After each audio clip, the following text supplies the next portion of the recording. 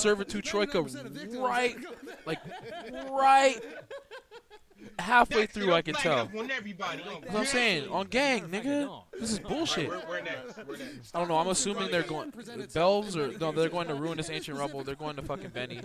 This is fucking fucked up rotation. These fucking the midday crew is fucked. Help anything? What's going on? Man, we gotta grab these purples before these hoes fuck it all up. You got levels?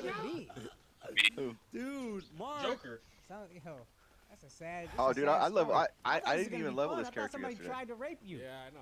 Well, I Turns think out 40 nobody duration tried to hate rape you. I leveled a new Have you not character, looked in the Joker. guild? What Have up, you not people? looked in You the just guild? watched a clip from our weekly Patreon episode. No. You can support the flagrancy. You can support this Yeah, look at my other unapologetic, character. unfiltered, uncensored content that we drop I'd weekly have to on our find the guild Patreon. first since I had a already mission. I could be going to the wrong location. I'm checking I Benny have a right now. mission. Oh no, there's nerds that here. I'm There's working nerds on. by Benny. But if you look, both my characters are level They could be AFK farming. Yeah, I saw that. I assumed you were trying to get the second companion or some shit. Yeah. Fuck, I chose wrong. I'm gonna go to Ifrina or fucking what the fuck? They don't post shit. And then I started working on my elemental this morning. Fucking cunts, dude. It's a And, guess. I'm gonna go Belves. I'm gonna go Belves. The Level blue 50. blade. You go bet. Ladies and gentlemen, show What's list. that? But I did. I gotta should be do. Bev. I gotta It fucking should do always be this. Bev's after Clicker. Yeah. Where Yeah, you that's guys right. We're trying to get in on the fucking Yeah. purple farm. These guys are fucking like we just gotta stay up Oh, till I the need my night. boots, man. Throw me an invite. I need my need- boots so I can I feel like be done. Throw him an invite. I feel like everyone's And aware. Joker, you I only don't asked. see how you. I don't see how you possibly think that you're gonna be done. There was definitely a moment where collectively everyone was like, I Your think we're boots are overdoing plus it gonna a be little plus bit. 5, just like the rest of your gear, right? Yeah, but then I'm gonna work on my That was books. nice. Some of you, I felt like that was more about you. The than it books was hand out me, more to be EXP honest. than the gear does. He's gonna get an exclusive book deal. I'm gonna be the You get guy, 4. You yeah. get, bro. Get three of the blues that it says. Purchase them off the auction At house. least 4 They're of like you it'll are like, cost I you can't wait to watch this maybe 'cause I'm gonna point out 100 my Bitcoin voice to do. going, Put it in your book, and you're gonna watch That's fair. 400 CP plus come across your Good to screen, be and you're gonna here, say, in "Fuck New gear." York. Fuck gear. Said it like I had metal. I had live metal here. and fucking Nice to live here. Fuck gear. I travel all the time, every week. I'm trying to fill Dark my doing fucking that binder. yesterday. Light Dark doing that I'm not yesterday. afraid of a crash. Bro, I'm they afraid of were a they were conversation. That's what I they am went about broke flying. doing that, but Yep. I gained was on a plane massive the other day, the CP. guy next to me was like, "What do you do?" And I was like, "I mind my I was own like, why business y'all don't on like airplanes." books? That's Could put $1 There's a million problem with in the color book phones. and they Y'all don't wouldn't like even the find to it. have a conversation.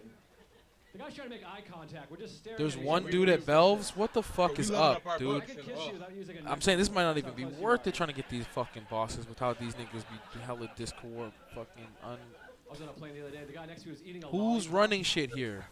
Don't you Throw think me that's a party inappropriate invite. airplane food, a lollipop. It's too Who runs noisy. these rotations? I don't even know who I'm inviting. I was like, Joker. Sir, you're turning me on. Could Yeah, you but there's 2 of them relax a little races, bit? bro. One has a gun, one They has a don't even shield. sell And one's lollipops online, at the airport. and one's not. I can't wait to get banned by fucking Nexon for That's saying a code. home lollipop. That guy got a lollipop. He's like, I'm gonna hold on to this until I fly. I want to make sure I have that. Where y'all at in reactions from Ruinous somebody's Volcano? ear. Yeah, but these Now hoes or are. nowhere. I don't even know where you get a lollipop, by the way. Outside of a bank and a doctor's I'm office, going to they Freenet. don't sell them, do they? If you gave me She should $10 not right be now up. and you were like, go get me a I'm gonna go lollipop, check the I would real come world. back a week from now with my This is shit how you on start a and be cult, like, by I'd the go way. do Is you it. say the same thing over and over until people worship it. I think they went. I think hate they went everybody on back to every the plane. other We all one. hate each other. They're That's still not talking about exclusive. codes. We all hate each other. You know everyone hates each other on the airplane? They asked where they input code redemption. Stares at you, dead in the face, angrily, the whole Yeah, because they flight's think just- we're talking about like getting. They know exactly what we're talking about. They're talking. Let's put our phones They know away it. and look upset at everybody else on this airplane. They just want something to talk about in world chat I Exactly. hate it, but I do it too. or I'm watching just their guilty. autoquester. As soon Yep. as I sit down, I'm like, look at this That's fucking why it's a idiot getting on the community game. plane. What? So many memes that will just develop. Back there. Then you go to their Reddit, and then you put SRSDF looking for codes, and it's just like a graphic. This is looking for codes. I'm gonna If you're check in the Pico second and to rap. last row, there's one guy behind you, like, what a fucking You're idiot. any photoshoppers. I'm Is checking that my Reiki. job? Loser. Last row. I was on a plane the other day. I hated the guy behind me. He kept yawning out loud the whole flight. Am I a psycho or is that annoying? The whole flight, he's like, He tried to square up with me. for like 5 hours. I wanted him to die. I swear to God. I was like, I hope this guy passes away on the flight. First of all, you don't need to make a noise when you yawn. That's a decision. He's deciding to do that. It's like if you were hungry on a plane, you were like, I'm hungry! I see one You fear alright? here. Yeah, I'm hungry. I like to let people know when I'm Pico. hungry. I think it's important for Is people to Pico know. up? Channels. No. Let's swap channels and People see yawn if loud, they want they attention, did him that's on why one they do it. channel. They Maybe he's want on you the to other go, now. Oh my God, are you tired? And they're like, I am. Here's my entire life story of how I came to be Nope, tired. it's not Pico. Don't fall for it. It's a trap. I'm gonna check. Not Rap. Ricky either. Ask somebody a question. I really want you to ask them a question. You ever do that when someone's like, I had a wild night last night, and then you're like, neat, and then you just walk Coordinates away? will be found. That's like Victory one of my will be favorite had. things to do. I'm gonna check live. Just tell me your shitty story. Don't make me ask for it. There's no way he should be up yet. Shouldn't be. I flew recently. I was at the airport, LaGuardia Airport here in New York. That's my home airport. I was walking to the terminal. They were playing "Welcome to the Jungle" by Guns N' Roses at the airport. That's a weird airport song. I'm a rock and roll guy. I love Guns N' Roses. I'm cool, but it's a little much at the airport. I'm walking to the terminal. I just hear Joke, I'm getting people hyped for the guild. Like, hey, can we cool it down a little bit? Nice. I'm in charge of marketing. It's 7:30 a.m. I'm eating a muffin. Myself in charge of marketing. He's the Ultra Greed media correspondent. So the tagline is SRSDF, not recruiting, only codes. Right? I'm like, shit, am I? You leave something? They knock on heaven's door next. I'm never flying again. That's all you gotta do. Take the bus. You had all your shit over there. Pretty much, literally every week. And you just eat tacos and give some to your dog. I got upgraded recently. My wife Yeah. and both of us. Like, we have 2 tickets in first class, but they're not together. Oh, where you about to go? Separate you. Is that okay? And I was like, Oh, you need money. Yeah, money's cool, dog. I feel like that one hurt your feelings. I love my wife. I'm joking. I love my wife. But you gotta take I don't know. first class if you can get it. Oh, this is airing They could out. be like, we have 2 I am tickets in going to first do class. my You demon have to quest. get divorced to have them. I would be like, baby, we had a great. I'm about to go I love grind you. in the other place. Abyss or I'm checking Ruinous? Burke. Yeah, It was Ruinous. I'm cross about to country check. first class though. That's the Burke. real deal shit. That's where your seat turns into a bed. It is weird to get separated from your wife on one of those because they put me with like a random fat guy. And I'm not making fun of her being fat because some of you are fat, but he was so fat. Yeah. He was coming into my seat. Like we were Yeah. flush, shoulder to shoulder. Word. And then we Are slowly you coming through eased later? back into Paul's bed coming through on together. Monday. He's coming through on Monday because he's wifed up with what's her, And with then we that chose the chick. same movie, Yeah. and I was like, this is the most Yeah, romantic that's why he's day not I've coming ever through been on. today. He's trying to, he's gonna simp for a little bit. I'm like, if this guy makes a move, I'll bang him right here. I don't give a Any shit. Simps in chat? We got blankets, Huh? turbulence. When Harry Met Sally's on, it's nice, you know? Yeah. At one point on the flight, I got up, I looked over, my wife had her own guy that she was in bed with. So how many He was like the how many hottest guy in the plates plane. or slates did we have to And that do? pissed me off, because I was like, I want that guy. Each Switch man guys. chooses their own path. Just You the take this just piece the of shit. I Bachtar want the ones? hot guy. I paid for these tickets. What do you mean? Then de-escalate as often as we can. Yeah. Watching movies on the I don't even know what you're talking about, I man. like Delta. I Slate? Delta. The de- Delta's the nice. They demon have the best slates. movies on Delta. Yeah, what I don't about know 'em? who categorizes the movies at Delta. Well, I don't think they're doing a I've great just finished job. all the Bachtar ones, and I was now on I a flight thought the I other could day. I move went on to to the the classic section Nooks, and but The it's like Hangover Part you're not 2. giving me the same one. Was under classics. Oh, you got the +4? I swear to God, it was To Kill a Mockingbird, It's a Wonderful it's done Life, then. and The Just in Hangover Bachtar, that's it? Part 2. Yeah. What? Classic. I remember the Yeah, first time I saw The Hangover Part 2. new My content will grandfather emerge showed it one to me. day. It was on Turner Classic. So Radio. all Maybe you were complaining that whole time That was about really, just the really fucking bonded. Bachtar 4? That was the most Yeah, egregious- mine the would most not ridiculous proc. one. I went to this is Oh true, my you can check God, Instagram dude! account. I got like went to fucking. documentary, I think I had like and 3 the movie fails. A Quiet Place. Yeah, was mine under failed a lot documentaries. more than 3 times. Oh my Yeah, God! that shit can make you I broke. remember Dude, like that that was a shit cost summer me less than 2 blockbuster million, horror less than. movie. Man, you are a less than whore. Kill you. Sorry. White I ribbons, didn't mean to bro. say it like that. It's That's just what I'm those are saying. the words that I came thought we out. had to go through Is each an fucking one of amazing these bitches. documentary.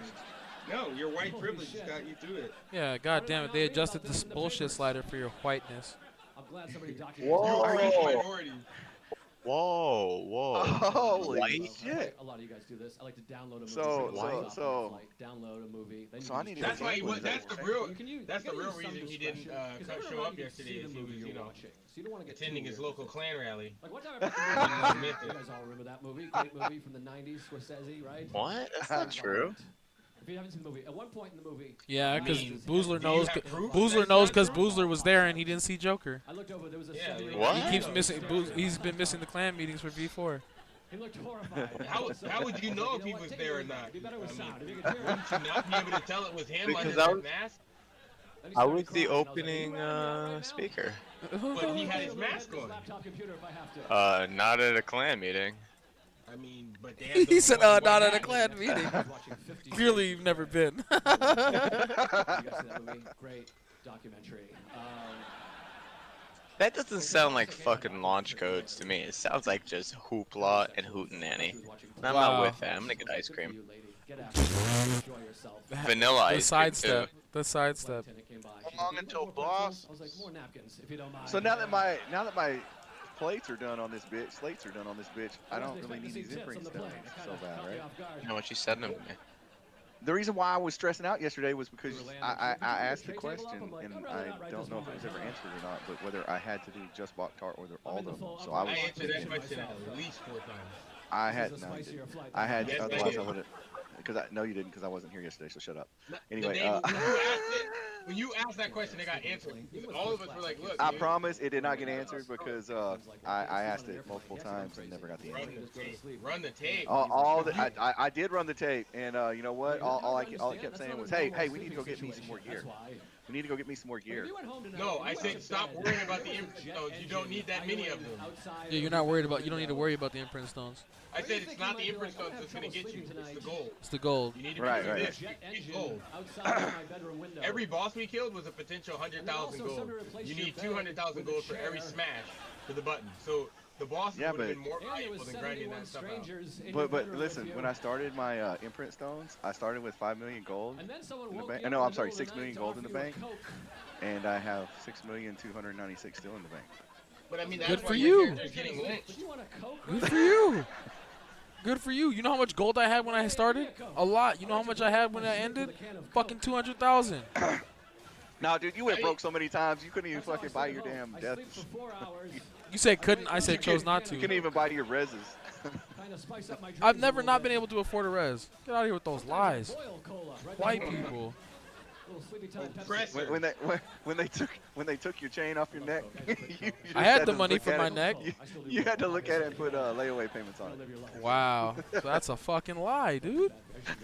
I've never not been able to afford any of my assets that have been under a fucking jurisdictional purview.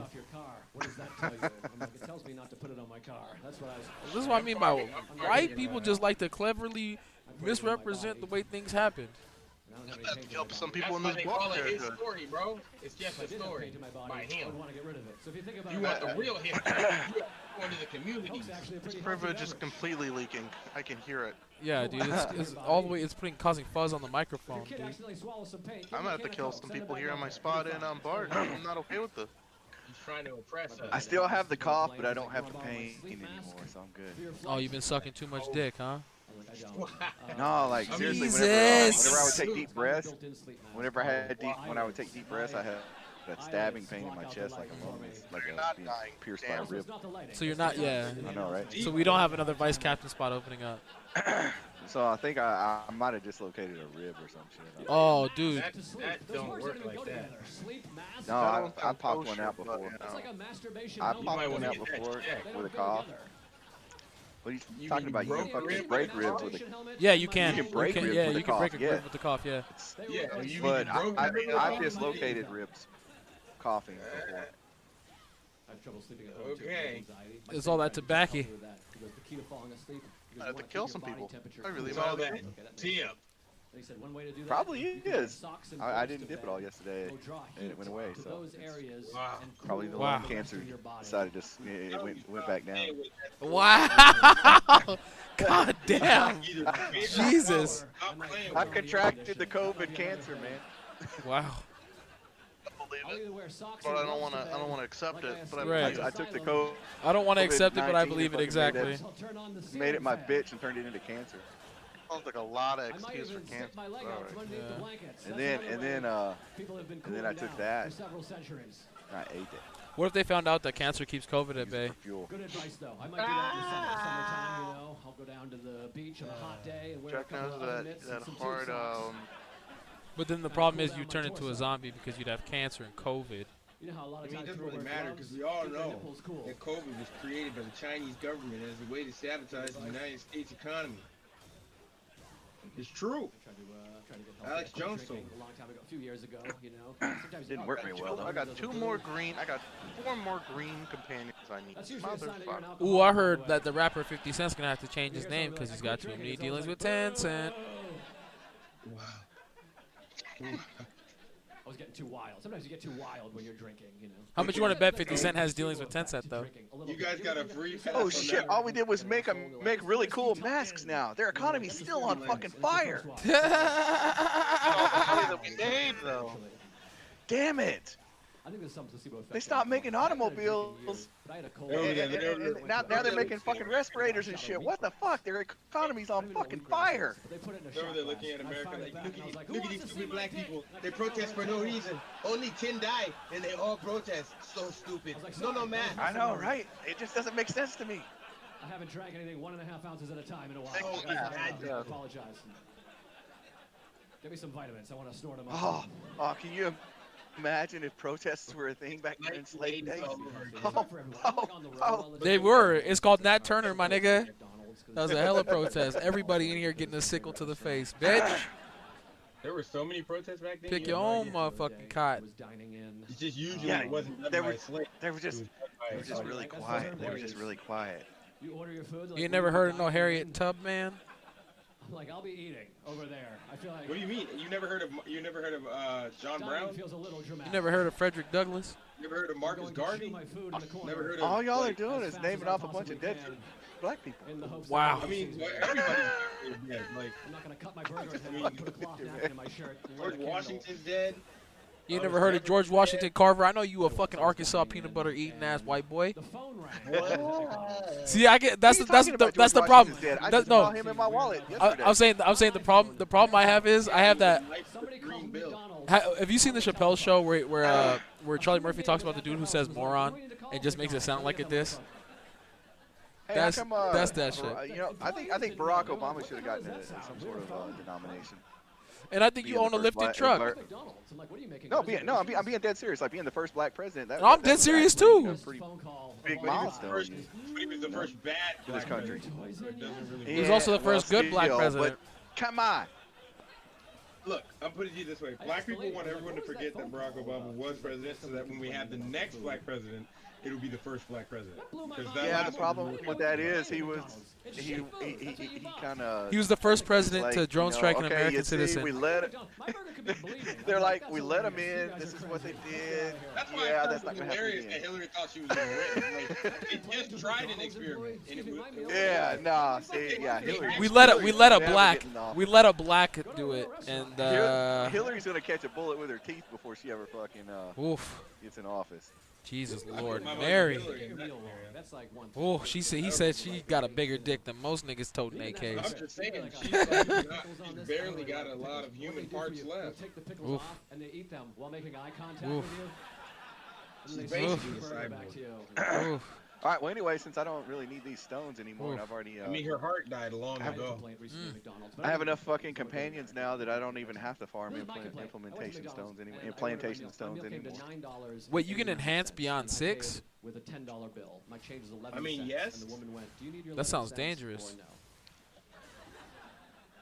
Wait, so if I have a 6, I can fuck with these 3s with their mighty glory, so I can't fuck them. I was like, well, I would like it. That belongs Man, to you me. garbage, So, bro. I mean, to each their own. They can say whatever they want. Doesn't mean they got what they got. You know what I'm saying? Get out here, flip them flops. You know what I'm saying? Ha! Y'all have, Pancakes. are y'all completely purpled out on your I guess gems? not. And then she was like, great. Don't thank ask me you. about She my took it out of gems. the drawer, Don't ask me about put my it in the gems. That's pocket, and just personal walked information. away.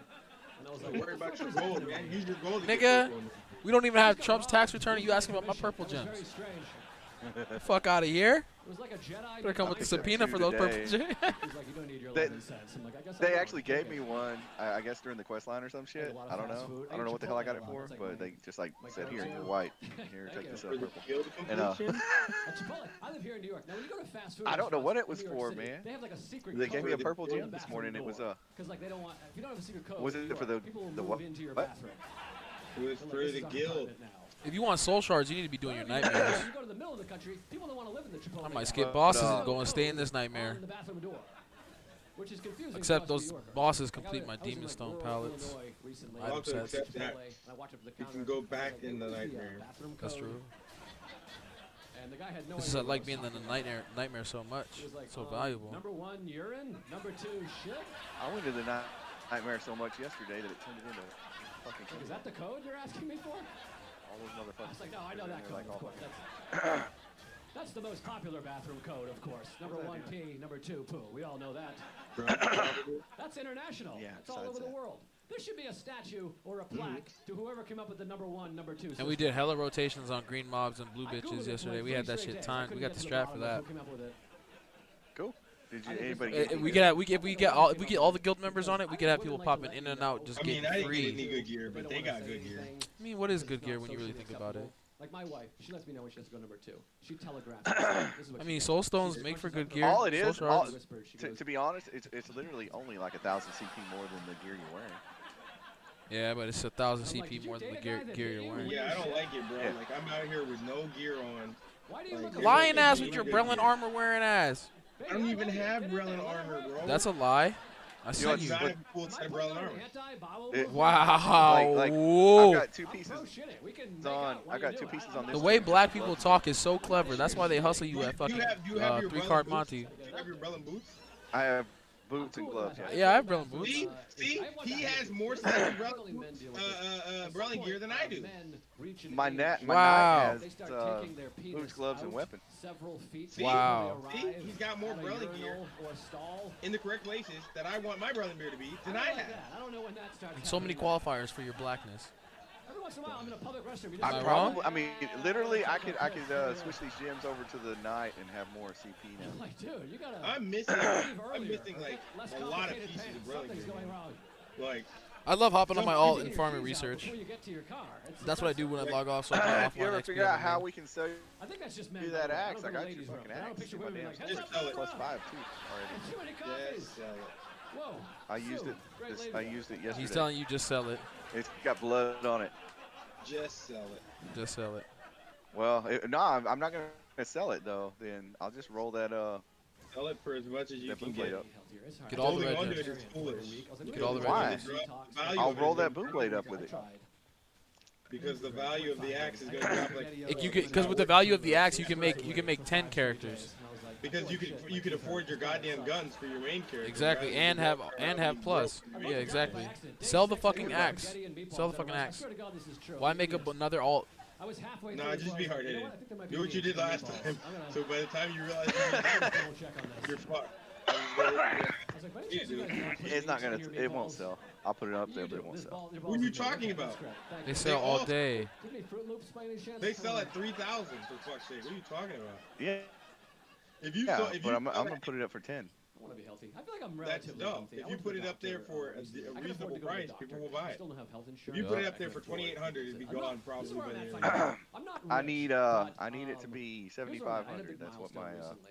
This is my pistols point are in life. listed as. If I pay for something, No, with a that's debit what card overpriced that doesn't pistols go are listed at that through, you're not I going to say, buy. Run it again. Yeah, You you're still gonna. have a shotgun. You still have a shotgun you can buy that doesn't cost half that. You still have pieces of gear that you're missing that don't cost that. You have rings, you have belts, you have all types of things that you can You're buy. being ignorant right now. You're being black. The axe serves no benefit to you. Dude, whatsoever. I have over 100,000 gems.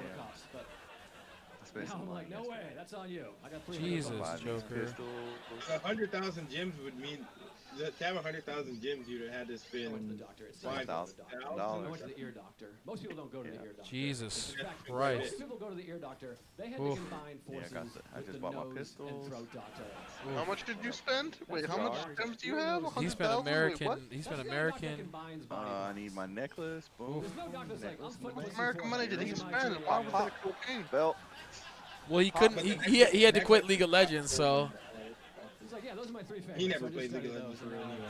but Darkness is about to have all the red Oh wait, gems. wait. All right. So now let me log over to my alt and buy some brilliant gear. I'll be right back. Wow, what an ass I'm face. fucking with you, man. I didn't fucking spend no damn money on this game. Who do you need? He said, I spent no money on this damn game. That became apparent when you said you brilliant earrings and necklaces. That's when your ears because ring. they Yeah, didn't it's the store. frustrating. It's when your ears ring or buzz all the time. I don't know how you say it. I thought it was They are called in the store. tinnitus. No, seriously. But then I Earring has watched never a been YouTube sold. video, and the The doctor earring's in the never video, he been kept in the saying I just saw tinnitus. one.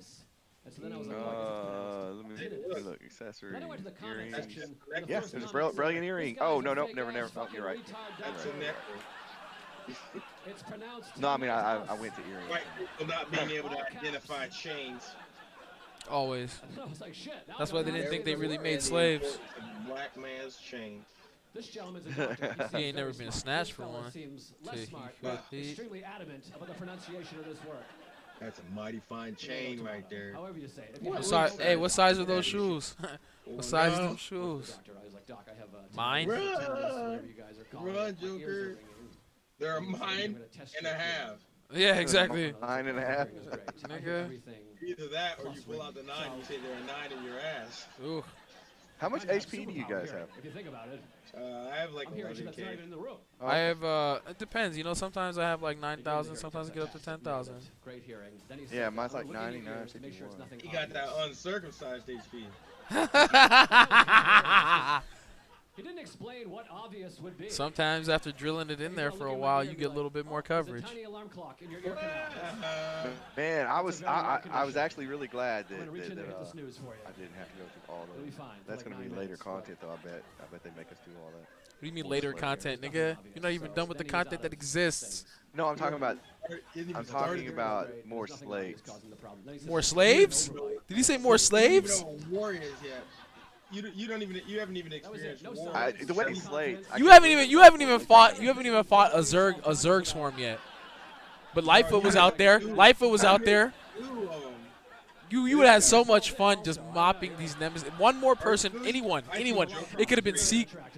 Because I'm talking about the AOEs. Me and you with the AOEs on these hoes. And with darkness, the way, because I didn't even think that we were getting kills, because I was like, I would pull people off, they start chasing me, and then I thought when they stopped hitting me that they had gone back to chasing, but apparently darkness had been killing them. And this was before you got to show Joker the optimal targeting strat. So you can set up your tab to be perfect, and then have your nearby set up. I'm concerned that he's working for Eden. I was like, what is the white noise machine? Because he disappeared yesterday, and Avalon kept coming around and getting put in body bags. All right, and since we're about to get into strat shit, I'm about to mute the stream. We're about to get Bro, deep. Avalon is a bunch of bitches, though. Like, for real, though. Like, I don't understand how they're gonna come on our server and then complain in the manner of. That'd be like if you had a bad smell in your nose and you went to the Right. doctor and he was like, put a little dog shit on your lip. Just every morning, scoop a little dog shit on your upper lip. That's what I would do. That way you're smelling dog shit. That'll be $8,000. We don't take any insurance. God bless America. Then I went to the dentist. I've been going to the dentist a lot. I didn't go to the dentist for like 10 years. Don't skip years. I thought you could just skip over those years, but they make you make up for the time you missed. I hate the dentist. I love my dentist personally. Like, he's a good guy. We're friends. I love him. But dentists are the doctor I trust the least. I think they're just making shit up. Like cavities, I feel like those are completely made up by the dental industry. Nobody's on board with this, but my dentist's like, you have a cavity. And I was like, do I? It doesn't hurt. And he's like, cavities don't always hurt. And I was like, I don't see anything. And he's like, you can't really see cavities. I was like, this is awfully convenient for you, isn't it? It doesn't hurt and I can't see it, but you need to fix it? That's a little suspicious, if you ask me. He's like, you can ignore it, but it'll turn into a root canal. And I was like, no, I feel like you're threatening me. I think you're making shit up, and you're threatening me with it. I was like, whatever, fill it, I guess. He filled the cavity. I think he filled it. I have no idea. They numb your mouth. You can't feel what they're doing, and you can't see what they're doing. So he might have been crocheting. I have no idea what this guy did. But he charged me $500, which seemed high, you know? And then I went back 6 months later. You gotta go every 6 months. And this time I needed a root canal. Different tooth. Wasn't even hurting. He's like, you need a root canal. And I was like, which tooth? He's like, whichever one you want. Just pick a tooth. Just want to make some extra cash for the holidays. I was like, are you sure I need a root canal? He's like, oh yeah. He showed me the x-ray. Doctors love to show you the x-ray as though you've run an x-ray at any point in your entire life. He tossed it up there. He's like, take a look. I'm like, I don't know what that is. I read books and tweets almost exclusively. And he's like, see how it's all white right here? And I'm like, well, it's a black and white photo, so the whole goddamn photo is white. I was like, I can't afford a root canal. I was like, what are those, like $3,000? He goes, they're not $3,000. He said like I was an idiot. He's like, they're not $3,000. And I'm like, all right, well, I'm not a dentist, and you don't have a menu with prices on it, okay? I was like, how much do they cost? He said $1,800, which is a little frustrating, because I feel like I was in the ballpark. It's not like I said 75,000. I was pretty close. They did the root canal, which was fine. And then afterwards, he's like, now you need a crown. And I was like, how much does the crown cost? And with a straight face, he said, $1,200. I swear to God, that's not even a joke at all. I was like, what? I'm sorry, that sounds an awful lot like $3,000. You could have at least given me the satisfaction of nailing it. I should get both prizes for getting the... Have you guys had root canals? They're a bummer. They're not that bad. I've had like 9 in the last 3 weeks, but they got their hooks in me. They're not that bad. They numb your mouth, like I said, so it doesn't hurt, but this is what they do. They drill into your tooth. I won't get too graphic. They drill into your tooth, and they just pull the roots out. They toss them or plant them. I don't know what they're doing with the roots. They collect them. Then what they do is they whittle your tooth down to like a little piece of shit nub, and then they glue a fake tooth on top of that, and then they go like this. We saved it. We saved your tooth. I'm like, you did. You saved it. You did quite a bit of damage right before you saved it. Most of my tooth is on my glasses right now, but you fixed it up new. It'd be like if you went to get a haircut and they just shaved your head and gave you a wig and they're like, we fixed it. It looks a lot better. It looked ridiculous for a minute there. That'll be $1,800 for the haircut and $1,200 for the wig. It's a package deal. Then I went to the eye doctor. I got an eye exam. I didn't get an eye exam for like 10 years. Do you know why I didn't get an eye exam for 10 years? Because I was basing it off dental prices. I thought I couldn't afford an eye exam. I was like, it cost me $3,500 to fix 2 teeth that weren't even bothering me. What the hell is eyesight gonna cost? $75. That's how much an eye exam costs in New York City. $75. I showed up with $5,000 in my pocket. I walked in there with all my money. I was like, just let me see again. I'll give you the rest when I have it. They're like, that'll be $75. I'm like, are you shitting me? Give me 2 eye exams. Double check both eyes.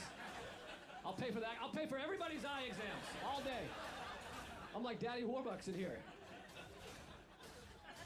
I don't think eye doctors have any idea how much dentists are charging out there. They could really up their prices if they wanted to. But I thought maybe like eye doctors like the lowest self-esteem doctor. They're like, can you read the bottom line? It's fine if you can't. I can't either. I'm a fucking idiot. Stupid. My dad hates me. And you're like, geez, you all right? How are teeth more expensive than eyes? That's like unbelievable to me. You have so many more teeth. If you lose a tooth, nobody even notices. If you lose an eye, you have a new nickname. People notice. If you lose an eye, your friends are gonna be like, didn't you used to have multiple eyes? You did, you had 2. I thought you had 2. Plus, teeth has other options too. Like if you can't afford a root canal, they can pull the tooth for you. It takes like 3 minutes. It's fairly cheap. They don't have that at the eye doctor, you know? You're like, I can't read the bottom line. You're like, wants to pull that out? We can toss that thing right away for you. We'll give you some gauze and some Vicodin. Don't eat anything solid for a couple days. I'm going to therapy. You guys going to therapy out there? Mental and dental. No? Not a big therapy. In New York, too. I love it. I can do it for you. If you guys wanted to go, maybe you can't afford it, I can do it for you. I didn't go to college or anything, but I know how to do therapy. I've been going long enough. Whatever you're dealing with, it's because of your family. Look no further than your own family. That's all therapy is. You complain about your problems, and they says, it's your family. And then you're like, still, great. And you give them your money, and then you leave. At first, I was skeptical. I was like, I don't know. And then I spent 11 seconds with my family, and I was like, he nailed it. These are the worst people I've ever met in my life. I don't know how I didn't see this earlier. My Aunt Betty, she's a big source of my anxiety. I don't know if you guys know her at all. She was a babysitter, late 80s, early 90s. I have anxiety. That's like my big issue. I know when my anxiety began. I think it was because of my Aunt Betty. When I was 8 years old, this is a true story. My Aunt Betty said this to me. She said, Joe, my biggest fear. She told me her biggest fear. I didn't ask her what her biggest fear was because I was 8 years old. I did not give a shit about her fears, but she told me anyway. She said, my biggest fear is that when I go to the bathroom, there'll be a man hiding behind the shower curtain waiting to get me. And I was like, well, that's my biggest fear now also. Previously, my biggest fear had been wetting my pants, but That's now the solution to avoiding my new biggest fear, entering the bathroom at my parents' house.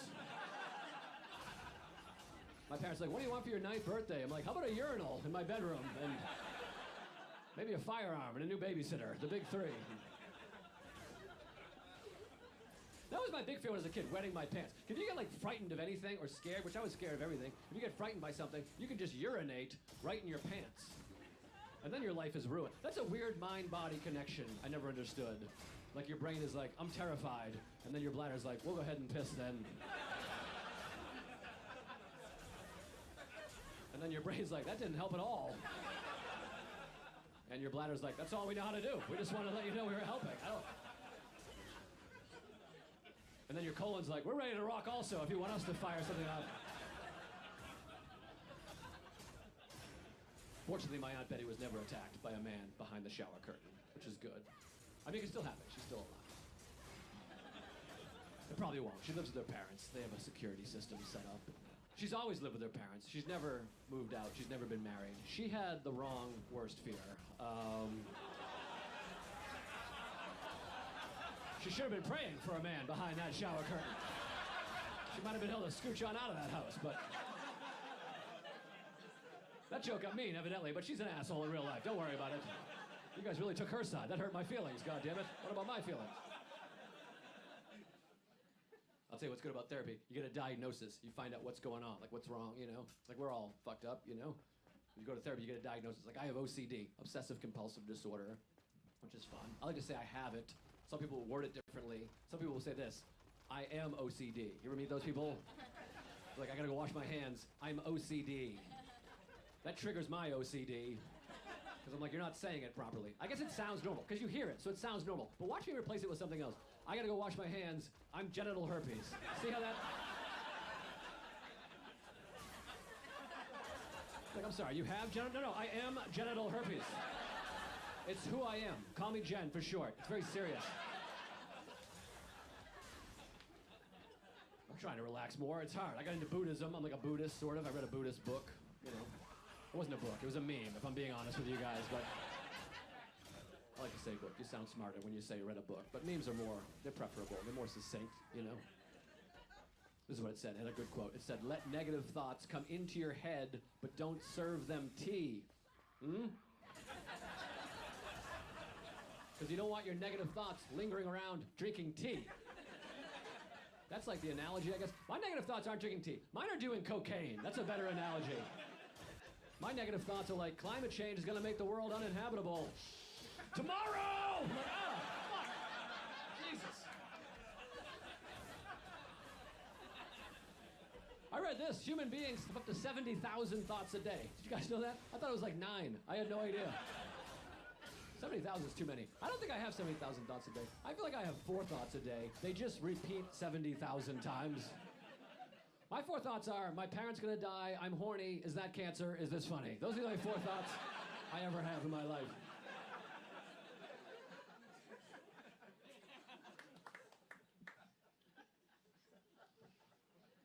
I've been traveling a lot. It's stressful to travel. I went to Israel last year. I don't know if you guys have been. It's New York. You probably have. I went to the Dead Sea. That's like a big attraction in Israel. You guys know about the Dead Sea? Even if you've never been, you're familiar. You can float. That's like the big attraction to the Dead Sea. You float. I don't know if you guys know this. Did you know this? You can actually float in any body of water. You do not have to travel to the Middle East if you'd like to float in water. You can do that right here in America. They don't know that over there. They're like, get in the water. You'll float. I'm like, we have chairs that float. They have little cup holders. We do it all summer. It's terrific. We got foam noodles. You can buy them for $3. But I went. I didn't want to go, but you got to try new things. That's very important in life. That's what they say. I think new things are overrated, honestly, once you get to a certain age. I'm 37. I like chicken parm and missionary sex. That's all I'm really into. People are like, what about veal and reverse cowgirl? I'm like, those are inhumane, if you ask me. I don't think we should be.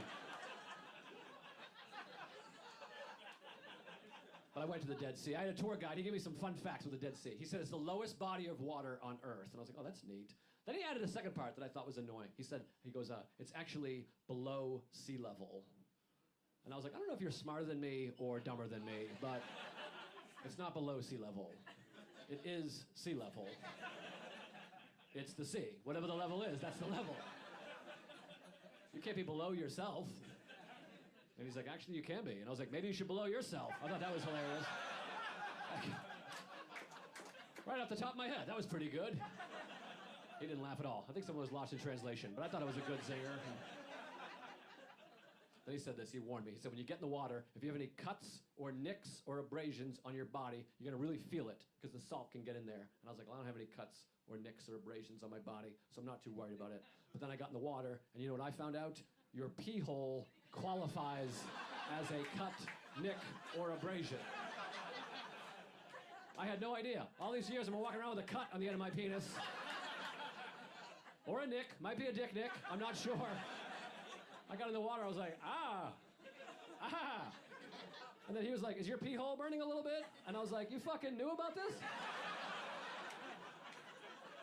You gave me that shitty Snapple fact about the sea level, but failed to mention I might have a burning pee hole? He goes, it's normal. I'm like, no, it's not. That's abnormal. Normally, I have no burning in my penis while swimming. He's like, you'll get used to it. And I was like, I'm not gonna get used to it. I'm going to get out of the water and go back to America. I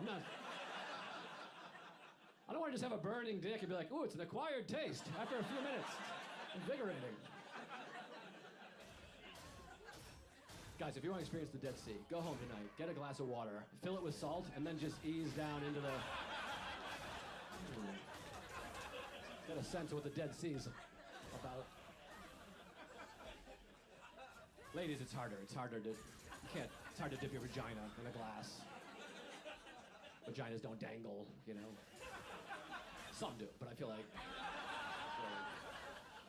I don't know if it happens with women, because I was with a friend of mine, Rachel. She's a woman. We got out of the water, and I was like, Rachel, my pee hole burned. Did your vagina burn at all? And she was like, I only went in knee deep. And I was like, oh, me too.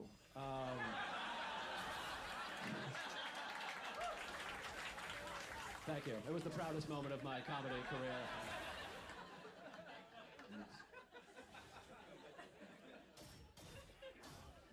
I went to Ireland last year. I've been there a couple times. That's a beautiful country. They have they like to fight there. That's like a big stereotype. Fighting Irish. I don't like stereotypes, but they nailed that one. I saw so many fights. I saw the biggest fight I've ever seen. A big brawl. It was two bouncers. I was in Dublin. There was two bouncers from a bar fighting this one other guy. And I think he was like a patriot. I don't know how the fight started. It was already in progress when I got there. They might have been fighting for centuries, but it was 2-on-1. And the three of them, they just kicked the shit out of each other. Eventually, the two guys, they beat up the one guy because they had more arms than he had. That's a big advantage in a fight. They knocked the guy down. This is what happened. They knocked the guy down finally, and they didn't hit him while he was down. They just kind of stood there, like we've won the fight. And I was like, I respect that. Because here in America, if you get in a fight and you get a guy down, you kick him until he dies. You know what I mean? We're number one, goddammit. I'm from Boston. Maybe you guys aren't. Maybe that missed the... But he didn't kick him. He didn't hit them all. He just kind of stood there. And then I was like, these guys are real gentlemen. They don't hit a man when he's down. But then, plot twist, the guy, he was laying on the ground. His girlfriend came running over, and she was like, you sons of bitches! And one of the guys blasted her right in the face. And I was like, wow, I seem to have jumped the gun on my assessment of these fellas. Not quite as gentlemanly as I first suspected. Won't hit a man when he's down, will hit a woman when she's up. So... I was like, I better do something, goddammit. I'm a man. I'm an American. I'm gonna take action. So I did. I tweeted. I was like, I just saw some crazy shit. Hashtag blessed. Fire it off. Hit him where it hurts. The lady was fine, by the way. She wasn't injured. I would not make a joke if she was hurt. She was completely fine. I think she might have been on meth. I think that because I read there's a meth problem in Dublin, and then when the woman got punched in the face, she went like this. Ah! And I was like, I think that might be one of those meth people I was reading about. That seems like a methy reaction to a punch in the face. And by the way, she won the fight. Both guys were like, oh shit, that's crazy. Let's get out of here. They kind of left.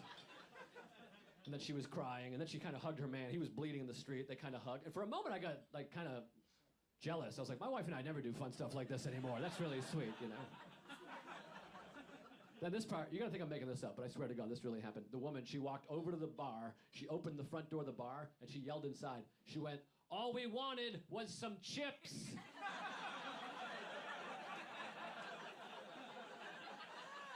That's when I was like, I really wish I saw the beginning of this fight, because I feel like there has to be more to that story. There's no way. Like that woman was sitting at the bar, she was like, "Can we get some chips right over here?" Take them outside, beat the shit out of him, and punch her right in the fucking face. We do not sell chips at this establishment. The rest of my time in Ireland is like, can I get some chips? But if not, no big deal. I don't want to cause a big...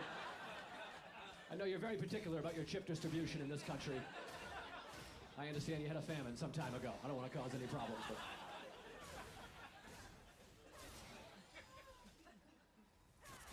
You have a wife, we have sex. You guys having sex out there? You like that segue?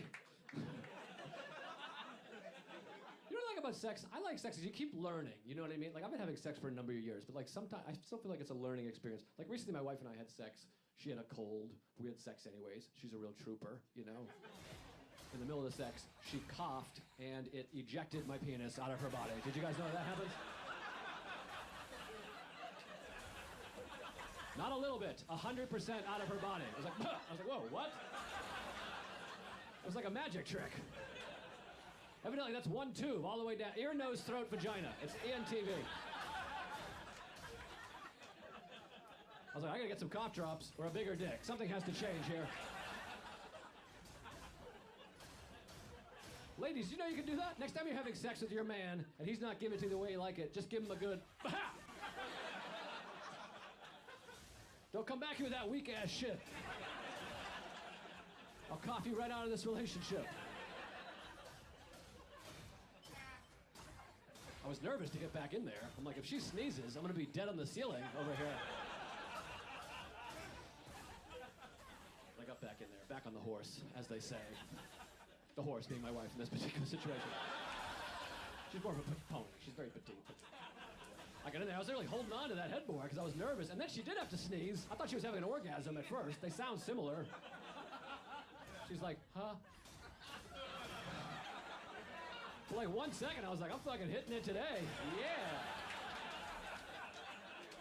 Then she sneezed and blew it in my face. I was like, oh, that makes more sense. Then I came and said, God bless you. So that was kind of hot. It was fun. That's actually a better time to say God bless you, really.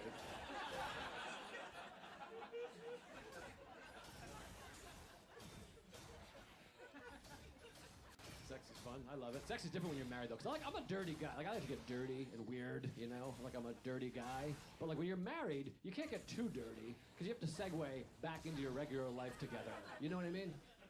Like, when you're single, you can say crazy shit. You can do whatever. You can be like, I can't ever see this person again. That was weird. But when you're married, it's hard to be like, step on my balls and choke me, bitch. And then 5 minutes later, you're like, I'll do the dishes if you vacuum. Is that cool? Sorry about earlier. I don't know what happened there. I guess.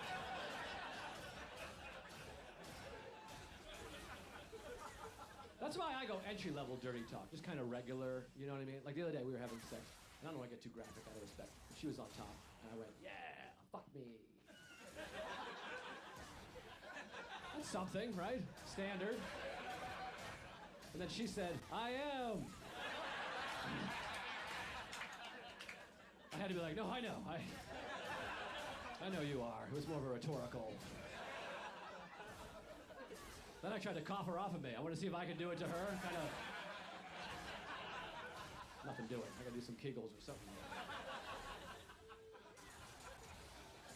I love my wife. I love her family. She has a sister. We're buddies. I was hanging out with my wife's sister the other day. And you ever send a text message too quick and you miss a letter or a word and it like changes the whole text? We've all had that. I had that happen recently. I was hanging out with my sister-in-law and my wife texted and she wrote, how's things going with my sister? And I wrote back, great. She's a lot of fun. I wish you were her. That's a bad text. I meant to write, I wish you were here, obviously. I felt bad. I had to call her. I was like, hey, I didn't mean to write that. I was distracted. I was trying to fuck your sister, but I got a little confused. But I wish you were here so we could all fool around a little, you know? like in the movies. It's weird when you date or marry someone with a sibling, because siblings tend to look alike because they have the same parents, but you're not supposed to be attracted to the sibling because it's inappropriate. But they look alike. You gotta pretend they don't. You gotta be like, baby, you're the most beautiful woman I've ever seen in the whole world. But this younger version of you is very off-putting to me. I would never be attracted to a slightly newer version of you. That's gross.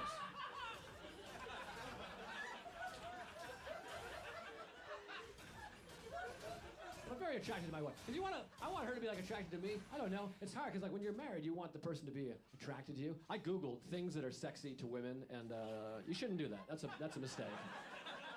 I read about 25 articles. I had none of the things in any of the articles, which was a bummer. One thing said making the bed is sexy. I make the bed, but I feel like that's a bullshit article. That's just a woman trying to get guys to make her bed, I'm pretty sure. Like some woman was like, put down making the bed. Let's see if they try that. And her editor's like, that's not really sexy. She's like, I know, but let's get our beds made, if nothing else. These guys are idiots. I don't picture a woman being like, ooh, look at the way he snaps out the wrinkles. That's so hot. Some things I think should be sexy to women, but they're not. Like, I don't understand women. Like, the other day, I was putting my socks on, and my foot just ripped right through it. I was like, I turned to my wife. I'm like, huh? You want a bang or what? She's like, what are you talking about? I'm like, I'm too much man. That's what I'm talking about. My goddamn socks can't even contain me anymore. She's like, no, you idiot, you have a hole in the toe. I'm like, all right, whatever it is. Sometimes it's confusing what sexy is. My wife and I, one time, we were watching Brokeback Mountain together, and she got turned on, not by the sex. There's a scene in the movie, I don't know if you saw the movie. I won't give anything away, in case you've been waiting 17 years to watch this masterpiece, but we were watching the movie. There's a scene in the movie where Jake Gyllenhaal's character, he yells at his father-in-law. He says, sit your ass down, you old son of a bitch. It's like a big scene in the movie. And my wife was like, ooh, that was hot.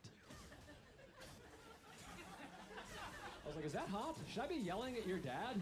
Is that a turn on? That never even crossed my mind. I wake up every morning, I do 100 push-ups, and I make the bed. I never thought to reprimand your father. I aim to please, though, you know. We went to visit her parents. Her dad's like, I'm gonna take my princess out for ice cream. I was like, that's what you think, you fat fuck.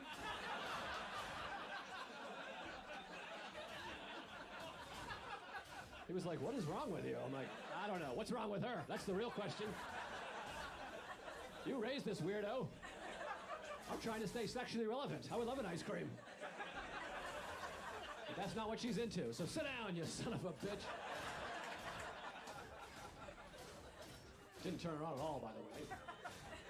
It turned her mother on. She loved it. She was like, yeah, give it to him. Hate this dipshit. I think I have a chance with her mother. We'll see. Feels inappropriate, but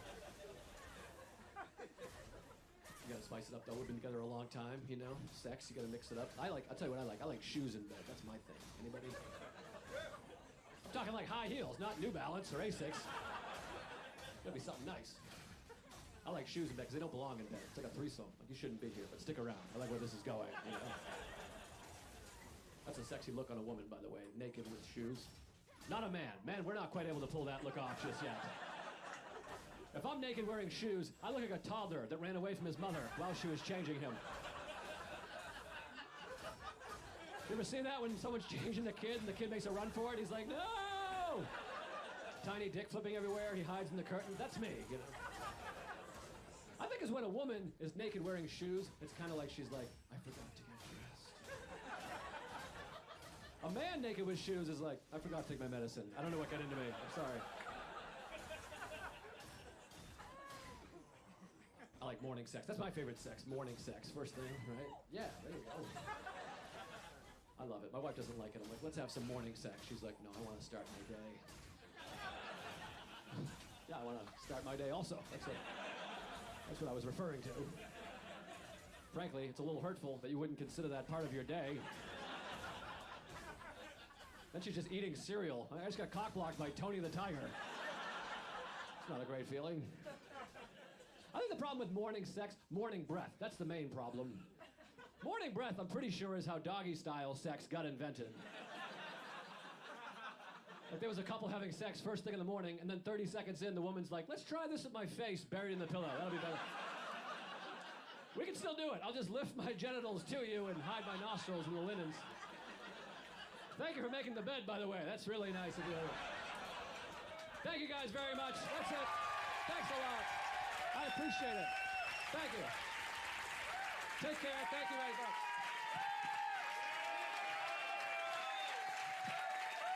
Ladies and gentlemen, Joe Liz! Oh my God, let him hear it, everybody. Come on!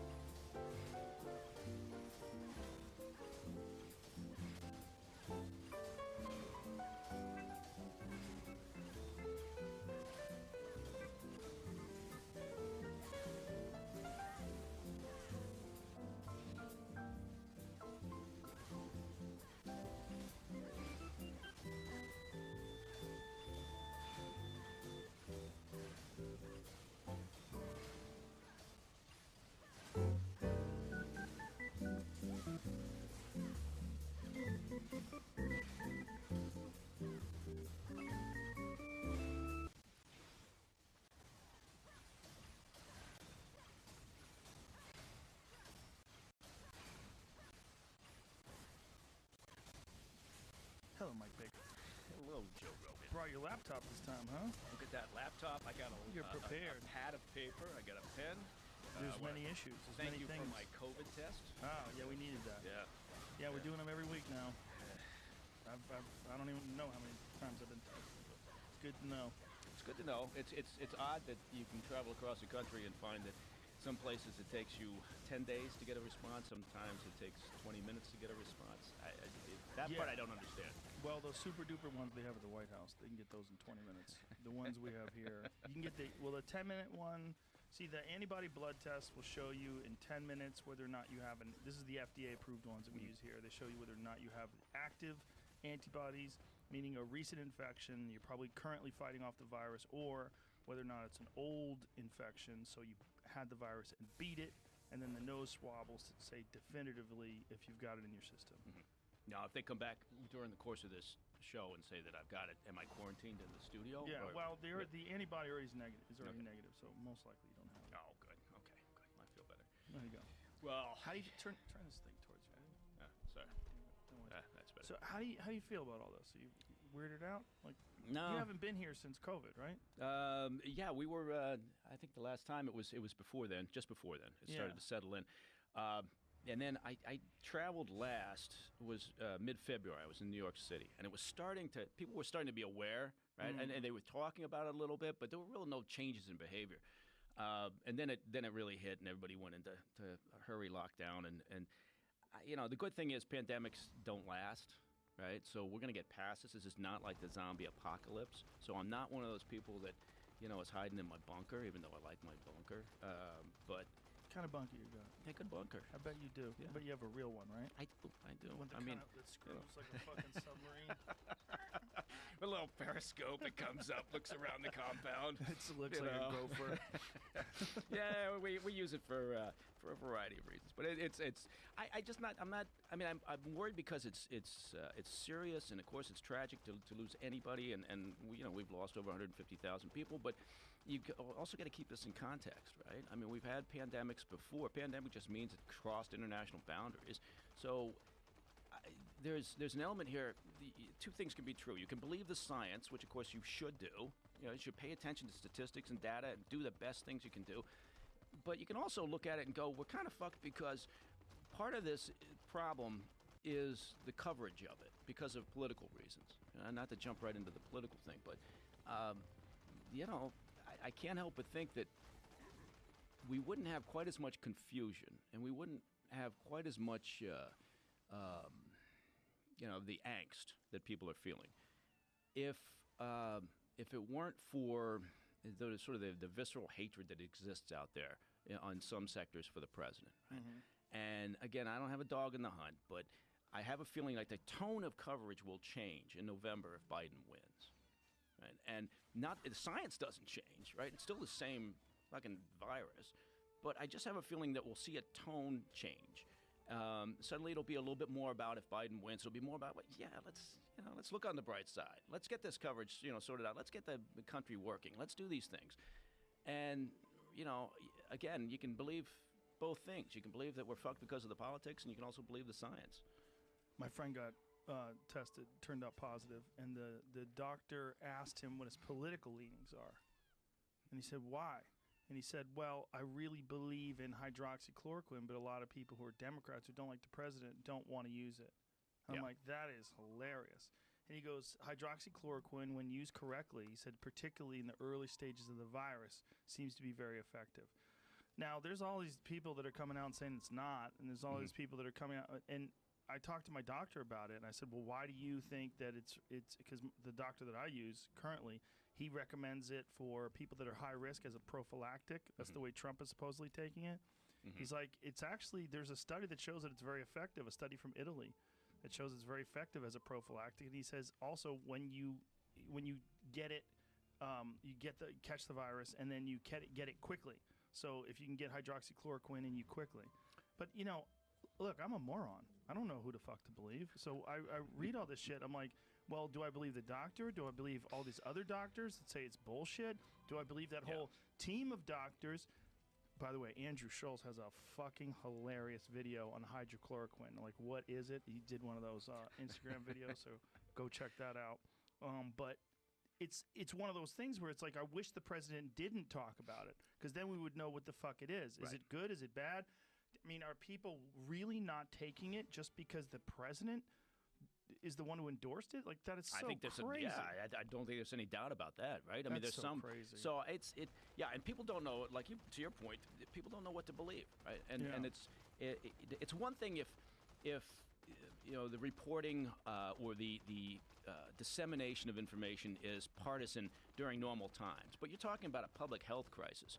And you would think we'd set all of that bullshit aside. I mean, if we can't come together as a country during a fucking public health crisis, what the hell's wrong? And it's both sides. Both sides are tossing hand grenades at each other. So it's not just one side or the other. I'm going to send Jamie this right now, because this is from Newsweek. This is why it's really confusing. This is from Newsweek, and this is from a professor of epidemiology from Yale School of Public Health. Yale, and he says the key to defeating COVID-19 already exists. We need to start using it, and he's recommending hydroxychloroquine. Get there. Yeah. Look at this. Like, this is a fucking real problem. This is a real doctor, a professor of epidemiology. Like, what the fuck? Yeah, no, I mean, and you see some folks coming out, some doctors coming out and saying, well, it doesn't work in patients, and then it turns out you read further into the story, and it doesn't work on patients who are already seriously ill. Yes, right. That's what they're saying. Right, and so, but you have to. The problem is, nobody makes it past the headlines for the most part, right?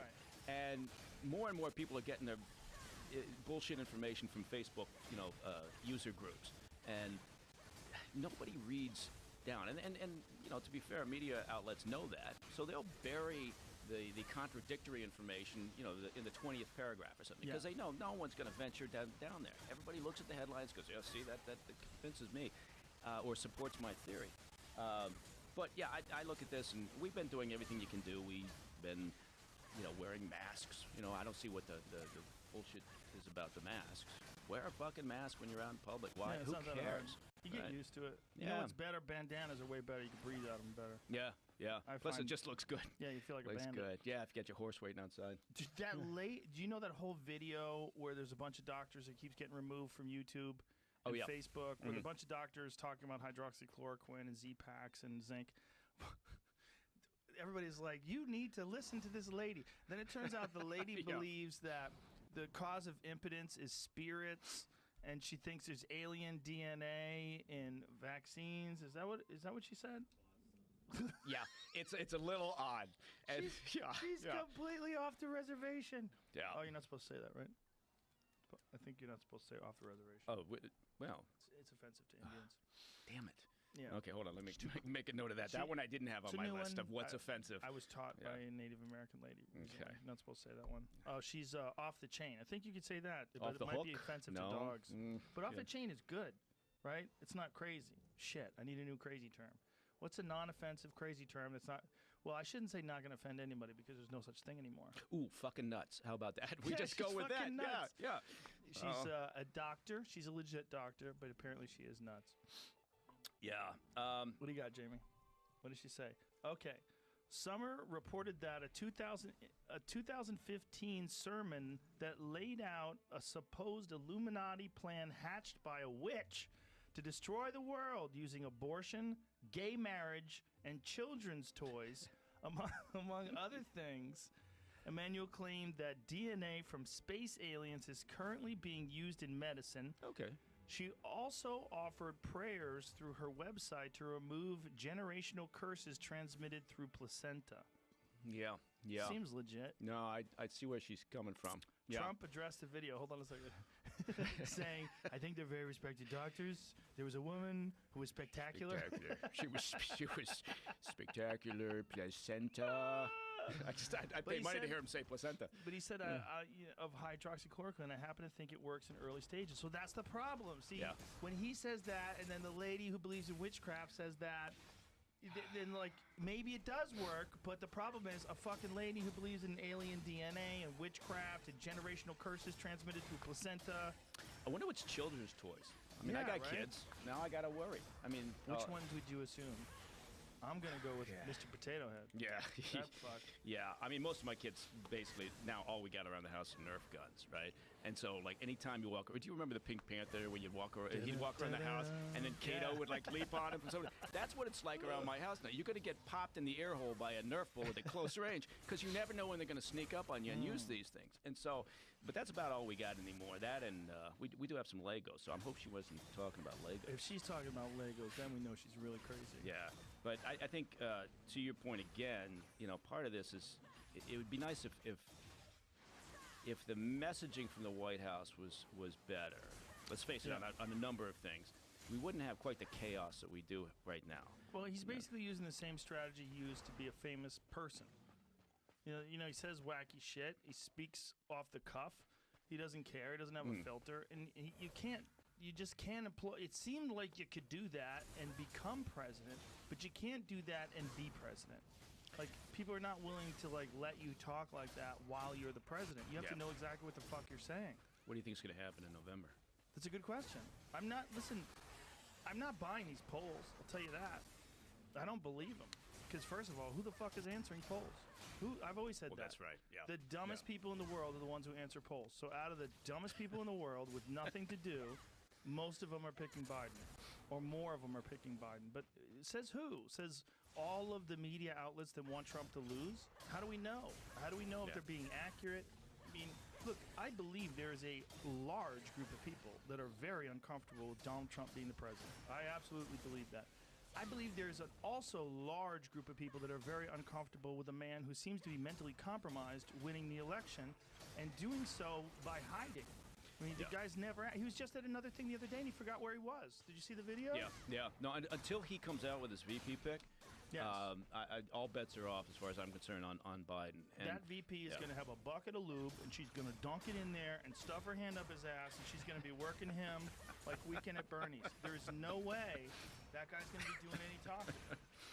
Yeah, I don't know if could you do that. I guess physically. You're going to have to. Yeah. Kamala Harris is a strong woman. I think she could do it. Yeah. Do you think she's the pick? She could win. Yeah. She could do it. Yeah. She would make sense to people because she's a powerful woman. Like, you know, she was a former district attorney.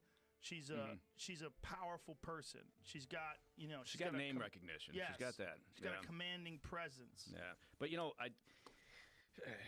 for what it's worth, I mean, look, he did something kind of wacky. I understand why he did it because, you know, that's the world we live in. But he's backed himself into a corner and said, okay, I'm going with gender and demographics rather than, you know, identifying the most qualified person. So, okay, fine, that's what it is. Very strange thing to do, though. Yeah, it is. But you know, the Susan Rice, I will put out I would be much more comfortable with Susan Rice than I would be with Harris. Frankly, just given the work that she's done, the things that she's done, right? On National Security Council, she was UN ambassador, she was Assistant Secretary of State, she was, National Security Advisor for 4 years.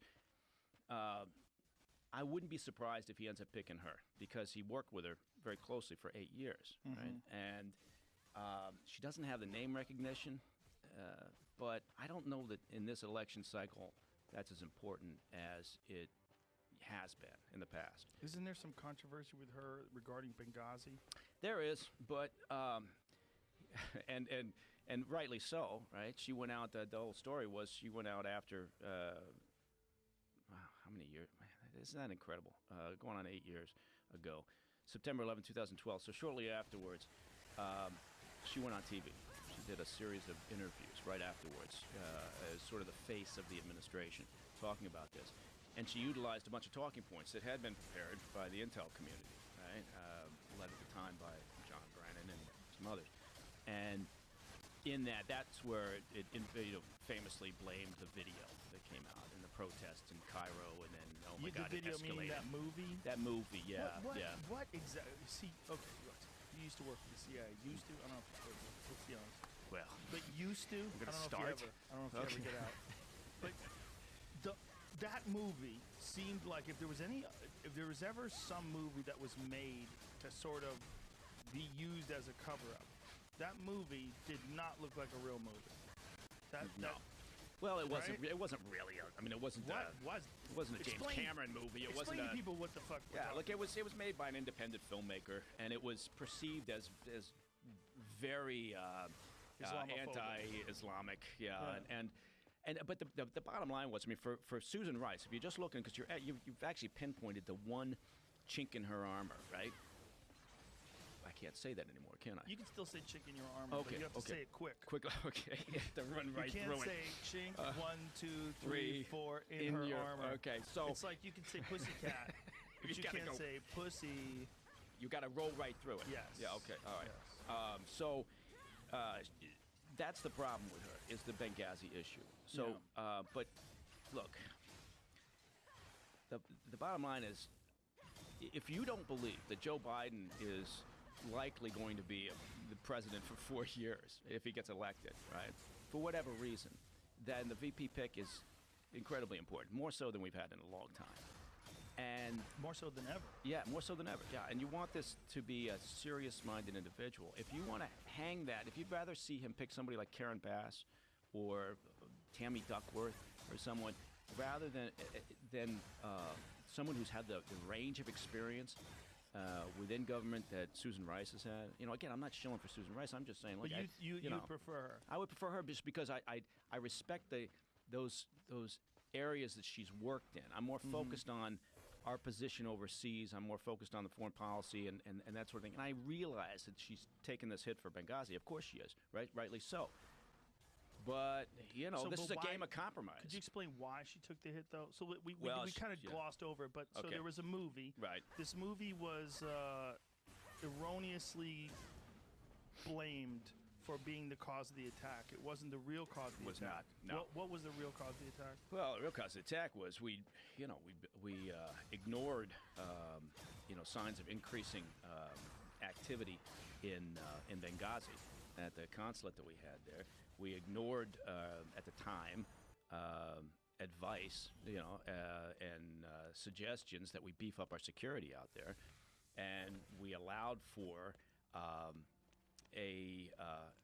we didn't allow for, but we were not prepared for the attack that took place on September 11th in 2012, and immediately afterwards, the line from the administration was, shit, nobody could have seen this coming, right? Because, there was a spontaneous protest because of this anti-Islamic movie. It was a hateful video. That's how they referred to it in their talking points, a hateful video. And then it spread from Cairo. It spread all of a sudden. It popped up in Benghazi, and we had this terrible. And now, then they tried to back it up a little bit by going, well, yes, some jihadist elements, hijacked that, legitimate protest over a hateful video in Benghazi, and who could have seen that coming? Bottom line was they should have seen it coming. So yes, she should take some flack for that. But I guess my point is, we got to compromise at some point. If and again, it's not like I'm still amazed at. Okay, 2016 we had a choice between Clinton and Trump. 2020 we got a choice between Biden and Trump. What the fuck's happened to our country? Right, 330 plus million people, and this is what we got. Right. But I'm just saying, so you're going to have to set aside some of your concerns and figure out who is going to be best suited. Why didn't they just have Susan Rice run as president? Because she would have a legitimate chance. Well, no, again, not without the name recognition, right? And there's still a lot of game that gets played, a lot of theater and politics, So, oh my God, have they ever run for president before? And so that's what Harris has going for her, right? And I'm not saying she's not capable; she's certainly capable. But again, look, here's the thing: I'm more comfortable with Republican policies related to foreign policy, related to national security concerns, related to the economy to some degree, but Republicans aren't fiscally conservative anymore. I'm small government, but I'm more aligned with that. The fact that I don't like the character or the behavior of Trump, right? I mean that I disagree with the fact that he gets out there, he doesn't have an edit button. Doesn't mean I don't appreciate the things that the administration does in certain areas, like our China policy or other things.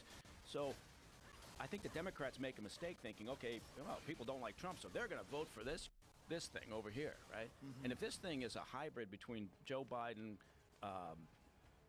Bernie Sanders, who got shafted once again in this this round of Democratic primaries, and if they tilt hard left, it doesn't mean just because you don't like Trump as an individual that suddenly you're okay with hard left policies. Right. But I think the Democrats make that mistake. They think they think that that's the solution to Trump. Go as far away from him as possible. Yeah, and then you can't find a center. I think exactly that's the solution. I think the solution's somewhere in the center. And when you see shit like what's happening in Portland and Seattle, I think people are more aware than ever now that civil unrest is like, it's very strange. It's very strange to watch them try to break into that. What was the building in Portland they were trying to break into? The Hatfield courthouse, the federal courthouse. Yeah. That was insane. Yeah. Watching that was insane. I don't understand the motivation. Like connecting that to how do you connect that in Portland, the most liberal city in the country? How do you arguably, right? Probably the most liberal. Yeah. The most progressive. Seattle.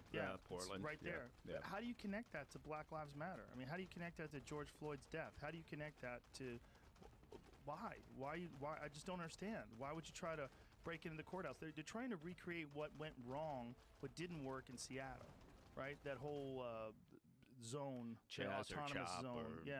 That didn't work. I mean, that was nonsense. It was crazy. You made a worse version of America in 6 blocks. It's like one of those little tiny like if you took like a glass dome and you put like little animals in there and you let them eat each other alive.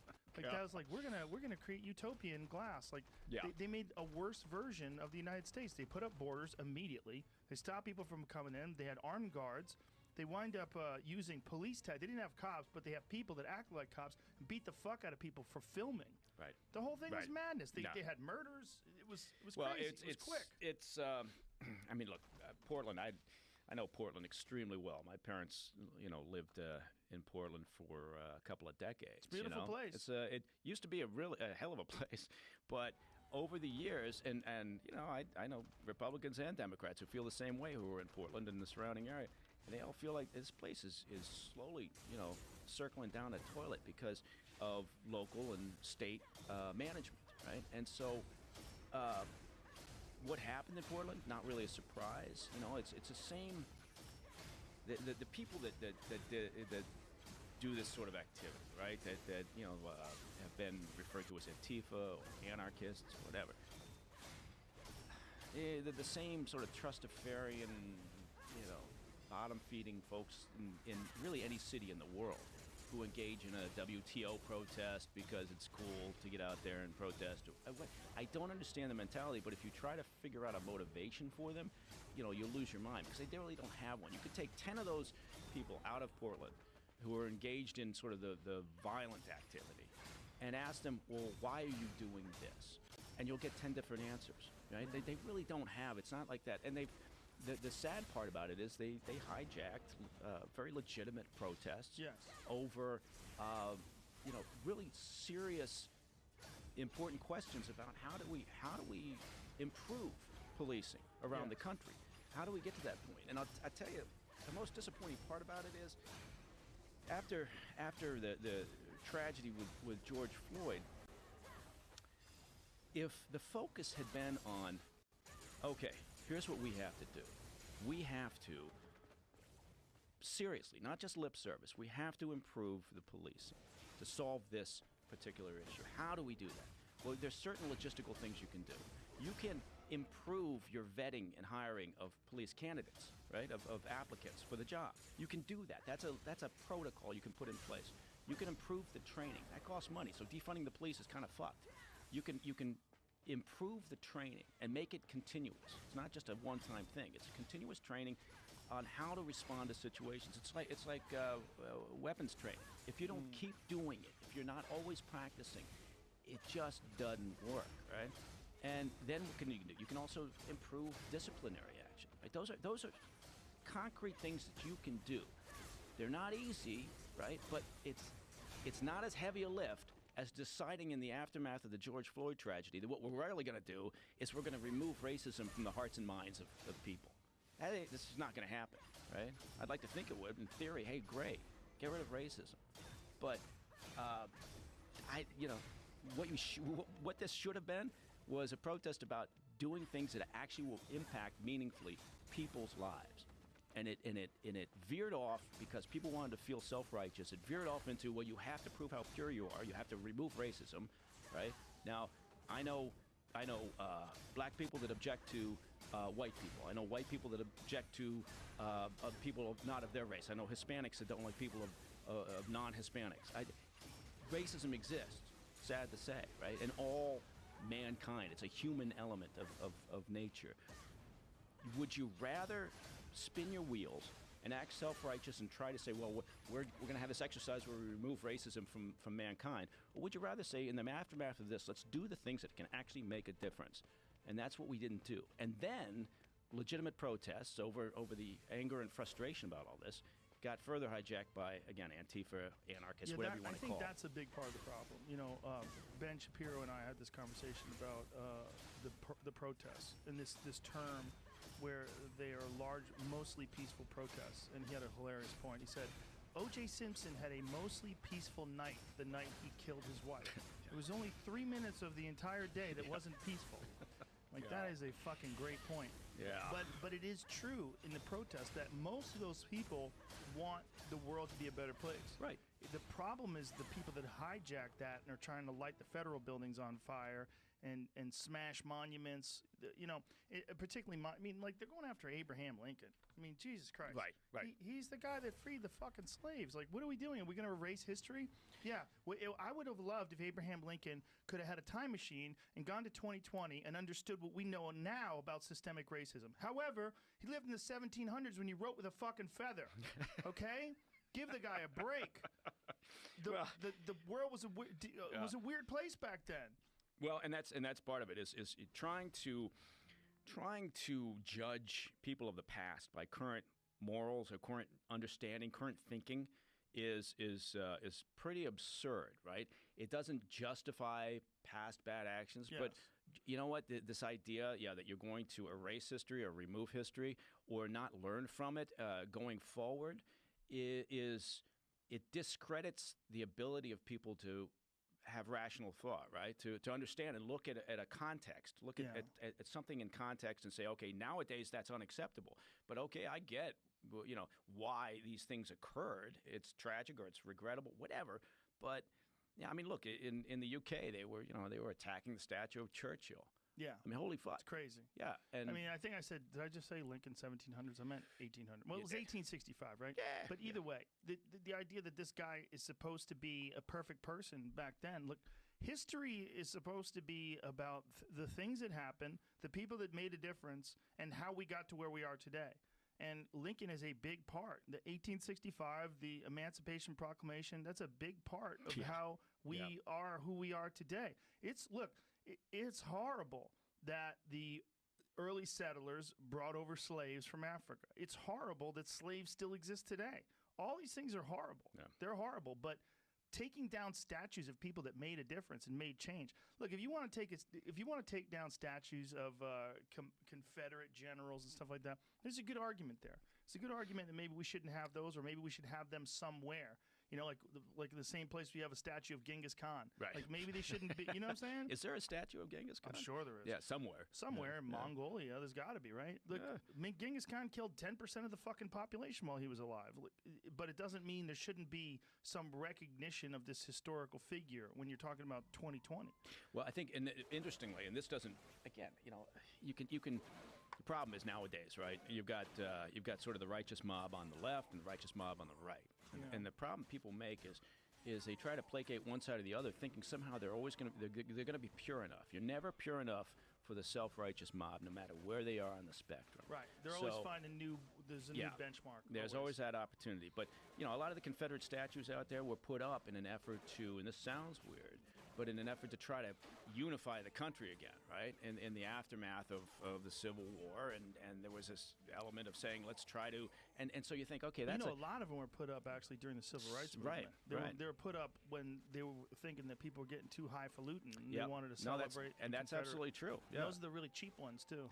It's true. They're really shittily made because they made them real quick. Right. But I mean, so the point being is, I agree. If you want to take those down, well, sure, yeah. I mean, why would you have a statue of some Confederate leader? Fine, take it out, take it off the streets. That makes, I get that, right? That and if that helps people feel terrific, put it in a museum or whatever you're going to do with it. But George Washington, yeah, I know exactly. Abraham Lincoln. It's funny when they were taking down Confederate statues. Trump once said, "What's next? You're going to take down George Washington?" And everyone was laughing like they're not going to do that, but yet they are going to do that now. Yeah. Yeah, and you know what? And two things, again, as always, can be true at the same time. Somebody could be, doing some things you disagree with vehemently. They could have also done something that helped move the country forward, did something that had extreme positive effects. Well, that's the Genghis Khan argument, They opened up trade with China. In the process of killing 10 million people, he opened up trade with the East. Was he a free trader? I didn't know that. Yeah, sure. He's a free trade guy. Free trade / raper. What's your first NAFTA? And murderer. Yeah. He killed so many people, they changed the carbon footprint of the Earth. Yeah. Like the New York Times had this crazy article about it. Like he literally killed 10% of the people on Earth. But he was an angry man. Look, it's awful that we have history that's filled with terrible acts and deeds.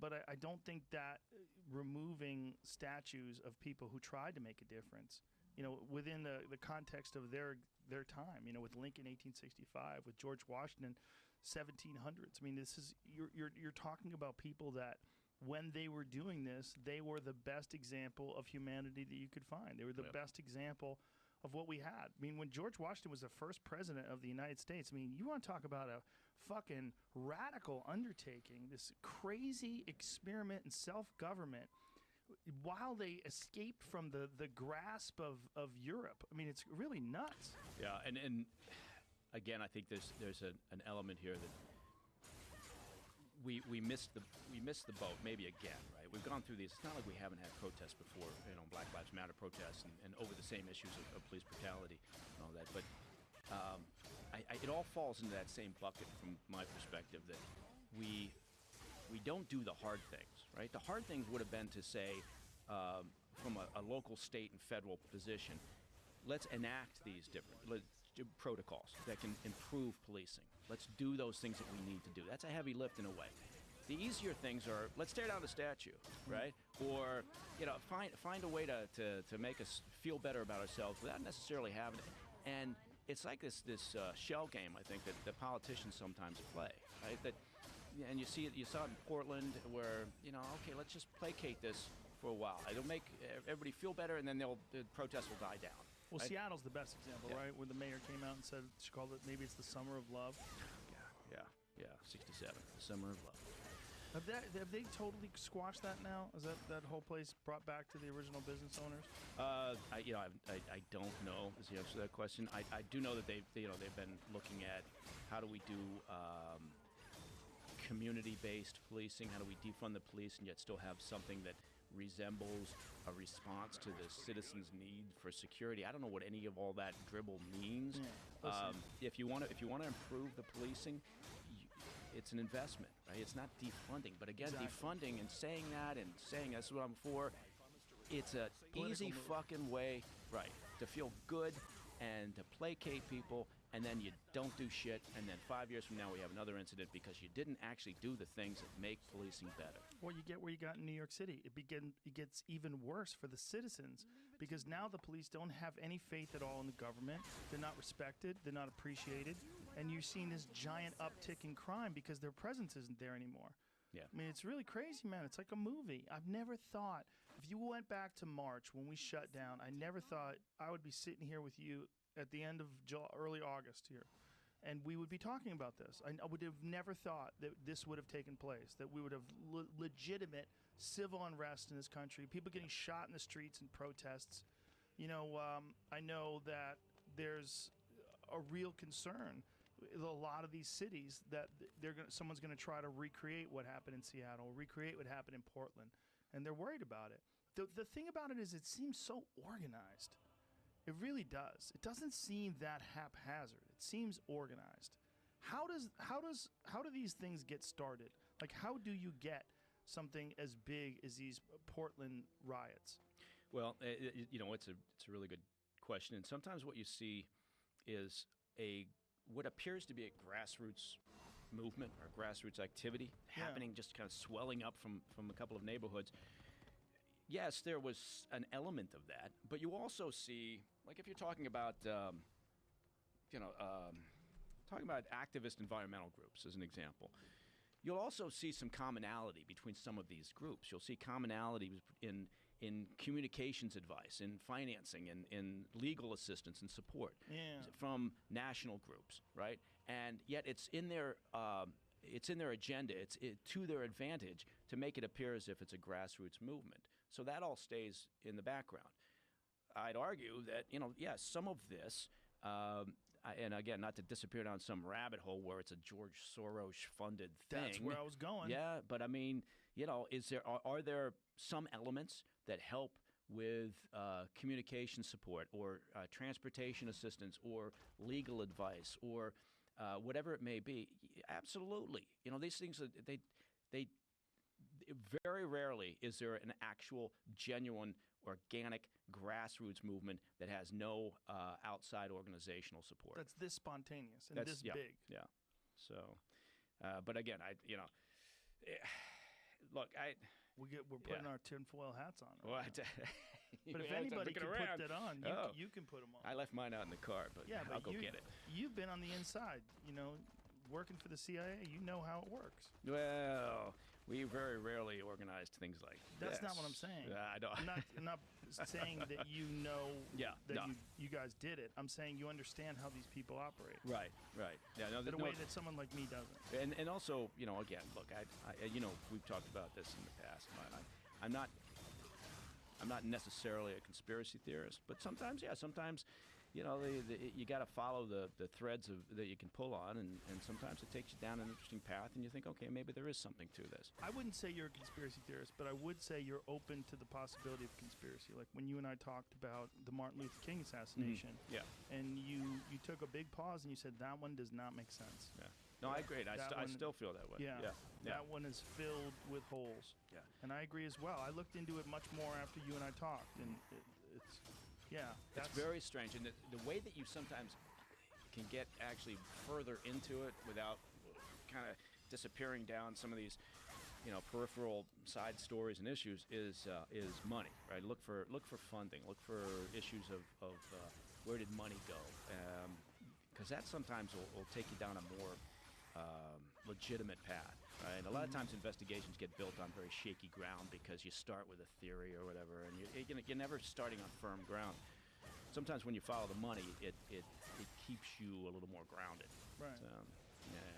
Follow the money. Follow Well, that's money. the thing with this. It's like, where is the money coming from? Like, where is the money coming from that organizes and helps these people get out of jail and all that jazz? Mm-hmm. Well, and there's certain things that. Let's go back to Portland for a minute. Okay. One of the problems is I think the media, journalism in general, isn't anywhere near as curious or concerned with investigation as it used to be. Right? It's easier now to just say this is where I'm at. I'm subjective. Of course, I'm subjective. And so here I go. Here's my. The idea of objectivity in journalism is pretty much out the window. With Portland, early on, for instance, they published mugshots and names of, I think there were maybe a dozen of the individuals who were arrested for violent activity. Right? Violent activity. Now, a curious journalist, you would have thought, would have said, let's do some research. Let's look at all these people and let's look at their backgrounds. It's already public information. They've already posted it. Let's dig into this and find out who are these people. Are there any linkages? Are there any commonalities between all these individuals? Can we find something that's interesting there? Maybe we won't. But let's do some investigation, right? Because you'd like to think that's what journalism used to be, and maybe, but it doesn't seem like it is anymore. But that doesn't happen. I think there's a problem, and then here's one of the problems. Most journalists are left-wing. There's a giant number. I don't know what the percentage of it is, but if you want to go with whether it's Newsweek or CNN or the New York Times or Washington Post or many, many, many, many of these papers and organizations lean left. There's a dirty secret. The dirty secret is Antifa acts as the thug enforcers of the left. The people that do things like this, whether you approve of violence or disapprove of violence, what they're doing is they act as the people doing the dirty work that many people on the left think has to be done in order to enact real change. Now, if you had the same thing in the right, imagine, my friend Tim Dillon said this, imagine if the Proud Boys were lighting Portland on fire. Right. Can you imagine if we had a Democratic president and the Proud Boys were trying to break into the courthouse and light Portland on fire? People would go fucking crazy. Yeah. It would be terrifying if it was a different political ideology but the same exact actions. So because these actions are done with the correct political ideology, under the guise of, racial justice, under the guise of reforming our government, so then everybody's okay with people literally burning books. They're throwing books on a pile. I mean, That's a Bible. So go ahead. It's fucking crazy. They're burning Bibles. Like, what does the Bible have to do with it? The Bible gives a lot of people comfort, whether you believe in it or not. You're throwing stacks of Bibles and you're lighting them on fire in front of a courthouse? Well, what if they've been throwing the Quran? Right. Good. Very good example. Very good example. Yeah. We'd all be losing our minds. But It's Pelosi, Nancy Pelosi came out and said, well, people are going to do what they're going to do. Really, Nancy? Really? Well, she's an odd duck, that lady. She's decided to call it Trump's virus now. Yeah. She's obviously fucking with him, which part of it I appreciate. I think it's kind of adorable. And Trump came out when Herman Cain passed away, and he came out and said, well, he's very sad he passed away from the China virus. He just keeps doing it because he knows he does this, and he knows he can hijack a news cycle, right? And he came out with this idea of the election and possibly a delay because the post office. He knows what he's doing, and everybody rises to the bait, right? Yeah. He knows there's no way in hell they're going to delay the election. Not going to happen. Now, ideally, he wouldn't have thrown that out there just to get a rise and just to steal the election, or the news cycle, but he does it. Why do you think he said that? Well, I think he was trying to. I think because what do I know? But it almost seems like he just enjoys, right? Fucking with people. Yeah, and I think he knows what he's going to get, which is again what he got, which is a couple of days of, oh my God, hand wringing, and I told you he's a dictator, and of course he's going to, and then my favorite narrative of the left is, well, he's not going to leave. If he loses in November, he's not going to leave. Yes. That's my absolute favorite narrative from the left so far. Yeah, I keep hearing that, but I've seen no evidence that that's true. Well, if you repeat something often enough, then it gets to be true. It was like when we had the chemical weapons issue in Iraq. Remember, we had one source, and then but if you report that, and it gets in the reporting channels, and then somebody else mentions it or refers to it, and then you got two mentions of it. Now, and pretty soon people forget it only came from one source of information. Elon Musk, please hurry up with your neural links so we can read each other's minds and people can't lie anymore. It's so important. Wouldn't that be nice? It's so important. He's ready to go, man. I'm telling you, we are 2 or 3 years away from being able to read each other's minds. I'll tell you what, that would be brilliant because I used to say that at the agency. Right? We used to get boxed fairly regularly or polygraphed very regularly, and I hated the polygraph. Man, my polygraph file was huge because I'm one of those. I'm a kind of a. I don't want to say I'm a Puritan, but I'm one of those Quaker people who feels guilty about everything, right? I feel like if I took a pencil when I was a 3-year-old, my God, I gotta confess it, right? So, I had a hell of a time during polygraphs, right? And then I'd get irritated with the examiners, right? One time I had one of the examiners say, "You seem to know a lot of foreign people." And I lost my mind, right? Because I'm thinking, and so I literally went after her and said, "You know what job I do? Do you know what my fucking job is?" And I just snapped, right? And protect fucks like you. Yeah. So they're like, "What do you mean I seem to know a lot of foreign people?" And but I used to say all the time, I said, "Man, if they could just like make a colander that would come down on your head and read your thoughts, I would be happier than a pig in shit because then I could have been out of this thing in 5 minutes." Look, I'm happy to admit my faults. I'll tell you exactly what's on my mind. It's not all pretty. But I'll let you in. I'm a good person, but I have dark thoughts sometimes. Go ahead, take a look. But I'll do that if you'll do that. I don't want any lies. The lies are the problem, the distortions of the truth. Did you imagine the implosion of media if we had mind reading and we find out exactly what's going on in the New York Times, exactly what's going on in the Washington Post, exactly what's going on. Whenever you see questionable stories, you're like, what the fuck is this? Is this true? Is this bullshit? Is this propaganda? Who's telling them to write this? Why are they writing like this? What's the narrative behind this? Well, they get away with it because they got bullshit. Incurious public, right? I would argue, in part, right? I think they're overwhelmed. Well, yeah, overwhelmed by information. I don't know if it's a curious thing. It's a matter. I think that's one of the things we're dealing with now with all this activity. Yeah. People have more free time. They don't have obligations because they can't work. Yeah. Because so many folks are fucked and they're out of work. That makes people more apt to be activists, more apt to get out there in the streets, and it creates actually more chaos because you're having more people involved in these things, and they really don't have anything else to do with their time. And when you're out there, you're screaming and you're fucking holding arms and you're saying, we will overcome. You really think like you are doing something. I mean, it really does. I'm sure it feels good. A lot of this is about feeling like you're making a difference, right? Yeah. Even if you aren't. I don't know whether we've talked about this before, but I think one of you're absolutely right. They're overwhelmed with information because we have so many more outlets, right? There's so many outlets for gathering information. And most people are reading social media all day, but very little else that's real.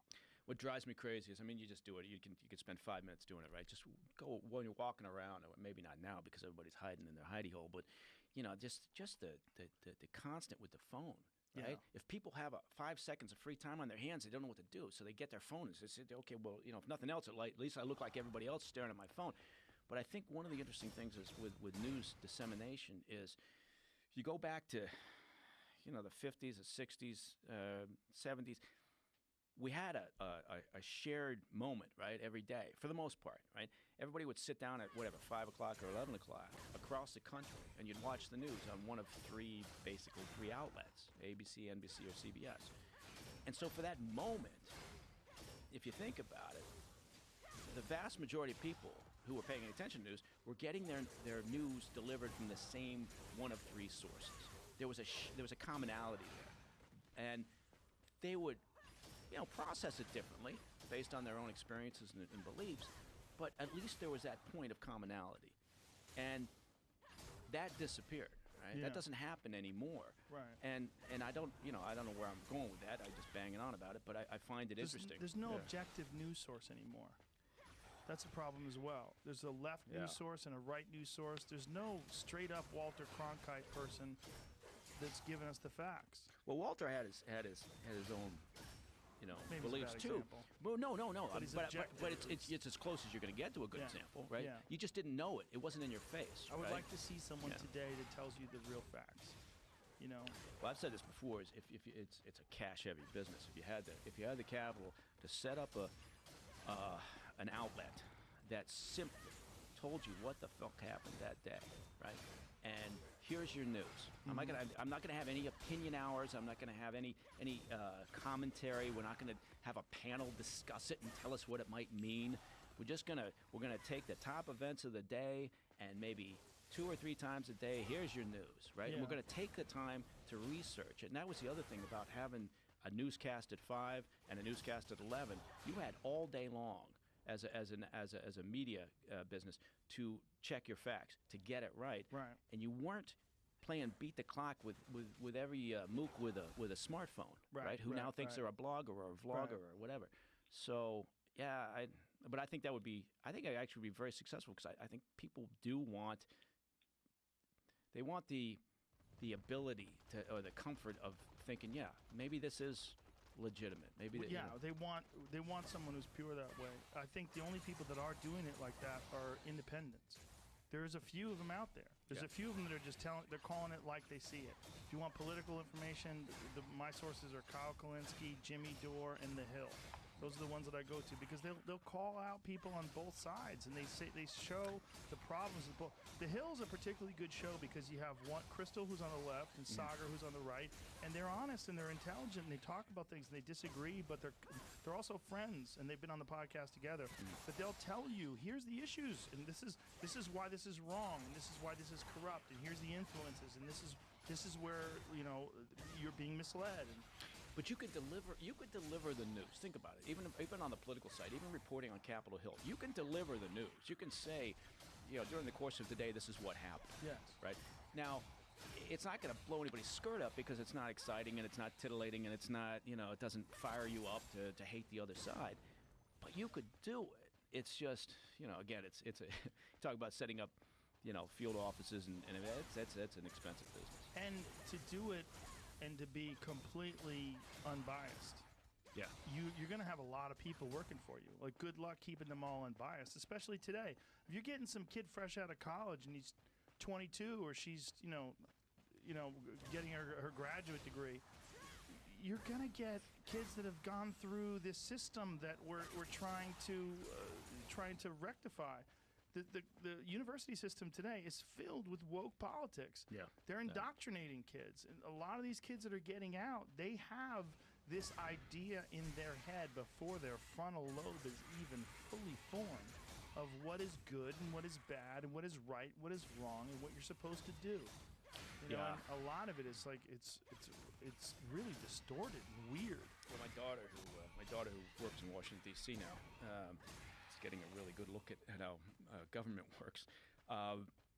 When she was in college, and she's more Republican than most, of her friends that were in college, because to your point, very liberal, right? Yeah. And she used to talk about that. She said she rarely had a debate. She rarely had a moment where she would speak up in class and take the opposite point because there's no upside to it. Yeah, right? I just want to get good attacked, grades. And Yeah, then people think they're racist. Yeah. And then the professor will hate you. Right, and that was it. Yeah. And that was a big part of it. She said, "Look, my goal here was to get good grades," Yeah. and it was clear that, taking the opposite position from the professor or the teaching assistant wasn't going to get me where I wanted to be. No, you're fucked. Yeah.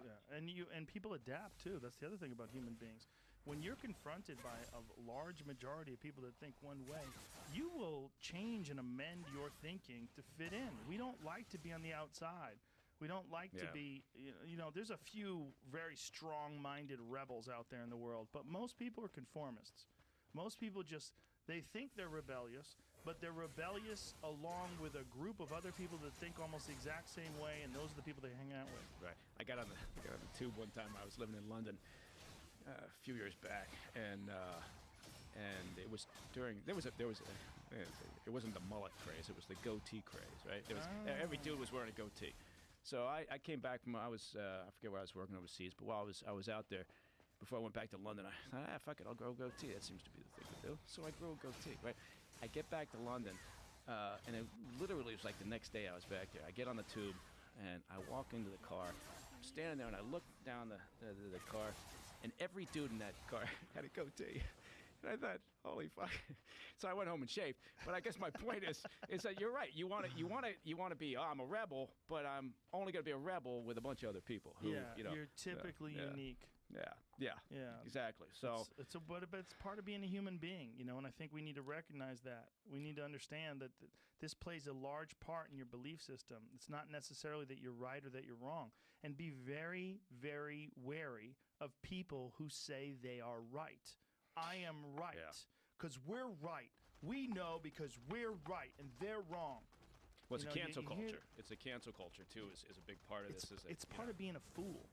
Yeah. There's certain things you could be right about. You could be right about mathematics. You could be right about chemicals, and you could be right about science. You could be right about things. But when it comes to political things and sociological things, when it comes to matters of culture, there's opinions, and sometimes, opinions vary. And there's a spectrum along with it. And there's some people that hold that opinion that are really fucking crazy. And there's other people that are very reasonable that hold a similar opinion, but they have a justification for it, and they have a rationalization for it, and they have thought behind it. Yeah. And this is, one of the beautiful things about doing a podcast like this is we were talking about like phones, like leaving your phone. For 3 hours, I don't touch that goddamn thing. And I get to have a one-on-one conversation with someone where we're locked in with headsets, where your voice is as loud as my voice, and it's in my head, and we're looking at each other across the table. It's a very unusual thing, and it's been a massive education for me. Yeah. Massive. Yeah. To be able to talk to people like you and all the interesting and intelligent people that I get to talk to. It's changed who I am as a human being in a I talk big to you, way. and then I talk to the folks that are interesting and intelligent. You're interesting and intelligent. Yeah, but no, Come on, man. I think the cancel culture thing and this idea that that people want to think in absolutes. Again, I go back to the same point all the time, which is like, be careful, everybody. Just be careful, because you're never going to be pure enough, and then you start seeing everybody getting devoured. And Matt Taibbi had a good example about that when he was talking about Alex Jones getting kicked off of Twitter. And he's like, whether you agree with Alex Jones or not agree with Alex Jones, this is a bad thing. He's like, because it's not going to stop. He goes, when you tell a guy you're not allowed to have those opinions and those thoughts, and we're going to remove you from the discourse. You can no longer participate in communication. You set a precedent, and you're going to have a slippery slope, and then it's going to come for you because the standards are going to change. And you're seeing that. You're seeing that with liberals. You're seeing that with people who are liberal but don't toe the line about maybe specific gender issues or trans issues or whatever it is. Barry Weiss from the New York Times. I mean, right? Barry is my friend, and she's about as liberal as you can get. Perfect example. Yeah. Yeah. I mean, she's a feminist. She's a Jewish woman. She's super smart and intelligent and educated, but she's also independent enough to understand, like, that there's a fucking cult going on. This woke cult. And people are going to wake up to it. My friend Bridget Fedesi, she found a journal that she wrote when she was 24, and she's in her 40s now. She's laughing. I hope she's in her 40s. I didn't. She's not being 30s? No. She's wise. Late beyond 20s. Her years. Late 20s. She's 13 years old. She's wise beyond her years, but she's 39 at least. Google her. 37? Whatever. She's awesome. I love her. She doesn't look a day over 41. But she read something that she wrote when she was 24, and she's like, Jesus Christ, I read it. She's like, I must have been. She goes, I was like AOC back then. She goes, I was so crazy. It was embarrassing to read. And now, having more life experience and encountering more hypocrisy and craziness in people, now she has a more nuanced and balanced perspective. How old is she? She's 41. 41. See, I was close. Yeah, look at Come on, that. bro. What did I say? It's in their 40s. I was right. 40s. You son of a bitch. That's in the 40s. I felt bad that I aged my friend. But there's a lot of people like that. Look, man, when I was in my early 20s, I was probably, well, I'm pretty liberal now, but I was probably even more liberal back then. I think that there's a certain amount that I really like about Republicans. The value of hard work and discipline, family values, all those things, particularly as I've become a father. and become someone who makes money and understands where taxes go and understands fiscal ways. I'm a fiscally conservative person, but I'm a socially very liberal person, and I find myself like a man without an island. Like I don't. No, I agree with you. I'm small government. I think everybody just got to stay out of everybody's kitchen. I don't understand the interest in social issues. I mean, people, as long as you don't hurt anybody else, I don't give a fuck. You know, whatever. If that makes you happy, Godspeed. Yeah. But can I say Godspeed anymore? I think you can still say that. Okay. All right. But I got to say it together, right? Does I God can't have a say just gender? God. Yeah. Does God have a gender? Yeah. I don't know if anybody say knows. Yahweh? Nobody. Yahweh. Yahweh has no gender. Yahweh sounds like a chain of gas stations on the highway. So yeah, right, with a convenience store attached to it with Slurpees and shit. Oh, I used to love Slurpees. They're- Cola they- Slurpees. They're delicious. I like that blue one, whatever the fuck that What is that blue one? non-natural Yeah, drink. that's What do they even call that? I drove What's up the to blue one? the boys' finished swim team the other day, and I had all three of them, Scooter and Sluggo and Muggsy, in the car, and I said, hey, let's stop. You guys hungry? And of course, because they're young, they're like, yeah, let's go to McDonald's.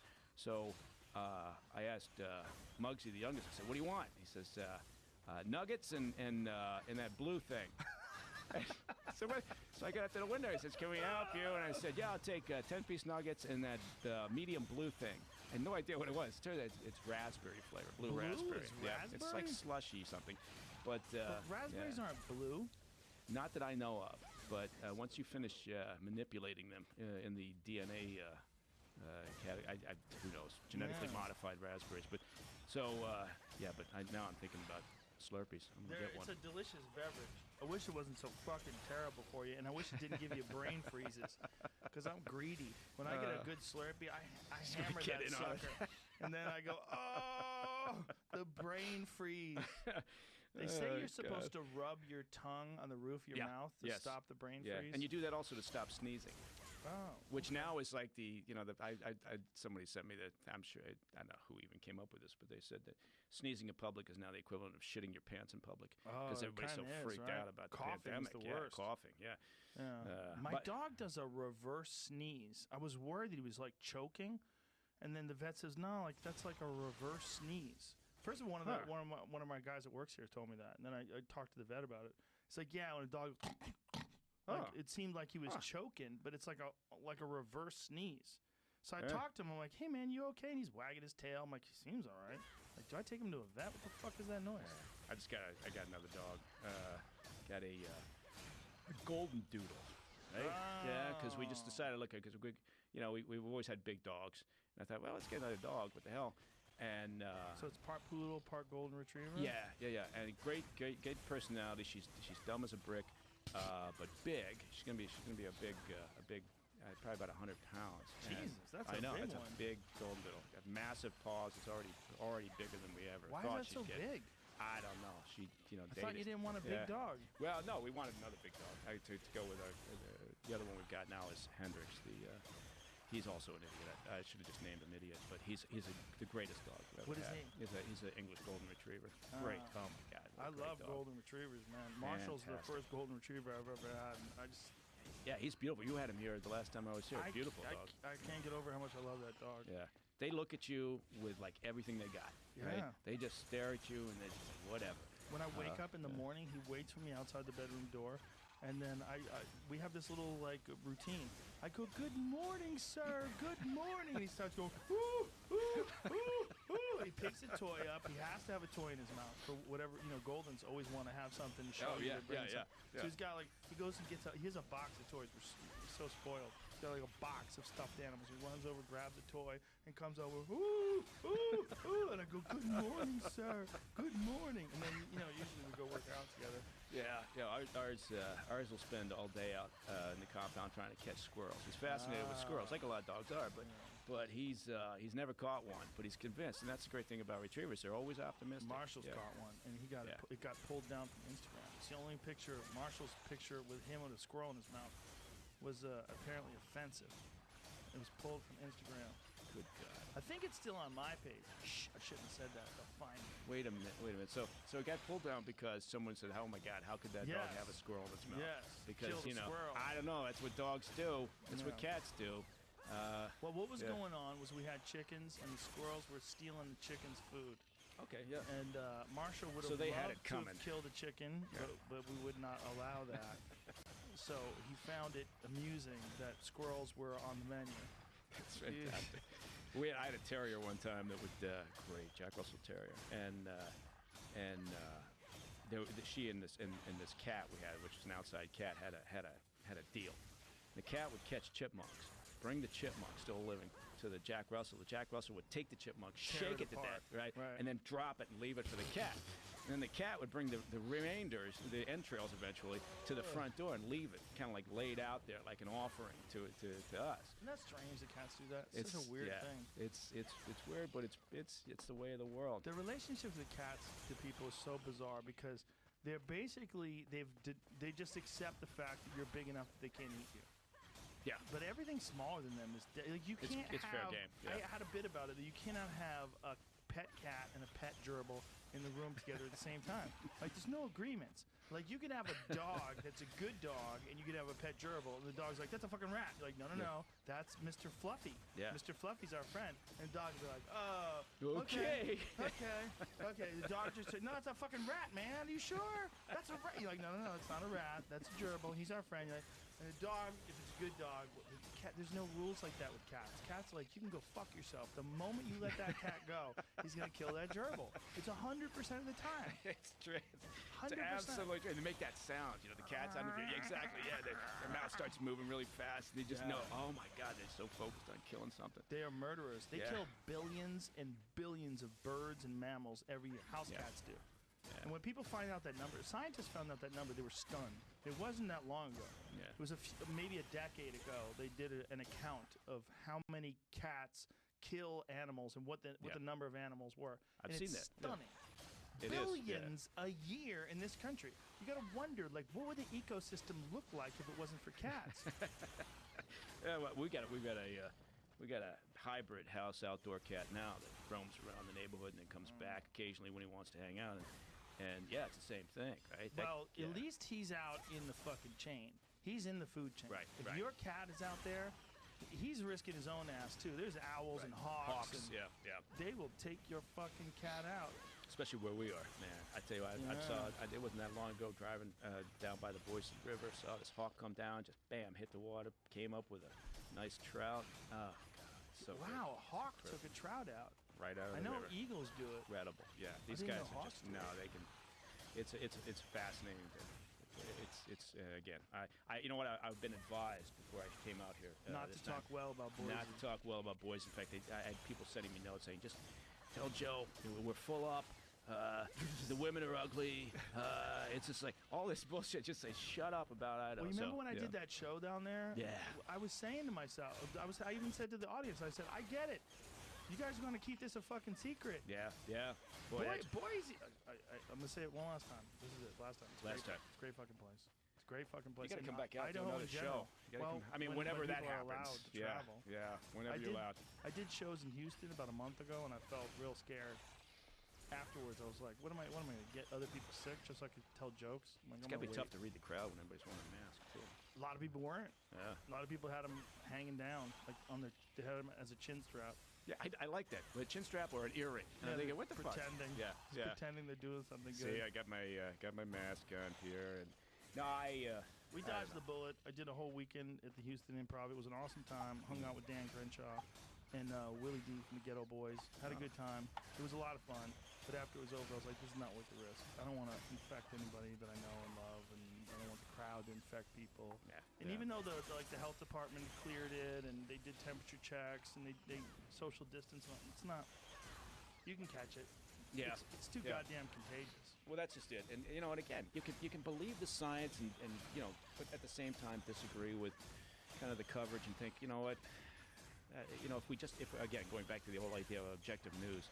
It'd be interesting to see what the coverage would be like if we had objectivity in journalism, and but it's not going to happen. So I'm just talking out my ass. It's not going to happen. I think there's an opening for it. And I think these independent people, like I was talking about, like Kyle Kalinske and Jimmy Dore and The Hill, and these people that are doing it with politics, I think they've opened up the possibility that someone could do it with just general news.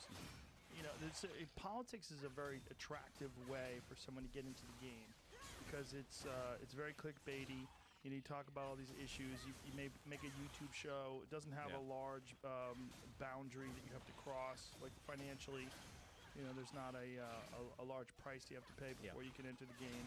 All you really need is a camera that sets up. You have a background. It doesn't have to be any particular kind of an interesting background. And with most software tools for video editing, you can do a lot of shit. And honest to God, we don't. I don't know. I'd argue last thing we need is another political show. I think maybe, but I don't think the last thing we need is another political show. I think the last thing we need is nuclear war. But I think another political show is better than that. Yeah. But I think that regular news shows, I would like someone to do the same goddamn thing with a regular news show. But the problem is if you funded it. Like if I said, hey, we're going to do the JRE News Network. We're going to treat news the way I treat everything in life. I don't know, so I ask questions, and I want to know what the real truth is. And sometimes I'm wrong, but if I'm wrong, I correct myself. If we just did a JRE news channel, then you'd have to hire a bunch of fucking people. And then who knows if they're going to share my philosophy and take on things. They're probably not going to. So someone's going to have to organically come up with a version of it. And then there's the problem there. Like, what's their sources? Are you going to send journalists out in the field? And who are these journalists? And what their qualifications and how much they understand about which subject they're covering? Well, I think that is the great myth. It was never, you never had 100% objectivity, right? I mean, it just never happened because of some of the reasons you're talking about. It's just like with intelligence reporting, right? Once you get the raw intelligence off the street, right? You can have an asset tell you something, all right? In that moment, it's just raw intelligence. It doesn't have a right or a left or whatever. It hasn't been through the spin cycle, but once that intelligence gets reported back to headquarters, and then it starts getting its way through the analysts, right? And then it makes its way to, others outside of the agency, if we're talking about the agency. And it starts getting to the NSC, and by the time it finishes getting through all those different cycles, there's a spin to it, right? You've lost that. So, to your point, you're absolutely right. You put reporters out in the field, they're going to have a bias as to who they talk to, right? And those people are going to have a bias. And then it's going to get back to the editors, and they're going to work on it. So, again, I realize that, we're not talking 100% objectivity, but something better than what we've got. Something better than what we got would be nice. And I think the only way that's going to emerge is got to emerge independently. You can't get this with funding. You can't create that sort of a thing with a lot of money behind it and a bunch of different people with vested interests and biases. You're not going to create that. It's going to have to emerge independently. Yeah. And I don't know how. But that's almost what you need. It's almost like you need individual shows that cover individual subjects, like you need an unbiased environmental show that tells you, hey, this is what we really know about currently about fracking. This is what we really know. And this is how we know it, and these are the people we're talking to. And you have a whole fucking show just dedicated to the dangers, pros and cons of fracking. And then have the same thing for coal, and the same thing for solar, and the same thing for current nuclear technology, which might be the most promising thing that we have, but everybody's fucking terrified of it. Well, then what you're getting, though, is then you're continuing to slice and dice your sources of information, and what are you doing? You're still overwhelming the people, in fact, more so. Yeah. And they're like, what the That's true. fuck? And That's true. I don't know. Maybe like a news show is just, there's too much news. Like you can't really have a news show. Because if you have an hour show, like, good evening, this is the 11 o'clock news. Like how are you going to fit it in an hour? You're going to fit this whole world's crazy chaos in Well, you an got hour? the intro figured out, though. That's good. Thank you. Yeah. I talk like a newsman. Drive safely. Be careful out there. Did you get a chance to look at that chaos book that I told you about? Yeah. Yeah.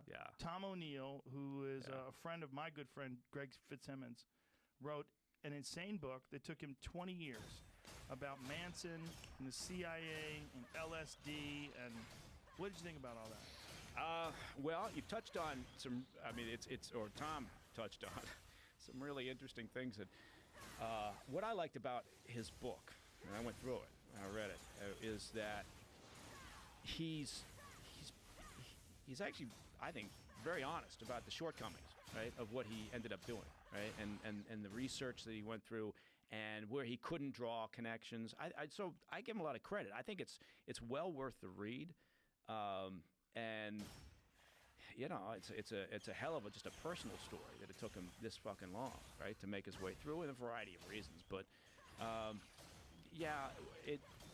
luckily, it's been a tremendous success. Yeah. I mean, it's really he sold out almost immediately, and the paperbacks are sold out too. I mean, I think. Well, look, Manson reprinting is a huge draw, right? It is but it's day, also it's a fantastic account of all the things that happened with the Manson family and all those people that were alive back then, about how this guy kept getting out of jail. And they kept arresting him, and they kept saying, this is above my pay grade, and they would let him out. Yeah, and that's for me, that's the strangest part about the whole story, right? I mean, this idea that, was Manson, a lab rat for the CIA, and, how far down that rabbit hole do you want to go? Well, O'Neill is pretty clear about that, right? It's not a particularly solid connection. It's a tenuous connection, I think he called it, between one of what used to be a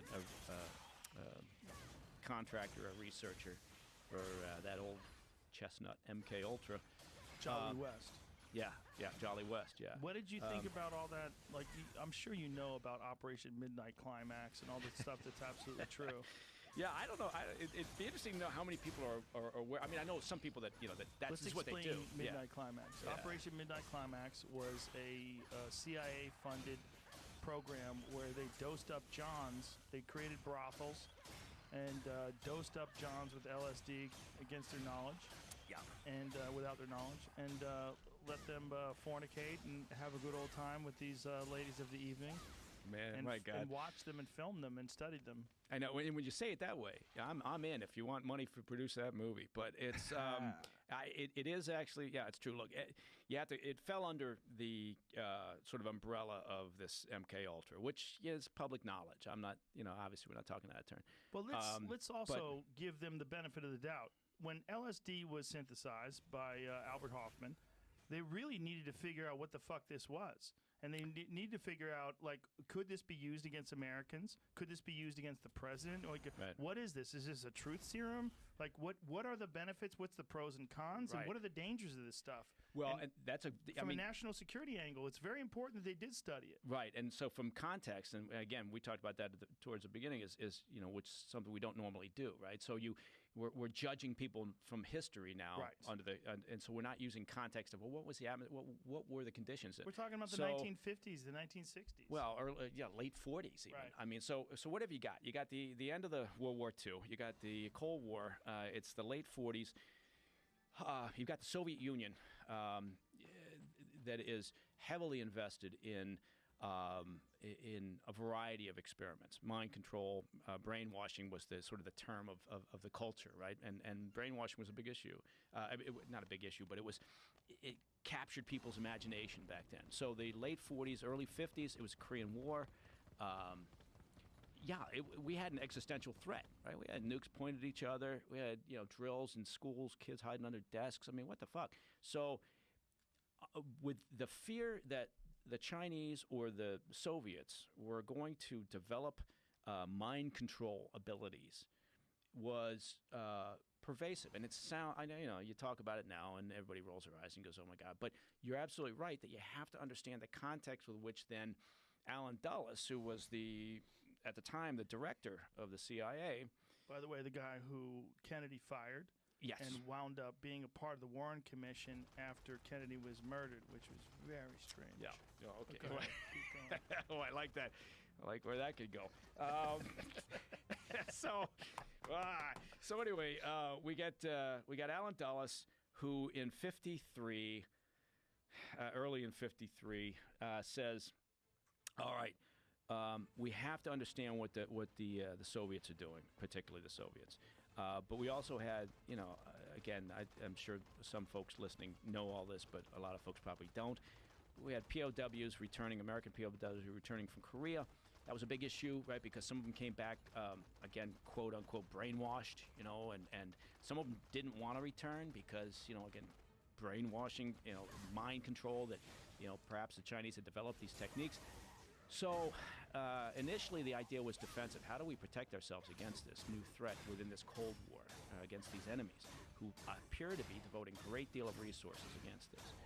Well, so initially it started out as a defensive effort. MK Ultra was the umbrella name for a whole bunch, over 140 projects, sub-projects underneath MK Ultra. And it was all based around chemical substances, use of chemicals, use of drugs, behavioral issues with human beings, creating false memories, deleting memory, influencing the behavior, again, of individuals. There were a variety of projects that fell under this MK Ultra, and it was, again, starting out as a defensive issue, but then quickly became sort of an offense. How do we become the leader in all of this? Which is typical, right? It's typical in how things develop. It's like cyber warfare. You know, initially it's defensive, and now you think, okay, now we got to figure out how to make it work on our behalf. And sometimes it's important, like when they shut down the Iran nuclear program with a virus, essentially a computer virus. No, absolutely. And where this went off the rails, in a handful of ways, in many ways, was testing on unwitting subjects, things such as LSD and a variety of other substances. Yeah, whoops. And those subjects, unwitting subjects, ranged everything from in federal prisons to state mental hospitals. And that's where Manson comes in. And that's where Manson comes in, and a variety of other people, you know, who I would recommend people, you know, dig in. Don't settle on just one account.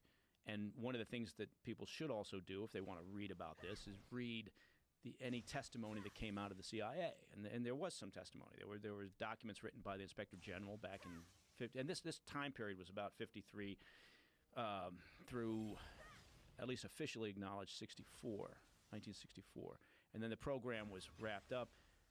Supposedly there were still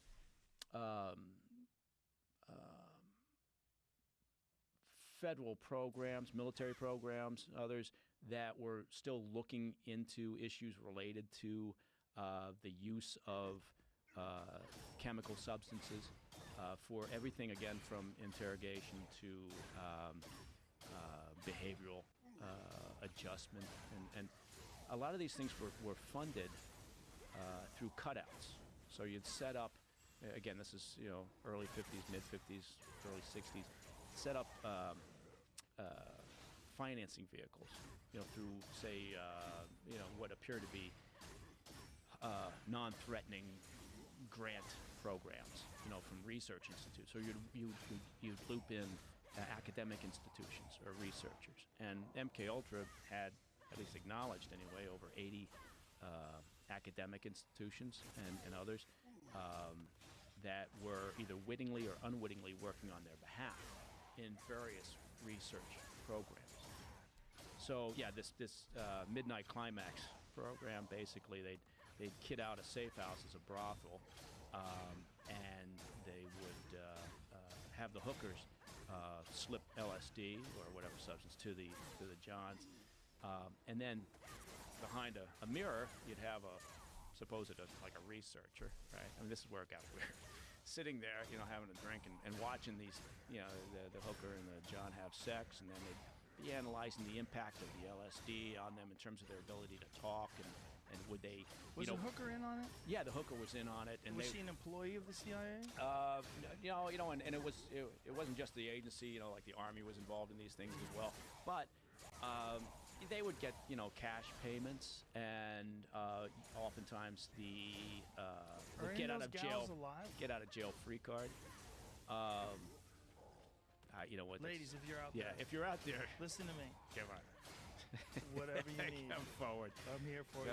But there was on the show. Let's talk. You can wear a Boba Fett mask. I don't care. We'll hide your identity. I don't know why I said Boba Fett. But I mean, just imagine. I mean, so it's okay. So this was clearly, you know, was off the rails, right? Yeah. And they had one of the guys that was involved in this. He was with what used to be called the Federal Bureau of Narcotics. A guy named George White, was, you know, involved in like the San Francisco cat house, and according to the stories, he'd sit there, with a martini in his hand and watch the couple have sex, and then he would have like prepped the hooker to say, okay, after sex, now this appears to be the best time to get them talking. So ask them about their job, and let's see if they'll talk about their job. The idea being, could we influence and entrap potential assets overseas for operational reasons? Was there some use, for operational purposes? But basically, it was just, George getting his rocks off, watching couples having sex, and very, very strange shit. But you're right in that, and so again, this went on till '64. MK Ultra, interestingly enough, not to spend too much time on it, but Richard Helms was the director at the time in the early '70s, and he and a guy named Sidney Gottlieb, who was the head of technical services at the agency, they agreed that the smart thing to do in '73, before Richard Helms left and Gottlieb left the agency, was to destroy all the records. So they purged all the records of MK Ultra that they thought existed. This was investigated in the Church Committee back in '75, and then '76, I think it was, they found a bunch of financial records, that had not been purged because they had been kept, audits of, and again, you're talking about like 149 sub-projects of MK Ultra. So you can imagine each sub-project has its own accounting, and you got to turn in your receipts for the LSD that you bought or the hooker you paid off or whatever. It's all your receipt, $12 or whatever you paid for a hooker back then. And so, probably not $12, but they found some financial records, and so that became then a matter of another investigation up on the Hill. And Stansfield Turner, the time the CIA director, testified at that point. And that's why I brought my laptop, is because Stansfield Turner's testimony is actually pretty interesting as far as MK Ultra goes. And he talks about, we've attempted to group the activities covered by the 149 sub-projects into categories under descriptive headings. Wouldn't you? In broad outline, at least, this presents the contents of these files. The headings of the categories of all these various projects that ran under MK Ultra, and this gives you a pretty good, quick sense of what they were doing at the time. Research into the effects of behavioral drugs and or alcohol. There were 17 sub-projects probably not involving human testing. This is a testimony from the director of the CIA, Stansfield Turner. 14 sub-projects definitely involving tests on human volunteers. 19 sub-projects, probably including tests on human volunteers. While not known, some of these sub-projects may have included tests on unwitting subjects as well. While not known? Well, not known. And then 6 sub-projects, definitely involving tests on unwitting subjects. Research on hypnosis, acquisition of chemicals or drugs, aspects of magician's art. What? Magician's art? Yeah, like slipping him a Mickey or something. How do you do that? Sleight of hand. Studies of human behavior, sleep research, behavioral changes during psychotherapy, motivational studies, studies of defectors, assessment and training techniques, polygraph research, funding mechanisms for MK Ultra external research activities, research on drugs, toxins, and biologicals in human tissue, activities whose objectives cannot be determined from available documentation. Anyway, it goes on, but it gives you a sense of what the hell was happening during this period of time. But again, this doesn't justify it. Obviously it doesn't. But you're absolutely right that to have a full understanding of this, you have to look at the context of where we were at that time. And where we were was smack dab in the height and elevation of the Cold War. Knowing that our adversaries, our existential threats, were engaged in this sort of behavior. Now, George Wyatt was not really a researcher or anything. He would just sit behind a mirror watching some people, get off. So clearly, and all the unwitting subjects involved. But look, they were slipping LSD to agency employees without telling them. Really? Yeah. Oh yeah. Yeah. And it's just. Yeah, so it's not that long ago, but we have to think about it in terms of the same way we thought about Abraham Lincoln. In the context of the times, this wasn't such a horrendous thing to do. They didn't know any better. It was really, they didn't know what these substances would do to people, and there wasn't a lot of ways to find out. the Harvard LSD studies that they did, that they believe in part were responsible for the Unabomber. There's a lot of other shit that was responsible for the Unabomber, including particularly his childhood. But they did a lot of these studies because they didn't know.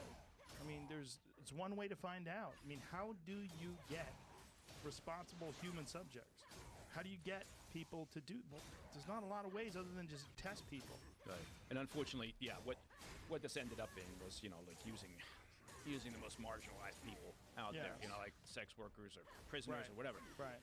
And oftentimes, Johns or just but that whole thing. But where Tom O'Neill's book is really interesting in a couple of ways is if you jump. So MK Ultra kind of finished up in '64 officially, right? That's when the Inspector General came out from the agency and said, "This you got no, you can't do this." They had a new Inspector General and they looked and said, "This is clearly not where we are supposed to be."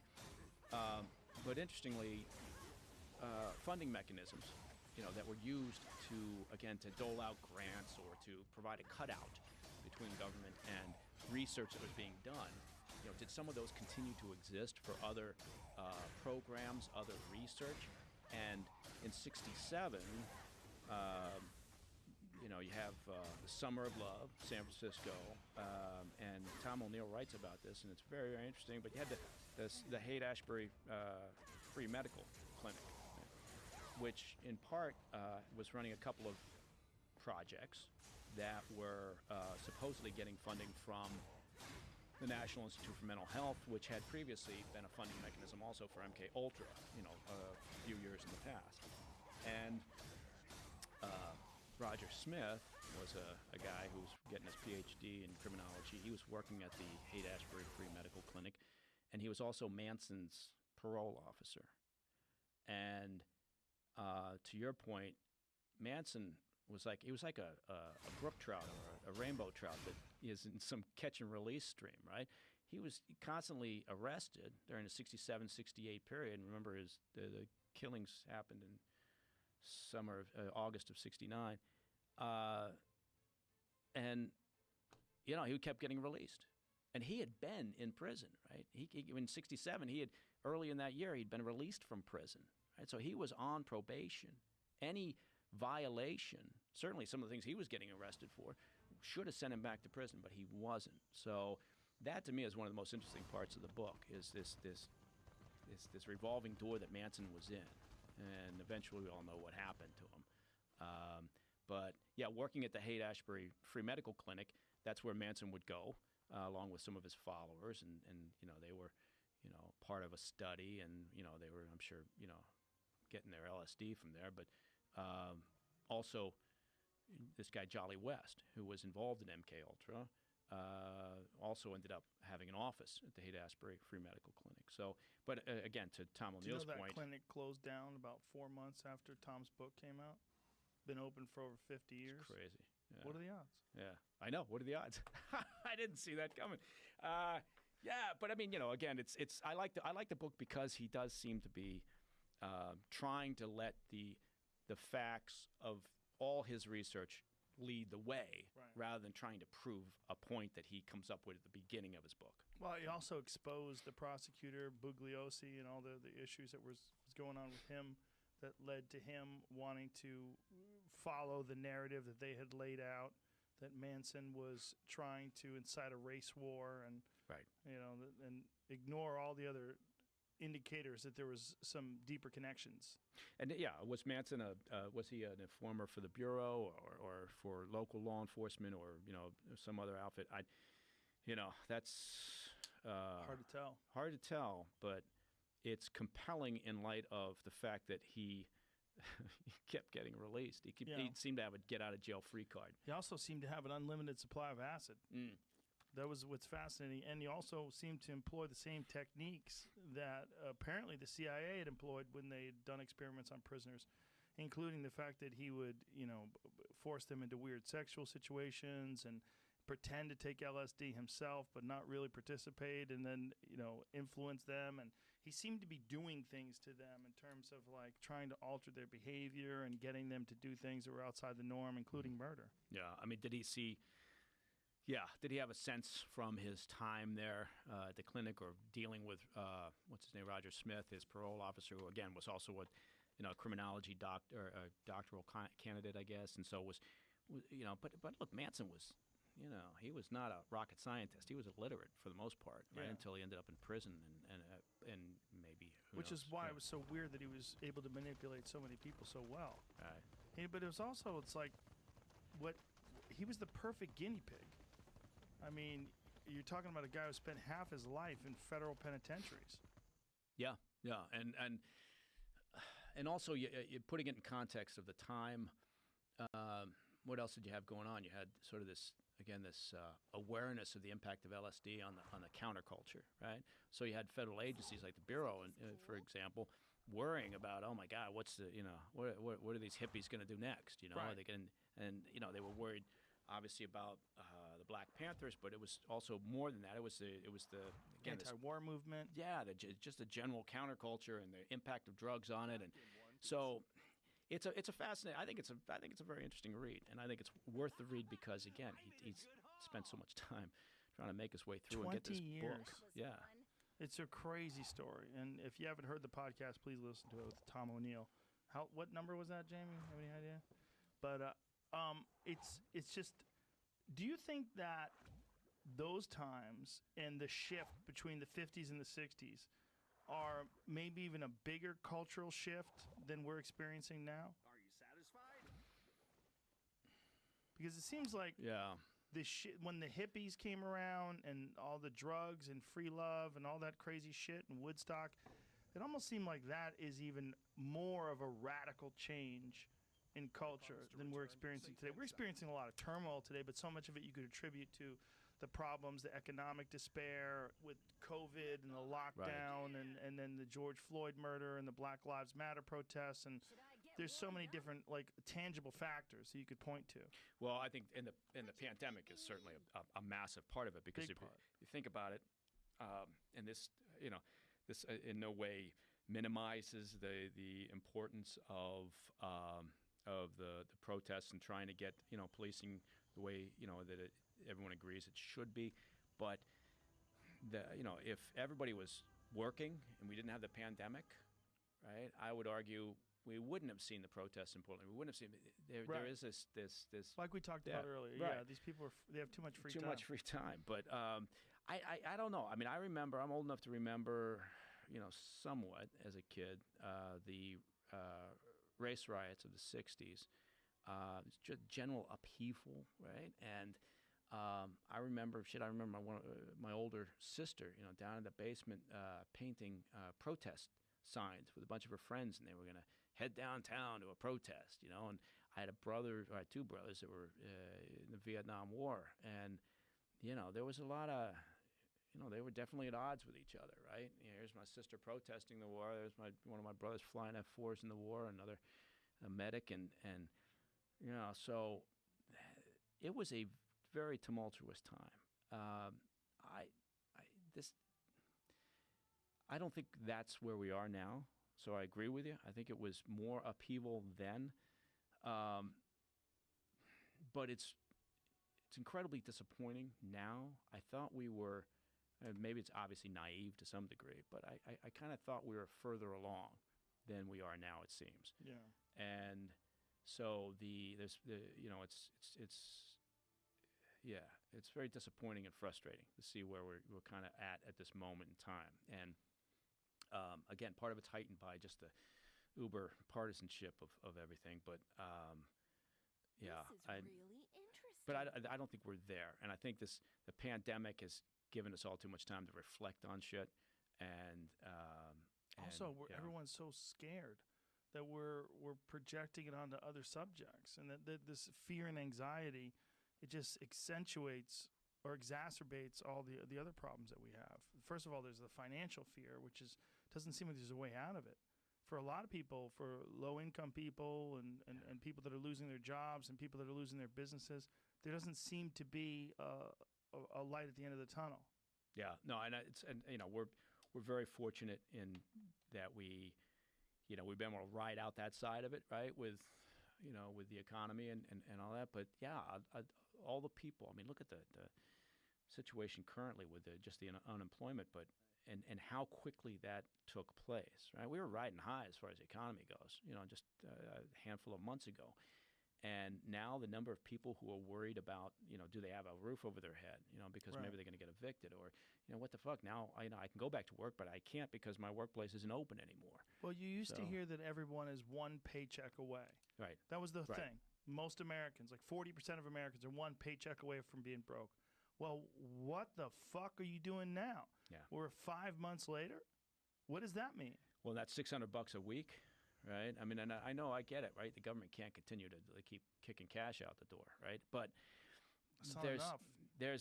It's not enough. But it's also, I mean, what the fuck's wrong with our politicians? Right. I mean, they're agonizing over this. Right. We've got, how many trillions are we in debt? And so, fine, but solve the problem now. Right. The pandemic it's not going to last forever. Right. We're going to figure this out, and everyone's going to get back to hopefully some relative normalcy. But in the short term, the fact that the Democrats and Republicans can't, come together and resolve this, they're bickering about, well, what do we do with the next bailout bill, or do we have one, or how much is it going to be a month? And you got people legitimately standing at the door wondering whether they have to leave their apartment or not, or whether they'll have a place to come home to, or how are they going to feed their kids. And you got these fucking idiot politicians who are just playing games with us, and it always happens. And they're paid. They're paid, and if there's no consequence to them, then shit doesn't happen. I firmly believe that with Washington D.C. Nothing happens in Washington unless the politicians personally feel as if there's some consequence to their situation, their position of power, and they're acting as if that there won't be any consequence. And so they're talking about, we're going to be able to get this done before our August break. What the fuck? They're going to take an August break? I mean, I was stunned by that today when I was talking to somebody in D.C. and they're saying, they're trying to rush this through before the. Who takes a fucking break in a pandemic? Of a national crisis. Yeah. So, but that's what we got to go back and see our constituents. I mean, your constituents would probably tell you to stay in D.C. and get something done, but. I don't know. I just, at the end of the day, it doesn't do any good to sit around and pitch and moan. But I think, unless we have term limits and we have campaign finance reform, we're going to be talking about this forever. Or mushrooms. You need to give it. Or the slip some LSD to a bunch of unwitting politicians and see what happens. What do you think of all this Pentagon UFO? We've recovered crafts, not of this world talk. Okay. Yeah, I think. Two things, I think, again, can always be true at the same time. I don't think we're the only intelligent life out there. I mean, I'm classifying us as intelligent. But I also don't think we're hiding some alien spacecraft somewhere.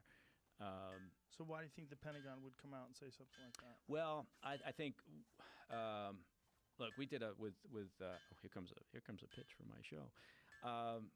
For Black Files what Declassified. Show is this? That's Black Files Declassified. Black Files Declassified? And how could one watch this show? God, that was a good first season, wasn't it? It was on Discovery, on Science Channel. Ah, love Discovery. I love the Science Channel. We did an episode on Advanced Aeronautic Threat Identification Program, ATIP, which was the Pentagon's admitted, came out and said, yes, we have a program, that we ran a program. It's no longer in existence, called ATIP, which was designed to identify unidentified aviation threats, basically. So it's not talking about UFOs necessarily. It could be a hostile, prototype aircraft that, what is that? I talked to Commander Fravor. Yeah, you go, David Fravor. Yeah, David was in here, yeah. And he explained his incident off of the coast of San Diego. Mm-hmm. And he said they tracked this thing. It dropped from 60,000 feet to 1 foot above the sea in a second. Yeah. And it wasn't just him seeing this, right? No. It was the radar operators on board and his wingmen. Exactly. Yeah. So, but I think they said it was tracking them, and then it actually actively blocked their tracking. And then no visible means of propulsion. Exactly. No heat signal. Yeah. I mean, so I think it's look, and he's a very credible. He's as credible witness. as it gets. Yeah. Right. And so. He's not the only one. Yeah, not everything. I mean, but What do you think of that? Yeah, well, I think, I think we don't. Here's what I think. I think we haven't resolved that issue. We don't know. There was no final report that gave some sort of conclusive evidence that said this is what this this object was. It is considered still to this day to be an anomaly, perhaps of they just no clarification, which is interesting in all by itself. And again, kind of goes back to this. Look, are we the only intelligent people? No.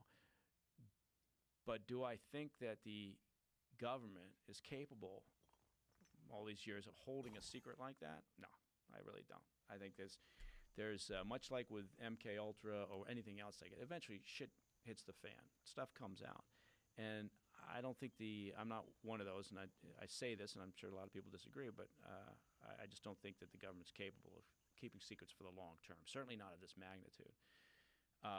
But I think there are certainly things that have happened that we can't explain. And one of them would be the sighting by Fravor. Yeah. Yeah. So,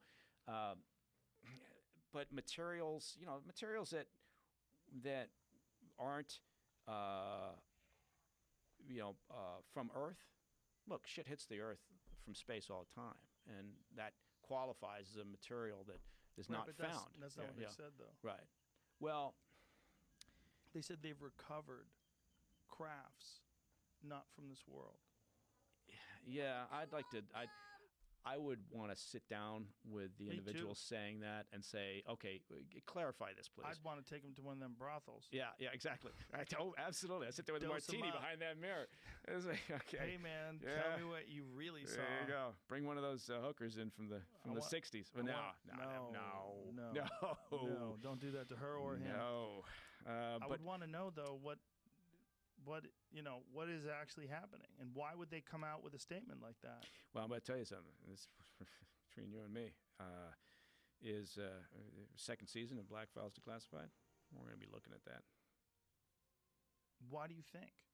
I don't know what that's the big question is why would they say that? Right. And I don't have an answer for that. I don't know, and that's why I say it's a shocker. It definitely bears further investigation. That goes without saying. If there was a thing that was coming, they would want to prepare people. And I think if you wanted to prepare people, the best way to prepare people is to slowly give them signs that some shit is about to go down.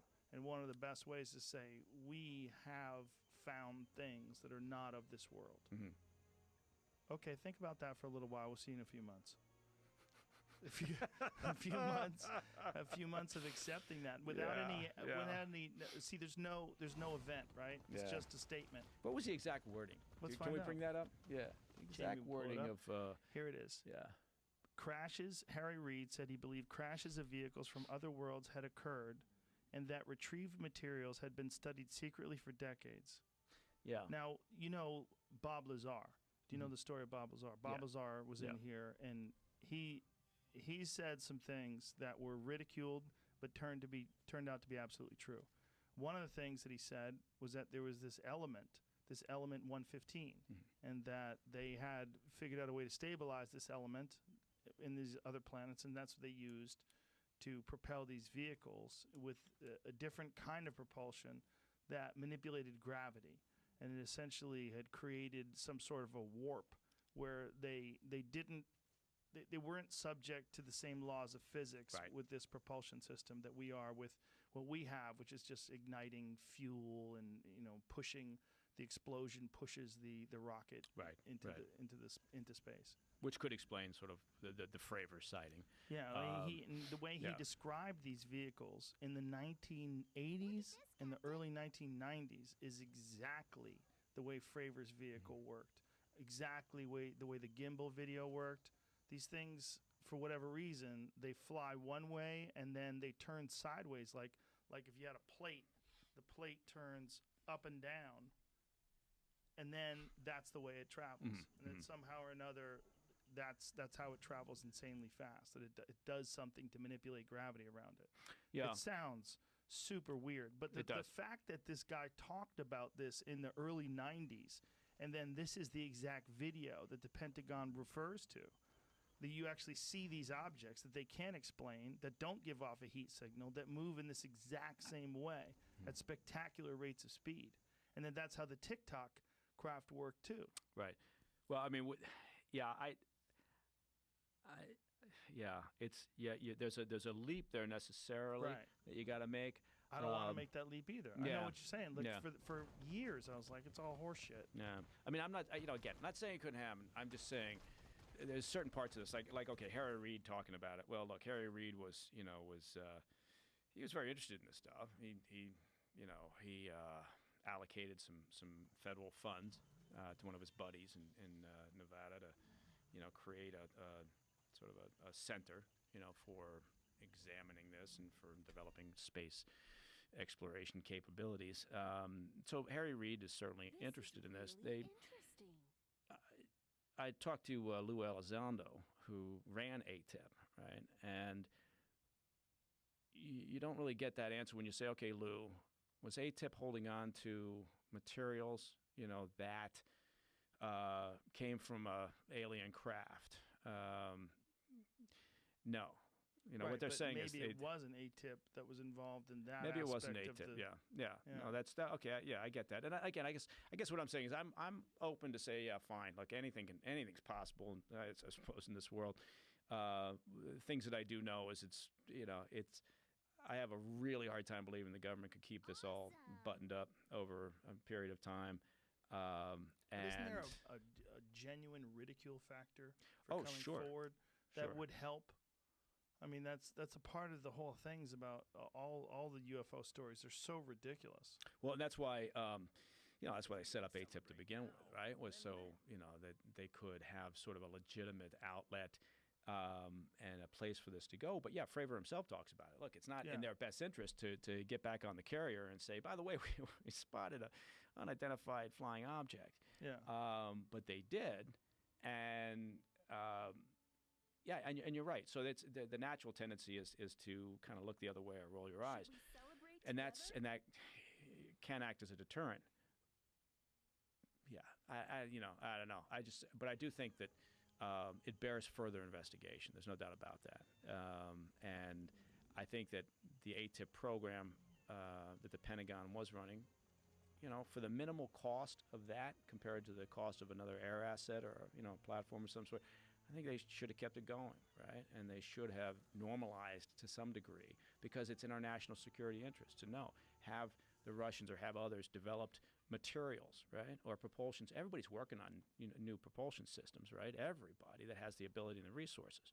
So hypersonic craft, that's just coming, right? That's going to happen, and whoever wins that particular race is going to be further up the food chain than everybody else.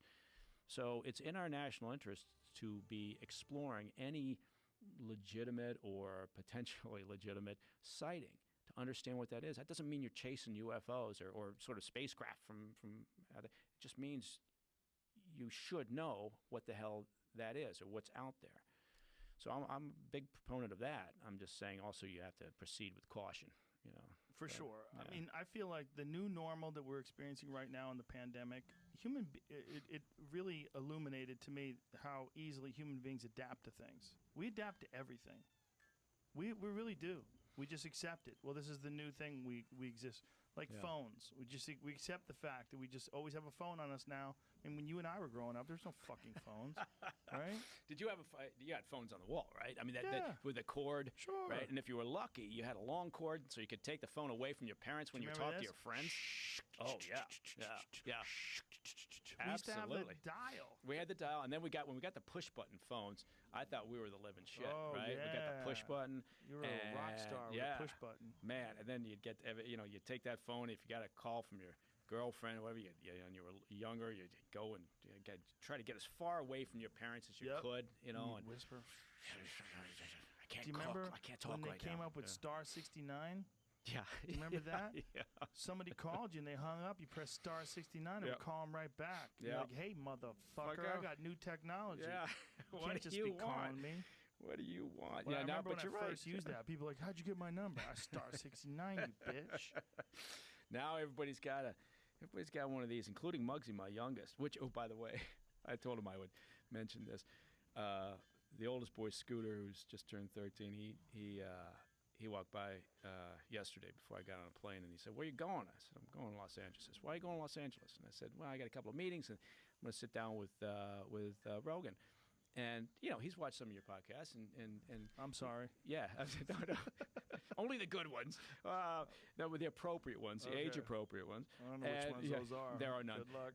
There are none. And but he says, great. Now, as we're having this conversation about you, Muggsy walked by, and he's 8 years old. And he walks by and he stops and he listens for a second. And he goes, "Rogan?" And I said, "Yeah." And he says, "You're gonna see Rogan?" And I said, "Yeah." And he looks for a second. And he goes, "Don't know who he is." Turns around, walks away. And I thought, yeah, that's it. That's what I'm going to tell Joe. That's perfect. But even Muggsy's got he's got a phone, right? And how old is he? He's 8. Actually just turned 9. You gave an 8-year-old a phone. Well, in case they get about to get mauled by a bear. Well, it's yeah, good. that's important, or lifted off the ground by a hawk or a UFO. Yeah. Yeah. Well, that's the other thing is like again the idea that we've had visitors from another planet, but they just decided they got bored with us or something. I don't know, and decided, nah, fuck it, it's not worth it. Who knows? I don't think they're doing that. I think they're waiting for us to fuck up hugely. That's what I think. The hell's 2020? How much more time do they need? I think they're closing in. They're like, these assholes are really close to entering war with China or Syria or Iran. Yeah. Well, the China thing, who knows? We haven't even talked to. I know everybody. Yeah. Whenever they hear I'm going to be doing this, I'm sure they probably think I'm going to come on and bash China. Well, but the China thing is an interesting one, right? Yeah. I mean, it is a very interesting one right now because China's been buying up a lot of assets when they realized that the pandemic was kicking in, and there's a lot of companies that are. China's owns a large stake in them now. Yeah. No, it's look. TikTok's about to get banned. Ooh, TikTok. That's going to piss off my middle boy, Sluggo. Facebook, coincidentally, Facebook or Instagram, I should say, is about to release Reels, which is their version of TikTok. Remember how they fucking cock-blocked Snapchat with Instagram stories? Yep. Well, they're about to cock-block TikTok with Instagram Reels, and then they're going to lure all the kids over to Reels. Yeah, that's the thing. By the time we get, I'm sure it happens with your kids too. By the time you get hip to whatever trend they got, I just said hip to whatever trend the kids have. They're 2 trends down the road. Yeah, right? TikTok is old school. Dad. Right. They don't give a shit anymore. Yeah, they're doing some new stuff. But the thing about the TikTok thing that's interesting this is the tinfoil hat part. Put that on again. There's always been this talk that Facebook helped Trump win the election. Yeah. And they have been the most reluctant, I should say, to censor Trump stuff. And there's a lot of people that think that Mark Zuckerberg is in some way, or Facebook is in some way responsible for getting Trump elected because they benefit from all the interaction. They benefit from, it's one of the last places where conservatives can freely discuss things, and not, except the hydroxychloroquine thing, they've taken that down. But Facebook owns Instagram, and Instagram has Reels. And if Trump comes in, Reels has not been released yet, correct? I think it's early August, which is like any minute now. Okay. Right? Yeah. So what are we? The 3rd? What is today? Yeah, the third. Yeah, it's the 3rd. So if they come along and they ban TikTok and introduce Reels at the same time, I'm going to be a little suspicious. Yeah. No, I agree with you on that, but I think what's going to happen is I think they're going to orchestrate a deal. Microsoft will take over at least the U.S., Canada, Australia, New Zealand. They'll take over those operations of TikTok. I don't know why that would be particularly appealing to Microsoft unless they take the whole global community of TikTok users, right? Which is whatever, 800 million. There's got maybe 80 to 90 million or so in the U.S., but I think they want to get a deal done by September sometime. So Microsoft has missed the ball when it comes to mobile. I mean, they fucked up. They made some critical errors that they could have had a Windows phone that was as big as the iPhone. They were right there. Yep. They had their phone that looked like Windows 10, where it had the little tiles, and you could Right. I remember I was at the Ice House, and some guy had a Windows phone, and I was like, "What is that?" And he's like, "It's the Windows phone." He's showing me. I go, "That looks pretty fucking dope." I go, "How do you like it?" He goes, "I like it a lot." And then it never went anywhere. And it was done. We're talking this is like 2000. I mean, when did they come out with a Windows phone? 2008 or some shit. Something like that. I was And like, they just decided it wasn't worth the revenue stream? It wasn't I think worth the effort? iPhone came out, if I remember correct, in 2007. I want to say 2007. Okay. I think the Windows Phone was right after that. They just fucked up. 2010 the iPhone came out? No, The Windows Microsoft- Phone. The Windows Phone. Okay. Yeah. So a few years later, and they just dropped the ball. They never really caught on. And this is back when Android was really clunky. And that happens shitty. quick too, though, because if you don't get in on the market, right? Yep. Pretty quick, it's you're always playing catch up. Yeah. But no, you're right. I mean, I look at the technology, I look at the phones, and I'm not super excited about my kids having phones, but at the same time, then it's less so during a pandemic, but it becomes a security issue in terms of I want to be able to track them and know where they are, and short of microchipping the Contact them. kids, Right. then the phone is a pretty good way to know where they are. Yeah. You just have to, as a parent, you just got to be on lockdown all the time with them, right? Because it's just it's a window into a lot of shit that you don't want kids of that age to be paying attention to. Right, And exactly. I mean, literally the whole world. Basically, you yeah. give your kid yeah. a phone, you're basically, they have the internet.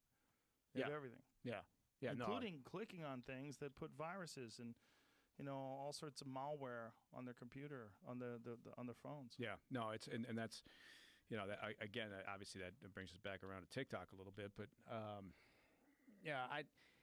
it is interesting the relationship that we're in right now. We were having a conversation the other day about, are we in a Cold War already with China?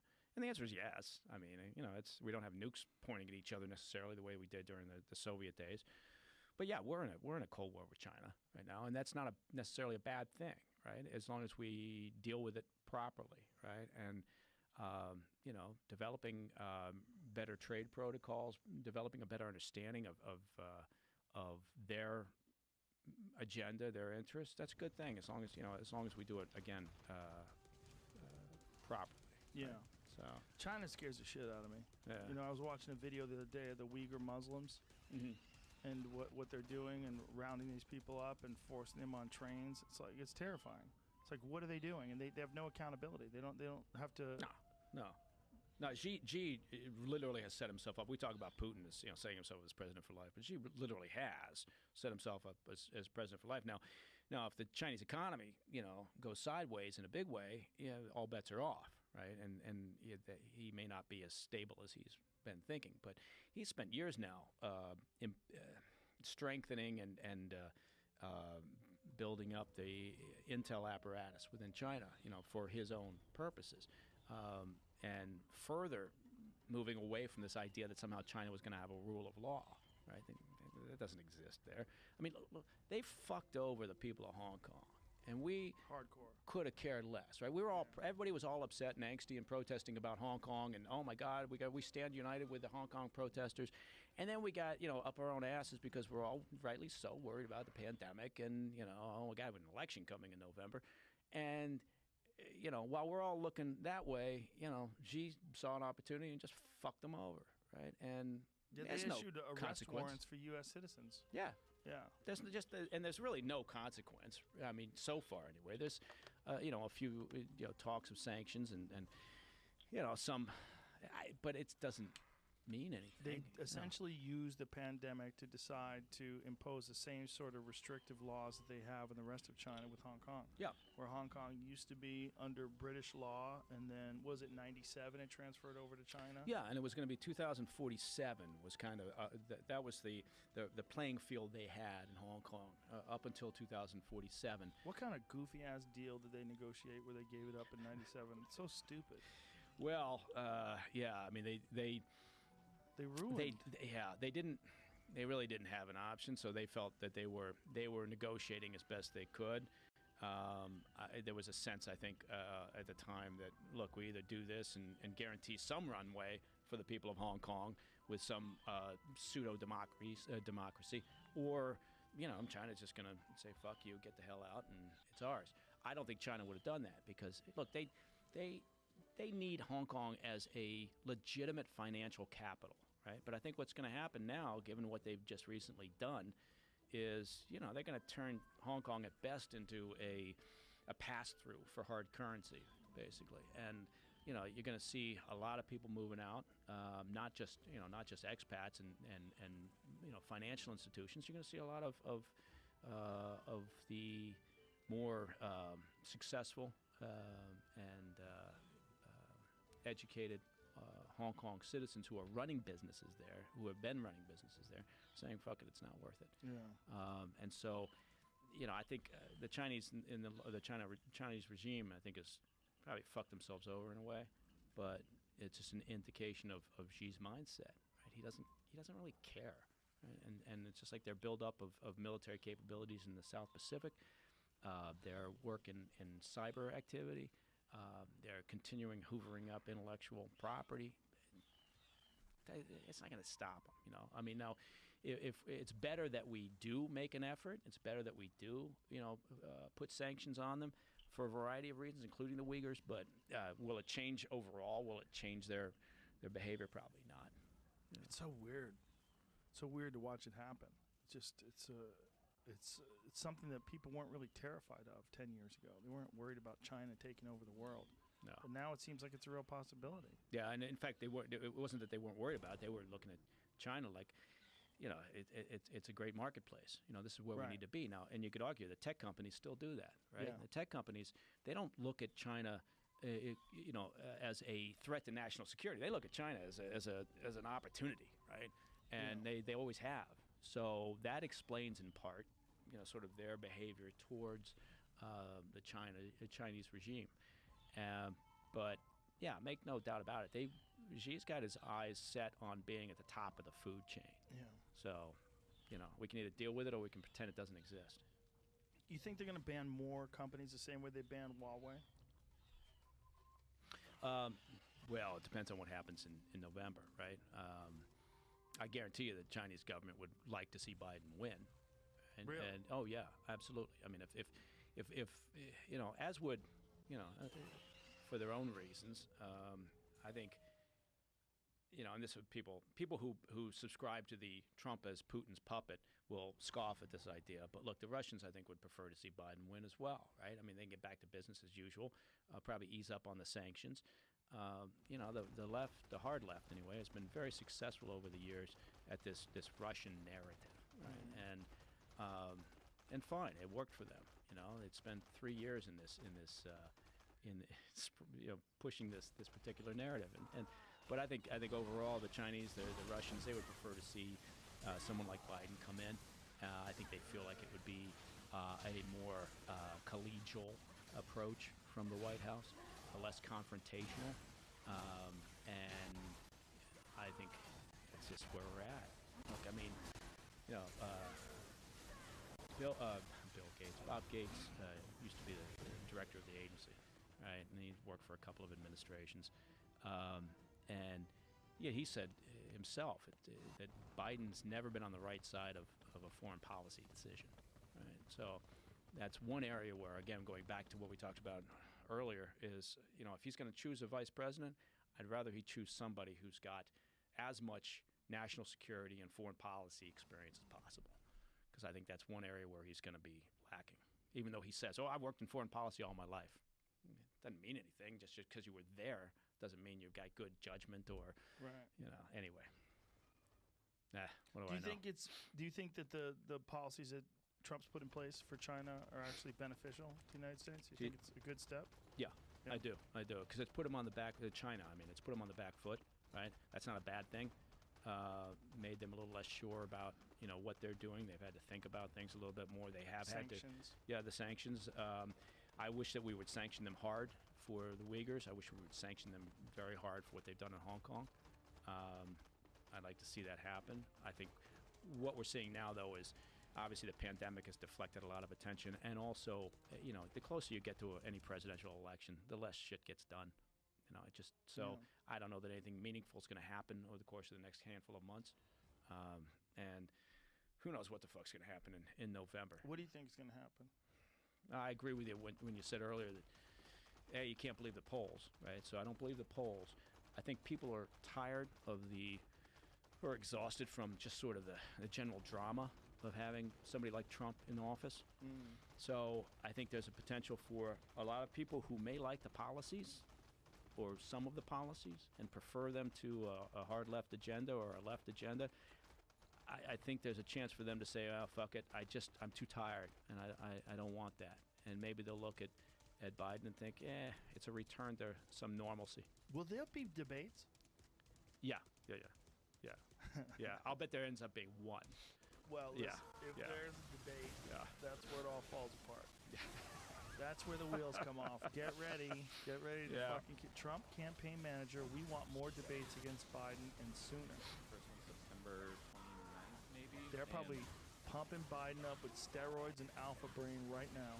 Could you imagine? Probably in a lab somewhere. They got a vat from on it. It goes right into a fucking IV. I think I heard there's something like 16 states would already technically be done. Yeah, done by voting by September 29th. They want to try to have some before that, but I think so. That's crazy. Say that one more time. 16 states could be finished with voting. By that time, 16 states will already have voted. Because they're doing it with mail-in ballots. Yeah. God, this is going to be so strange. This is going to be such a contested election no matter what, and I'm really worried about the chaos that could ensue after it's over. Well, think about that, and I mean, look, I'm a big fan of going to the voting booth, actually getting out, driving, or walking, pulling the fucking lever. So can't they do it outside? Yeah, can't sure. they social distance? I mean, obviously, weather permitting, but fine. I think the problem is, look, until Trump talked about the problems with the post office and mail delivery and the idea that we're going to have mail-in ballots as opposed to absentee ballots, before that, 9 out of 10 people, that's not statistically accurate, but I'm sure a lot of people would have said the fucking postal system, they can't deliver the mail. Right? But now, because Trump comes out and says it's going, oh my God, I love the postal system, and he's trying to destroy the postal system, and I'm thinking, it's like what he did with hydroxychloroquine. Yeah, exactly. Everything It's the the guy same touches. thing. Right. Look, and I've ordered hydroxychloroquine through the mail. It hasn't arrived. So what am I to think? But it's a touch of death. But can you imagine if we have an election where you do this and then you don't know the results for 5 or 6 or 7 days because they're still counting ballots, right? And oh my God. Can you imagine what that reporting is going to be like? And all the paranoia on both sides, the right and the left, going up, exactly what. The whole thing is.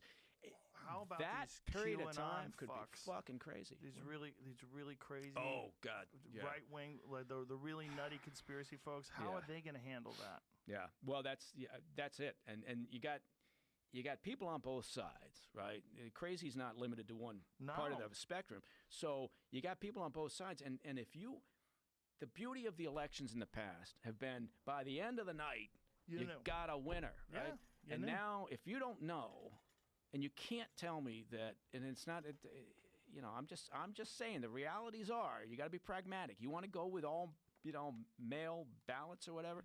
Hey, just be aware of the fact that you could have a lot of problems, a lot of disqualified ballots because of a variety of reasons, a lot of lost ballots, a lot of people. And so if what you want to do is sow chaos, right, and dissent and further this divide, then that's a pretty good way to do it. Yeah. Or you can figure out how to fucking get everybody to the ballots, right, and to the polling booths and make that happen. Just fucking do it.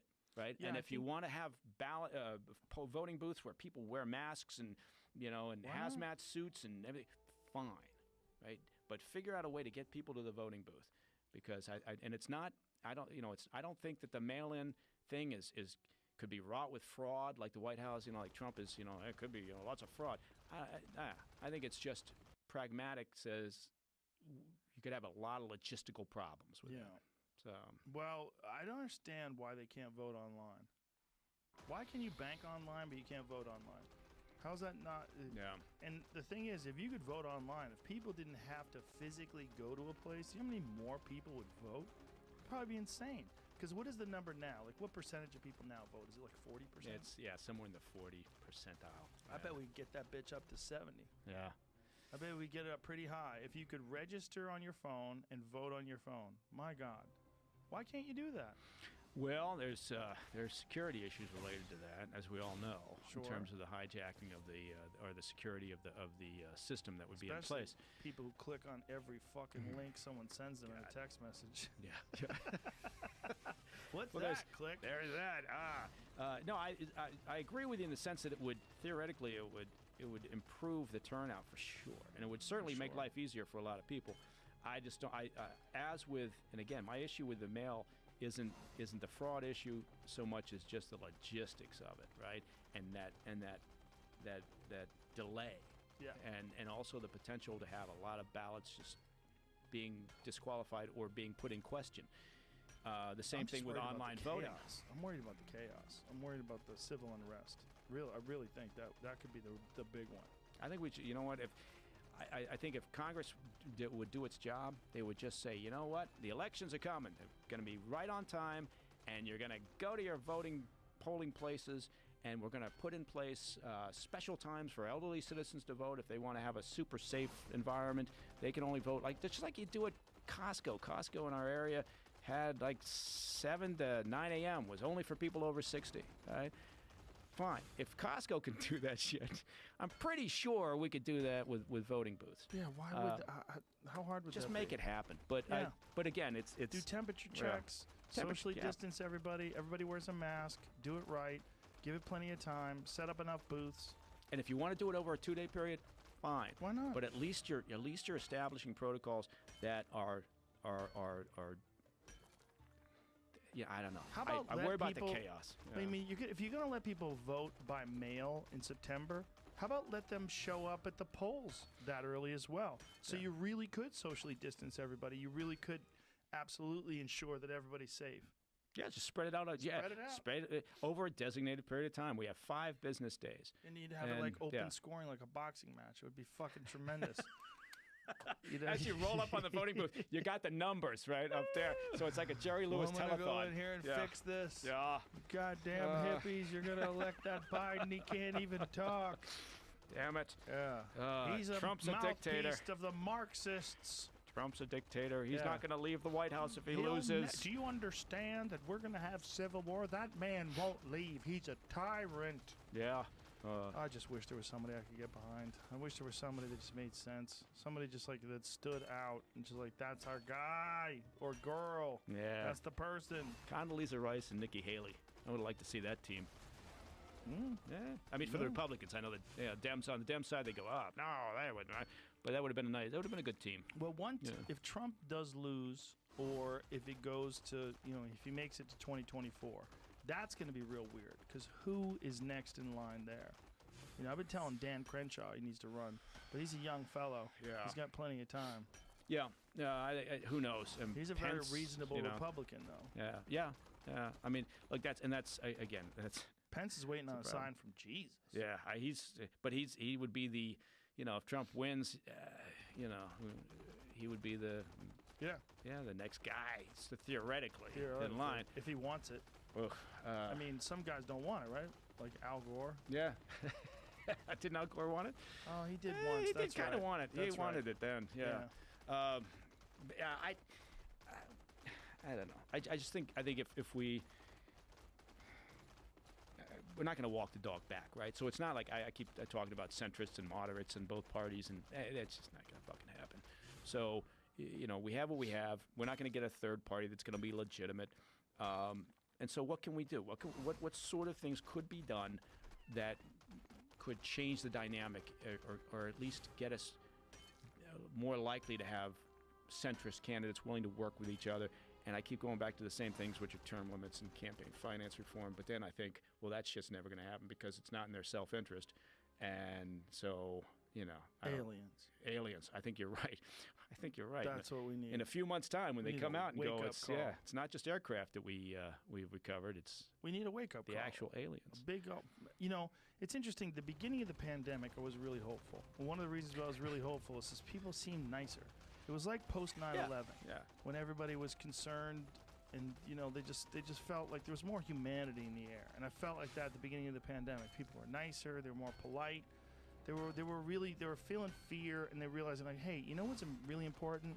health and family and your loved ones and people you care about. Yeah. That's what's really important. So we're all gonna lock down and we're gonna stay at home. And me and my family, we didn't go anywhere, man. We just played games and we watched movies every night. And there was, in a lot of ways, it was a bonding experience.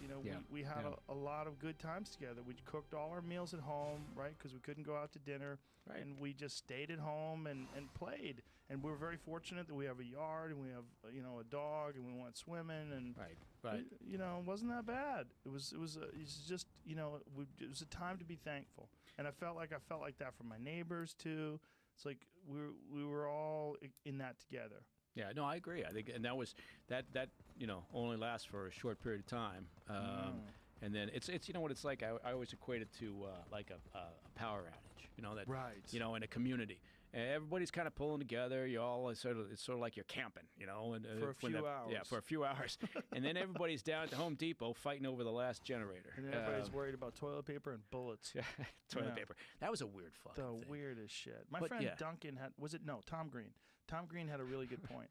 He's like, I think what happens is toilet paper takes up a large amount of space on the shelf. So when toilet paper starts going away, people see that empty space and they start panicking like, oh my God, I need toilet paper. Because if you have like 1,000 people trying to get toilet paper in a supermarket, you're not gonna. It doesn't work. No. I was stunned. I didn't see that coming. No, me neither. We tend to have a pretty good stocked pantry and the silo's full, but you have a silo? Nah, I just said that shit. Is it right next to your bunker? It is. In fact, it's got it's go out there and get some corn. Yeah. I couldn't believe it. We walked into the local Albertsons and shelves are bare, no toilet paper. Weird. I thought, what the fuck's up with people? Just buy what you need. And I never thought we'd have a run on paper goods, but and so it didn't take very long. But I agree with that initial period of time. We were worried about our elderly neighbors. Can we get them anything? Or you're worried about your friends? Can you help them out in some way? And it was. I feel the same way. We were very fortunate in that we could stay comfortably at home. And hang out with the boys. And then our three little dudes, man. After a couple of days, you're thinking, okay, I gotta get outside. I can't hang out of here anymore. But I had a lot of friends change their opinion on the Second Amendment. Yeah. Ooh, they were coming to me. Yeah. I had guys like beating around the bush. So what do you have to do to get a gun? Like, oh, okay. I have a real good friend, and his wife is like, you are never having a gun. We're never having a gun in this house. The moment the pandemic hit, you have to get a gun. We need a gun. Yeah. She was immediate. We need a gun. And he was laughing. He's like, she told me to go get a gun. Yeah. And we're on the phone howling. Go get one. She said, go get a gun. I'm like, that is so fucking funny. Go to Piggly Wiggly or wherever you get your guns. She's a good person. She doesn't. It's not that she's a bad person. It's just her idea was that guns are for bad people, and you have a gun in the house, you're more likely to shoot each other, and you don't need that in your life. And and I think a lot of those friends that I have who have wives like that, they look at me like I'm a caveman. Like, oh, this dickhead, he likes to shoot elk with a bow and arrow, and he's always shooting guns, and he says he's a liberal, but I don't even believe him. And I'm like, look, this is the same reason why I know how to fight. Self-defense is fucking important. Like, if some shit goes down, I mean, how many goddamn videos have you seen where two people are in a fight, neither one of them knows how to fight? Oh my God, it's a schoolyard slap fight. It's terrible. Yeah. It's terrible. I don't want to be that guy. No, and I work with my boys to tell them the same thing. I said, look, this is what we have. And so we spend a fair amount of time on it. And I'm not creating bullies. No. I'm creating guys that can defend themselves, their brothers, and their friends, right? Yeah. And if you see that and you need to take a stand, then you need to know what the hell you're going to do. Otherwise, you're going to get smashed in the face and you're not going to like it. My kids are allowed to hit me. Not my 23-year-old. She hits fucking hard. She can hit hard. She's really powerful. But my 10-year-old leg kicks me at least once a day. I taught her the spot to hit, and she fucking digs in with the shin. Yeah. Oh my God, she hurts me. A little 10-year-old girl. They're at their leverage at that height. Well, she knows how to do it too. She's been doing it since she was. I enrolled her in martial arts when she was 5 years old. Okay. So here she is at 10. She knows how to kick. So she'll put her dukes up. I'm like, go ahead, get in there. And she slam, She slams that shit in there. It is terrifying how hard a 10-year-old can kick you in your leg. Yeah. It fucking hurts, man. My problem is they lay in wait, right? You know, like Muggsy punched me in the junk one time, dropped me to my knees. I shit you not. He literally, I wasn't even expecting it. I turned around, he came around the corner, he caught me right in the junk. I was on my knees, gasping, as you do, right? It's happened a few times, and it never feels any different. And he sat there, or he didn't sat there, he stood there and he laughed maniacally, and then he wandered off. And I thought, good God, but it was a hell of a shot. It's not a good spot to get hit. No. When I was younger, I was convinced that I was sterile. I was like, there's no way I could be having kids. I've been kicked in the balls, I don't know, 100 times? Like, no bullshit, by grown men. I've been kicked in the balls 100 times. I'm like, there's no way my balls work. Those fucking battered things. Those poor nuggets. I should have known, though. I have muscles. Like, my testosterone works. I was like, my balls probably work, too. Yeah, But you know. I mean, you survived. Yeah. I just assumed they were just a fucking bomb shelter. But I've had people, say the same thing. It's like, well, what would you recommend, for home defense? guns. And, and it is, and it's been a remarkable increase in the past 3 to 4 months. Isn't it nutty, like 40% increase or something crazy like that? Yeah. I mean, and it makes sense. I mean, They realize. Yeah. I mean, why wouldn't you? I mean, you home defense, it's a pretty basic thing. But it is surprising. And I do have friends who, same way, who would like to purchase something for that purpose, but their spouses are like, no, absolutely not. Even still. Find a new spouse. Yeah. Because if your lives depend on it and it's saving your family's life, and you realize at that moment that you were wrong, so like you can get a gun safe, okay? It's not hard to keep everything safe. You just have to be diligent. You be intelligent. You do the right thing. You keep them locked up. It's not that hard, folks. It's really not, but it does come down to, again, the problem is always the people that buy have no education and then don't train. Exactly. Right? And those are the people that are dangerous, right? Exactly. And they're dangerous to themselves, they're dangerous to their kids. And it's hard to train. Yeah. I mean, it's hard to be... Depending on where you're at, yeah. The thing is, like, some places have basic firearm safety that you have to pass. I mean, I think I had to pass, like, I fell out of fucking, multiple choice. It's easy, right? But they... Sorry. It's crazy. Multiple choice? Yes. No bullshit. But what they don't do is you don't have to show physical proficiency. There's places that you have to go where if you want to bow hunt, okay? Yeah. You have to be able to hit, I think it's like a paper plate size target.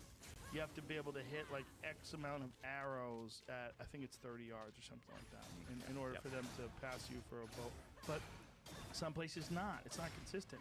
But with handguns and guns, you can just buy one. You just if you pass that test, no one. I mean, you have to know like on paper what you're not supposed to do. But in terms of like showing any sort of proficiency, or I mean, how many people have guns and they've never even shot them? They don't know which way is safe. No, which way. And that's the worst thing you can do. So if you're going to do that, then don't get one. I'm a big believer in that.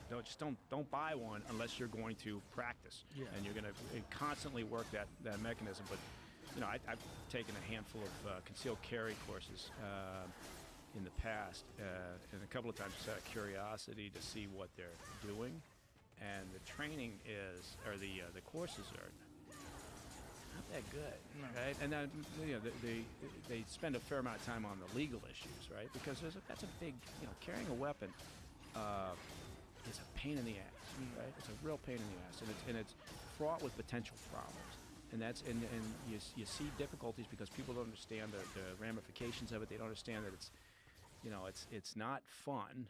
It's just I don't know how else to put it. It's a big responsibility. It's huge. But you're right. The typical training, depending on where you're at in certain places, it's very difficult to go out regularly and get to the range once a week, which is what you should be doing. Yeah, you really should. I mean, when I take a week off and I go to the range, I feel a little rusty. Like my first few shots, I feel a little rusty. Yeah, it's muscle memory, but it deteriorates. Unlike some things, right? Yes. It deteriorates quicker for a variety of reasons. But I can't emphasize it enough. So all those people that have rushed out in the past 4 months to buy weapons, you better be exercising that thing. Yeah, please find a place where you can go, please, and learn. Yeah. And mean, even if you don't shoot, and you make sure you understand how to tell if there's not a round in the chamber, understand dry firing, aim it even if you're just going to dry fire. Like, I have friends that are competitive shooters that if they don't shoot every day, they dry fire for 30 minutes every day. Yeah. You know, they practice. Yeah, and it's also, you know, understanding the mechanism, right? Understanding the machine, and so spend time, right? Take it apart, put it together, take it apart, put it together. Just keep doing that, cleaning it. All those things help you become more aware, and it also builds a sense of responsibility, right? It makes you understand the importance of handling it properly and storing it properly. So yeah, we sound like like a gun store. A public announcement, yeah, like a gun store. I want to talk to you about remote viewing. Men who stare at goats. Yeah. Are you gonna do an episode of that for your what's the television show again? Oh, thank you for asking. It's Black Files Declassified. I'm not sure if we've on the talked about it. Discovery Science Channel. Yeah, and we've just we've had an order for a second season. Oh, congratulations! Great. Yeah, thank you. So we'll be doing at least 8 new episodes here. Filming. Are you gonna do one on that? Yeah. On remote viewing. That's the plan. We're putting together the show map. You know, it falls in the category of, once again, kind of like what we talked about with MK Ultra. The idea being initially it was a defensive concern over what are our enemies doing, right? And so the concepts behind remote viewing, much like the concepts behind understanding behavioral conditioning or false memories, creating new memories. It started because we were concerned about what the enemy was up to, and the enemy being the Soviets in the old days and the Chinese. So, what do I think about it? I'm a cynic, I guess is the best way to put it. Yeah. I'm not necessarily buying the idea of remote viewing of sort of how you want to refer to it, mind control, but I understand why there was interest. I understand why there were programs designed to try to figure this out. Who's the granddaddy of that stuff? There's this one guy who's famous. What's his name?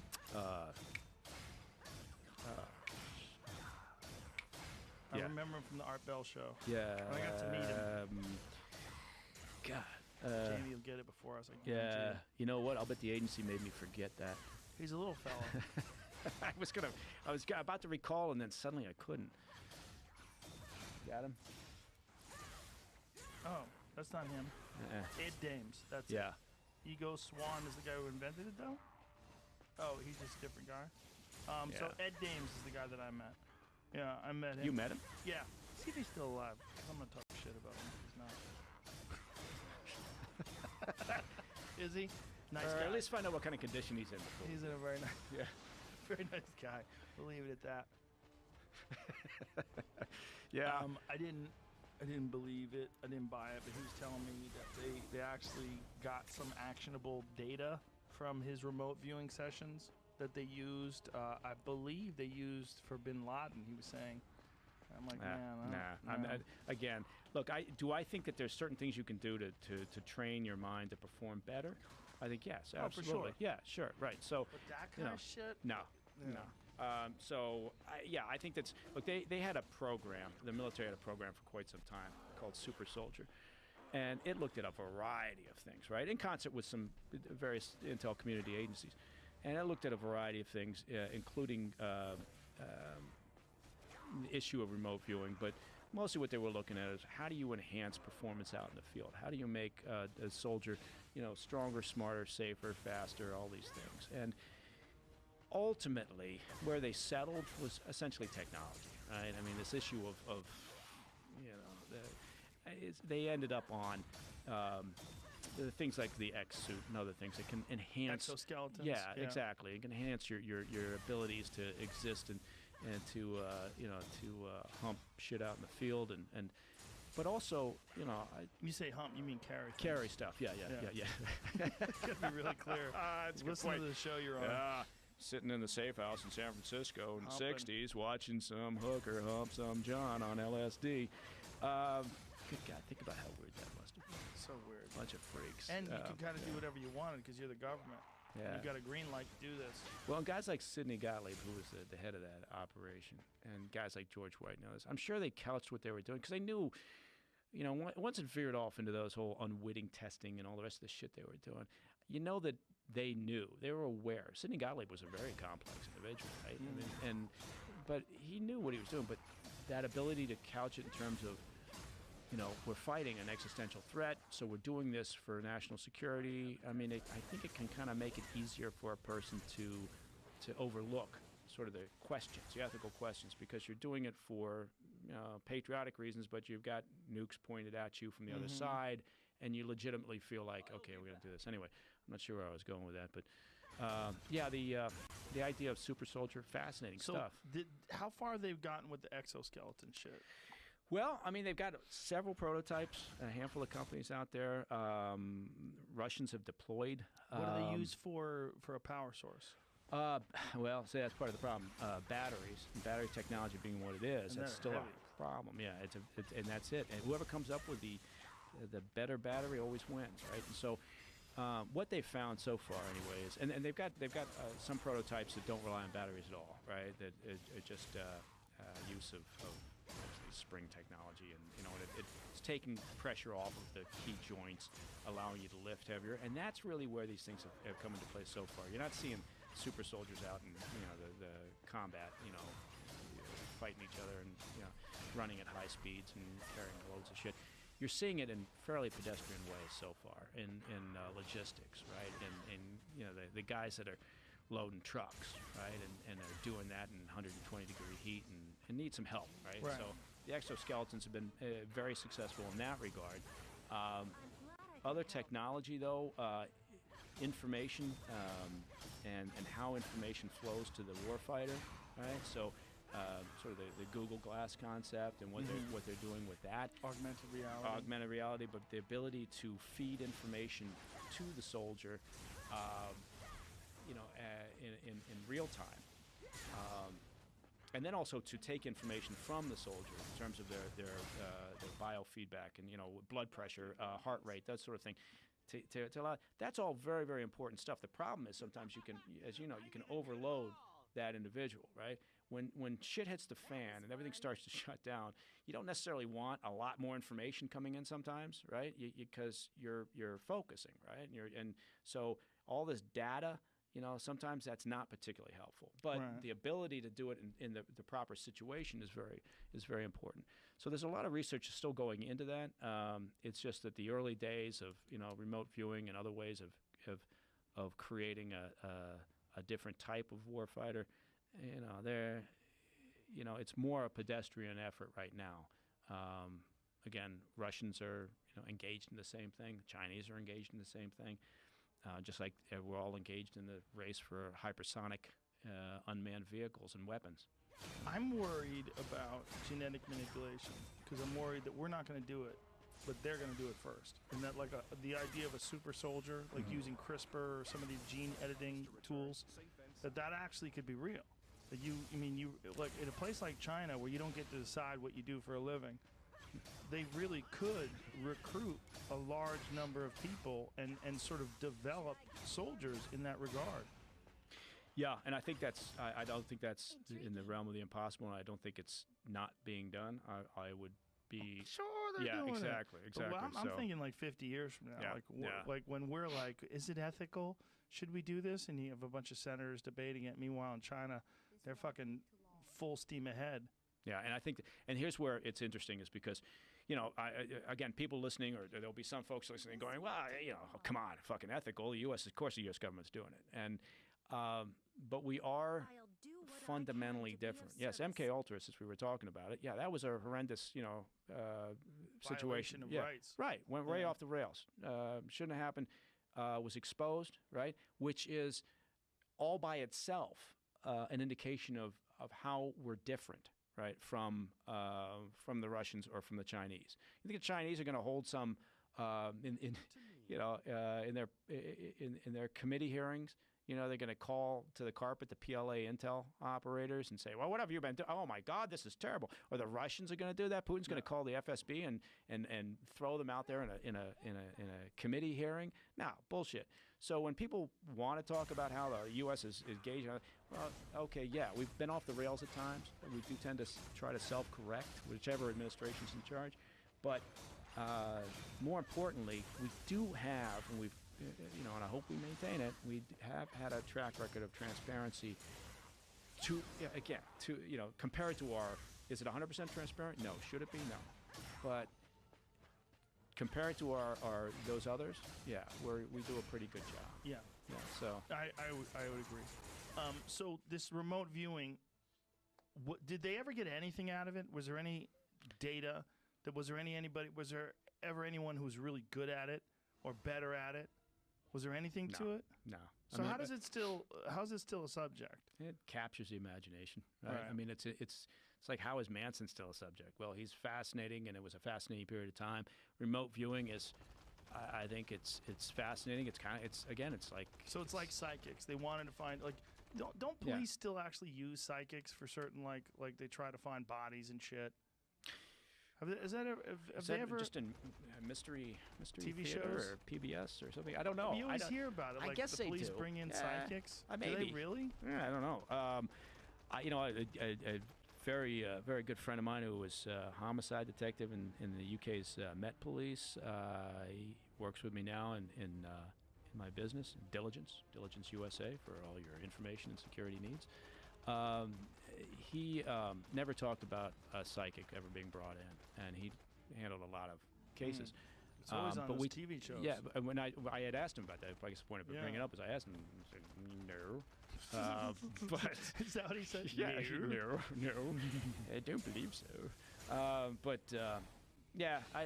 Nothing really. I mean, again, maybe there's a file sitting in the retired records office of the agency, and we're never going to see it. But as far as I've seen, there was never any record of success from it. But it is. I get why it's of interest and why people are fascinated by it. Yeah, that makes sense. Yeah. I mean, it's like everything else. It's like. I guess the government had to find out whether or not MK Ultra, like when they were doing that, like, let's see. There's only one way to find out. Like, Well, if you don't believe in it at all, but it turns out to be true, and there are a few people that have developed techniques. Like, look, hypnosis is real. Hypnosis is weird. Maybe there's something to this shit. Maybe if you just follow the right techniques and get yourself in the right mindset, you have access to information that's not available any other way. And hypnosis, again, was part of the MK Ultra sub-projects, right? And it's because there was concern that, the enemy had this research or that they were making headway. And so, again, a lot of things that develop initially, it's because it's a defensive response, because we learned something about what some hostile entity is doing. And then you have to move immediately to, okay, well, do we need this for offensive purposes? Because if they're doing it, do we need to have that capability? Right. So, and I'd always argue with certainly when you go into the realm of cyber warfare, you better have that capability, both sides. Well, that's where things like that Neuralink technology is very interesting, because if somehow or another you really can communicate with someone who's not there without using any words, which is what Elon said to me, he goes, you're going to be able to talk without using words. Well, if you can do that at a distance, like if you can literally guide someone, like if you got someone who's on a mission in Afghanistan, and you are watching on a satellite, and you can guide them without giving them any noise, without saying anything to them, and you can give them all the data, whether it's through augmented reality, like glasses or something like that, save a lot of lives and get a lot of jobs done. Oh no, and they're doing that. I mean, they're Aberdeen and other areas. I mean, they're working on some pretty amazing technology. Right? And so that ability to feed a lot of data, like if you're about to go through a door, right? You rock up on some target, and you need to know what the hell is going on, and you've got that ability to make that happen. That's tremendous, right? It makes for a safer, smarter, better soldier out there, and that's an important thing, right? Because that actually saves lives, like you said. So, so that is happening. It's the idea of communicating without It's the woo-woo shit. Yeah, that's the part that may be further down the road than Elon Musk thinks. Did you have an open mind when you went into this remote viewing discussion? Sort of. I mean, you had a little crack in the door. Yeah, I did. Yeah, I mean, I think you have to look. Nothing's 100%, right? It's like you were saying earlier, right? We always want to think we're absolutely right, and I don't ever assume I'm absolutely right on something unless it's 2 + 2, right? I mean, okay, that's pretty proven, but so I think you have to go into anything, and any time you're going to do an investigation, you have to leave the door open a little bit for the unknowns, but you do have to build what you're doing on something sound. So you don't want to base your decision making on just a theory or an allegation or a belief, right? You got it. So every investigation needs to be built on something solid. Otherwise, it's just falling apart. And so that's kind of where we, did I mention Black Files Declassified? That's where we're doing coming out? That's second season. Did I When say is that? it? Oh, I mean, in the pandemic world, we probably won't be able to film until later this year. Yeah, how do you film it? Yeah. Can you just wear masks? I'm gonna just I'll wear a mask. Yeah. Or just stand 10 Every feet apart episode from I'll wear each a other. different mask, like a full overhead mask. That's a good move. Yeah, it'll be fun. We'll figure it out.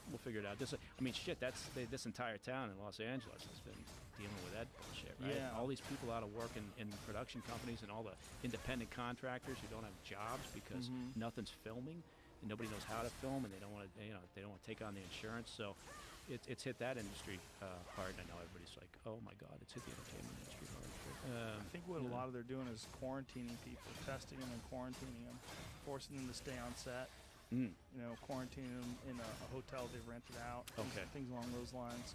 I know Tyler Perry has been real successful at doing that. But he's smart. Yeah. He's got his own studios. He's got his own setup, and he just has everybody locked down at the place where they're filming.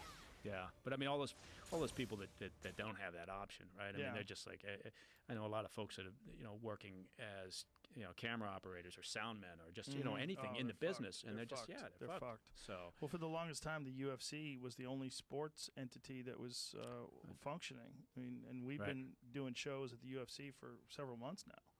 Yeah. Now, which is a good, and it lends itself to certain activity, like the NBA. Now they can operate in this bubble, right? Yep. But baseball, I don't think football is going to happen. But I mean, it's interesting.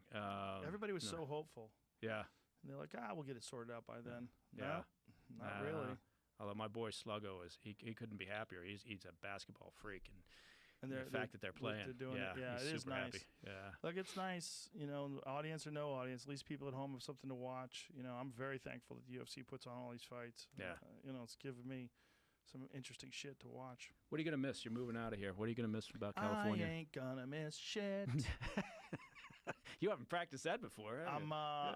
No, dude, I'm an impromptu kind of a guy. I'm gonna miss the Comedy Store, and I'm gonna miss my friends. Yeah. It's a lot of restaurants and a lot of people I know out here that are good people.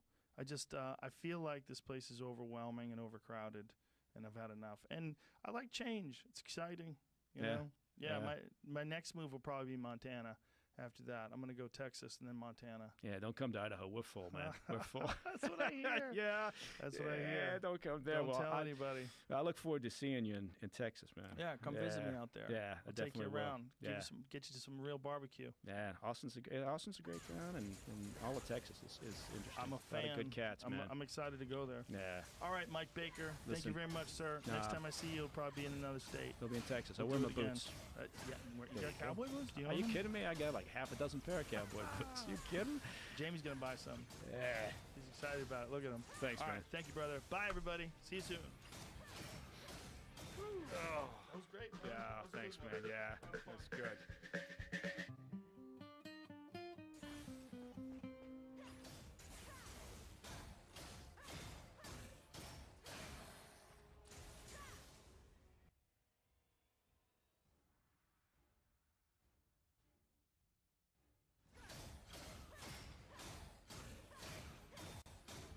Hello, Alan. Hello, Joe. Good to see you. First of all, thank you for this piece of pyrite that's embedded into stone, and we just started talking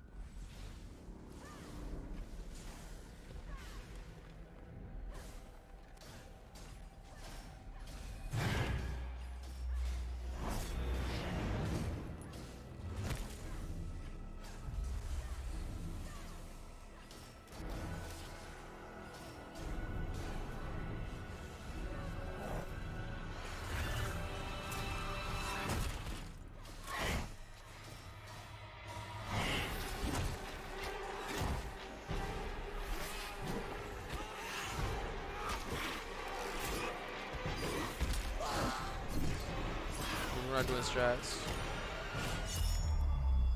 Just gonna fucking. Not a guild that you want to hide your strats from. It might actually help them. Like, to be honest, when you're that level, it looks scripted. Oh yeah. Yeah. Damn. We're not really PvPers. We're more like the RPers. We like to walk up and let you beat us in the face kind of thing. What do you mean? And That's we call first of that all, I'm an fun. RPer, you piece of poop. Would you say you're an ERPer? I'm an RPer, dog. I just happen to PvP as part of my RP. I like to wear the gown, and I like to tell people what I like to do while I wear the gown. I'm advanced RPer. Wow. He's like, he's saying that he's one of those RPers that likes to do that Exotica RP.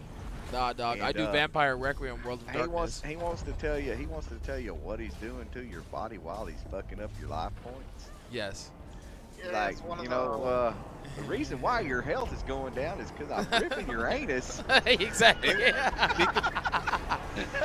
Feel the dark presence of our Lord. Part of my RP. Because it's part of my fetish. Well, you know, your insides are leaking out your asshole because. Well, you see, when lightning strikes at the particular angle, it fries your butthole closed, and then your sphincter, Oh, Boozler showed up. This is what I'm saying, and this is just one. I'm saying we're this hyped, and it's just one Boozler has showed up, and he's a known Boozler, and he's a known associate of Boozlers. Listen. Fucking 6-time fucking Rookie of the Year. 6-time Rookie of the Year. You already know. You could ask her about me. Holla, it's your boy Brett. You know. Did you get the codes though? Playoffs. Joker doesn't know. Joker didn't get the launch codes. All right, Joker. I got a video for you, and you understand code. All right. Because yeah, Boozler is the internal media representative for hype. He has names like Blunts and Demolisher, and doesn't get banned. Yet reports people, and they do. The worst kind of trolls, intelligent trolls. Hey, you're the type of guy that probably has an all-foil fucking modern deck. I do have an all-foil modern deck. Fucking worst kind of person. Like you wear sunglasses to protect yourself from the shine of your own deck. Yeah, I used to do that, but then I realized you can see my hand through the sunglasses. You know I got you with that a couple times too, though.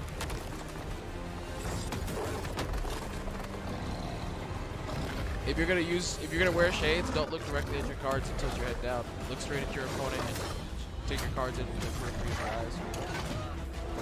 We were coming up with a way to classify ER PvP.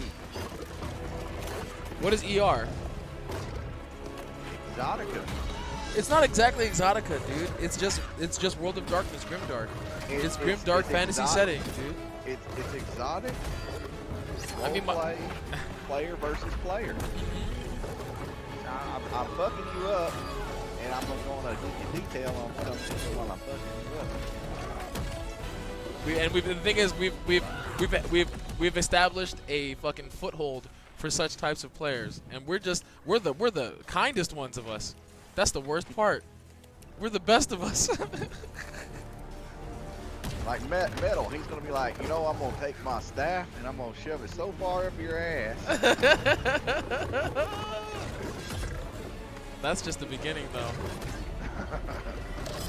Because you're gonna stand there, you're gonna hold Sparks it. are gonna come out your eyeballs. Look. If I could make custom animations and pull some Robert Space Industries shit like Darkness on this bitch, you know what I would fucking do? I would be like, can I get a custom animation where she throws the staff through their throat and plants them to the ground, and then the lightning strikes them, and they fucking get electrocuted fucking straight up when they get stunned?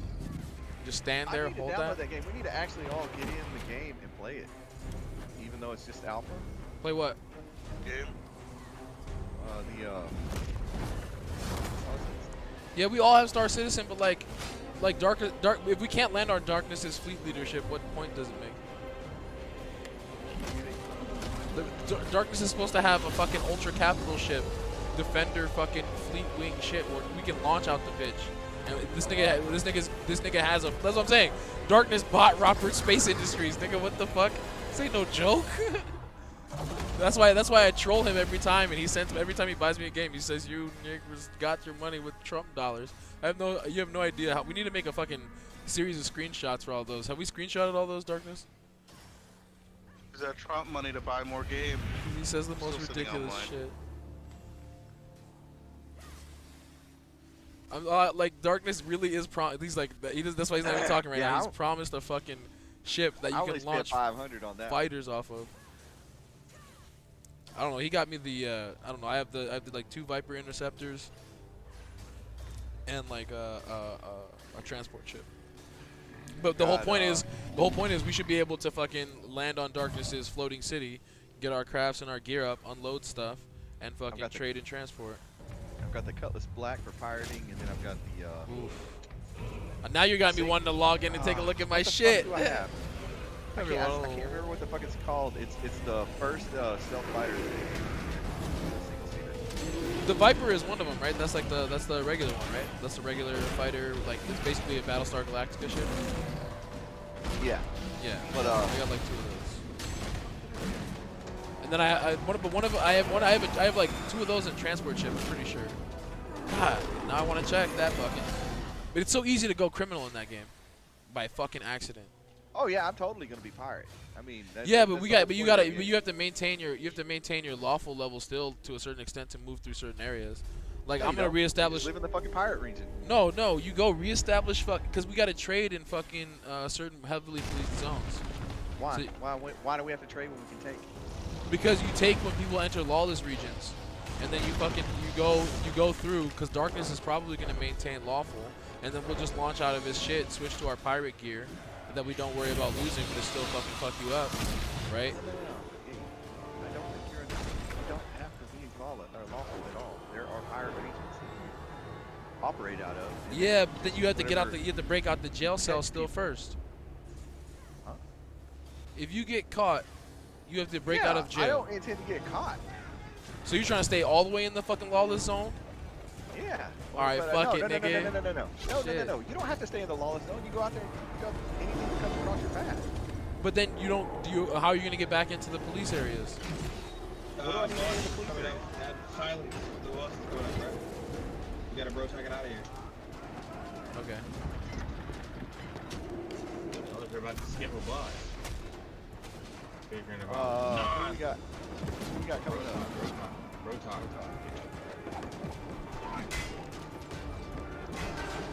My demon for that. Are they still here? They're still here. Mark asses, dude. They can't even leave the fucking dimensional boundary. We can teleport to them and they know that. Oh god, and we move like fucking. You say we move like Protoss, hit like Marines? Oh god, hit like Terran Space Marines? Oh Jesus, that's horrible. Who let us out here? Who let us do this?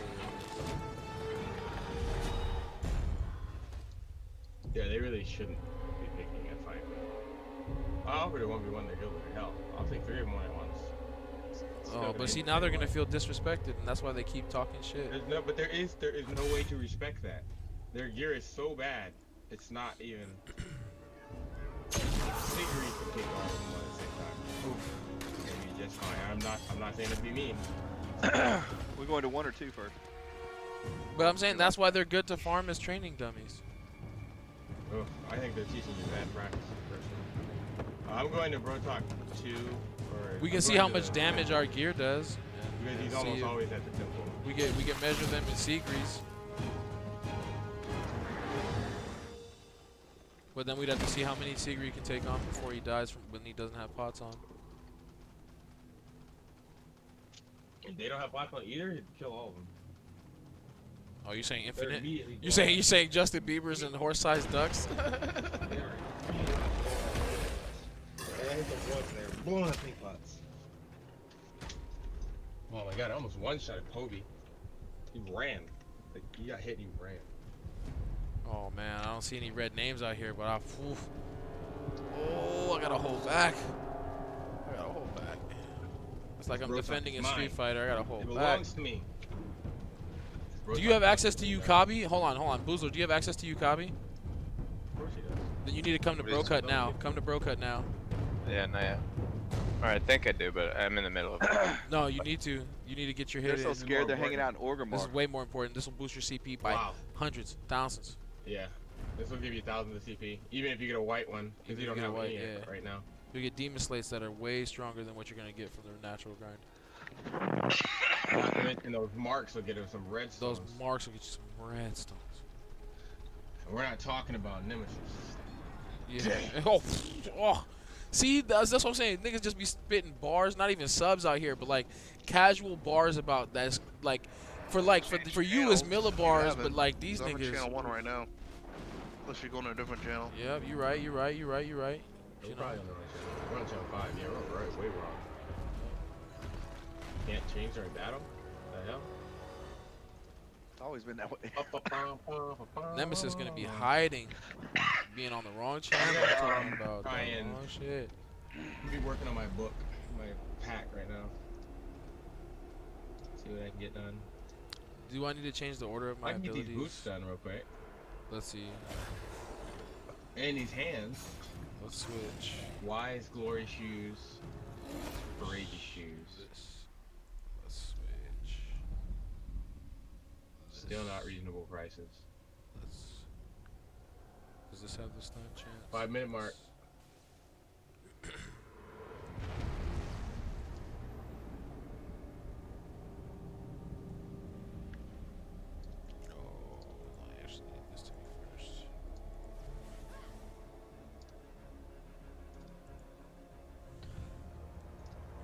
We headed to the low-key faded temple.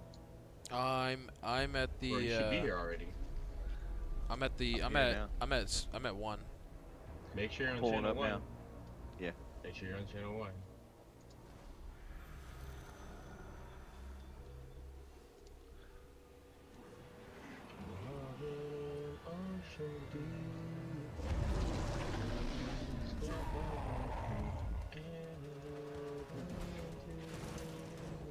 The crazy thing I just thought about right now with Unreal Engine 4, these Elder Scrolls Online fucking videos, you could just be playing them.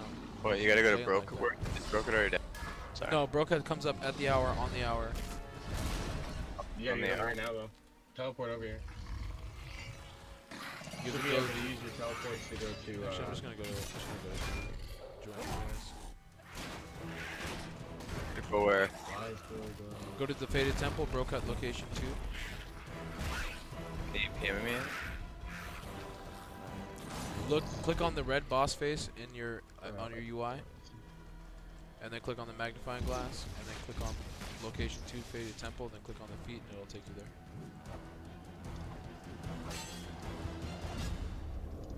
Oh. Wait, where? Sick. This is Yukabi Desert. Yeah.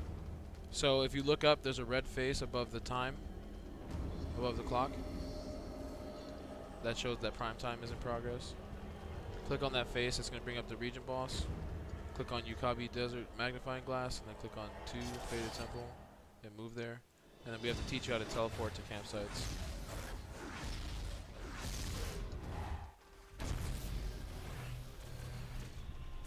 And then it's False Dinkus and False Muskal.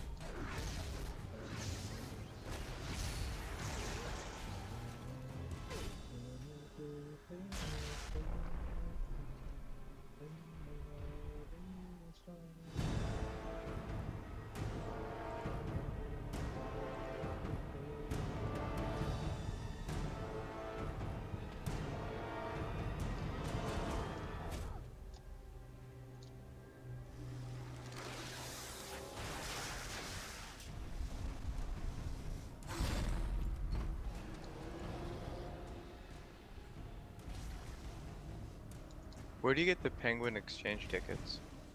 The penguin exchange tokens are the orbs, but don't use them.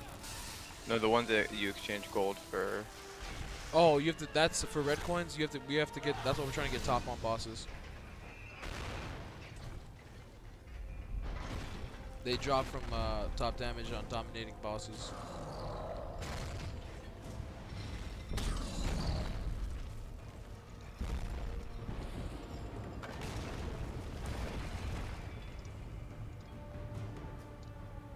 Damn, they could make one super game. You can make one super game Elder Scrolls, and then Nexon would just buy a portion of Blizzard because Tencent can't have any of it.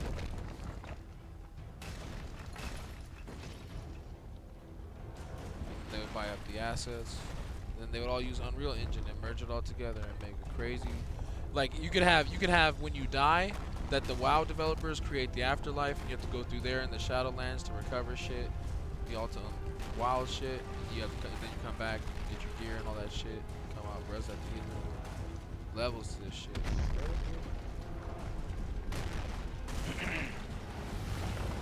And then for those space nerds that want a PvP in space, you know, you can Robert Space Industries do something. Dude, if Robert Space Industries reworked their game in Unreal Engine 4, we could be playing it right now. They shouldn't do that though. If anything, they should do Unreal Engine 5. Oof. But that game is so massively gigabytes. So many large Unreal gigabytes. Engine 5 is smaller than Unreal Engine 4. True. I'm just saying, so many large gigabytes. Whatever gets it to me sooner or better.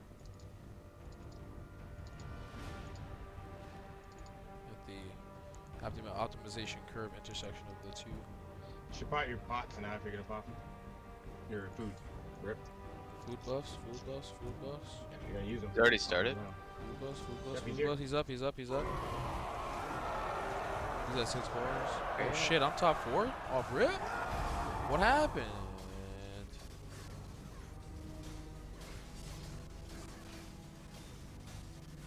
High level strategies here. Implementation of high level strategies.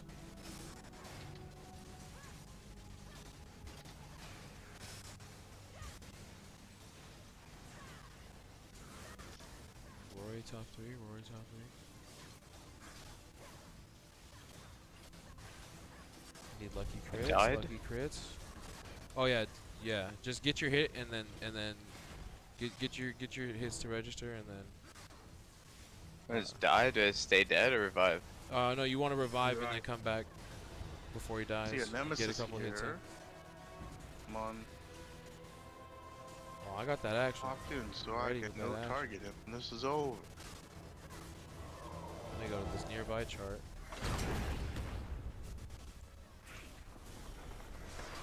The codes? I got the codes. Codes. See the code.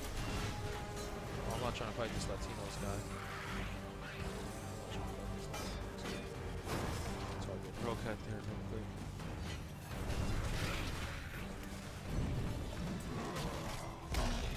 Everybody's stunned. Blue flames double and short and a dash coming. Watch out, it's 360. Then he's got the dash cut. Top 8 right now. Num place. Rory going for top spot, top shotter, top of chopper chotter style. How do they do it? What is it that they do? Please you wouldn't. God damn, my RNG on these fucking knockdowns has been horrible this fight. Mine's been medium. I was top 10. Oh, Joker top 10. Every fucking time I'm getting knocked down now. Crits, crits, crits. There hasn't been a single fucking knockdown that I've missed. That he missed me on. Players is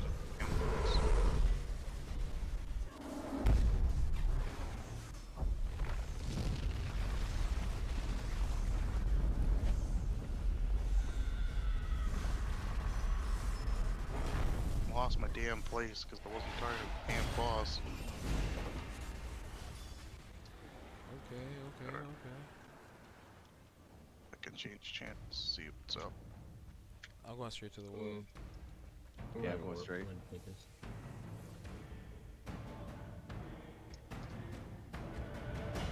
1, 2.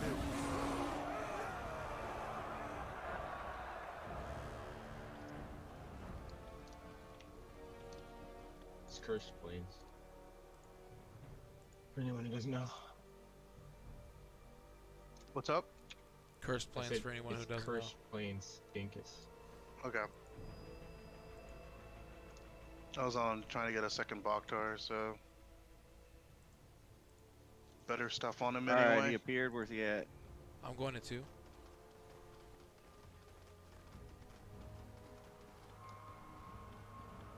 Oh, Form I didn't up get like anything. Voltron.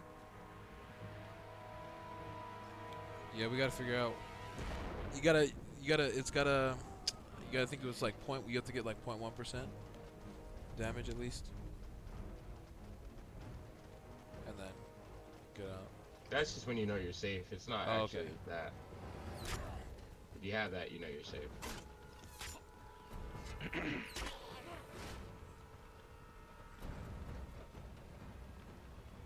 Yeah, we don't know exactly where the line is.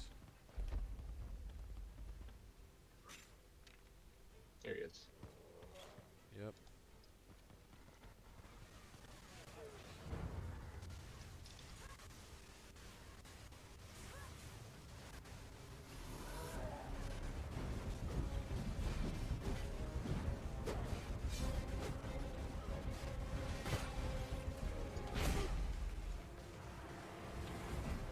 Oh, about there.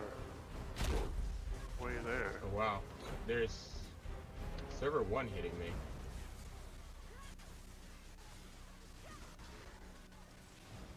Oh, server 1 on me too.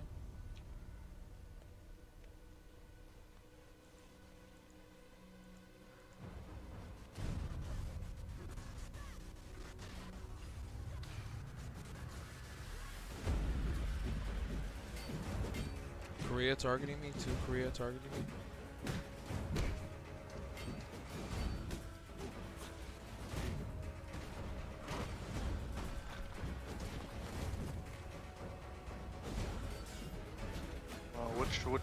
Where's Dingus at? You got 2. I might break off and start killing some of these guys, to be honest. Got 0.5%, so I'm not gonna change what loot I get. Just cutting his ass around, huh?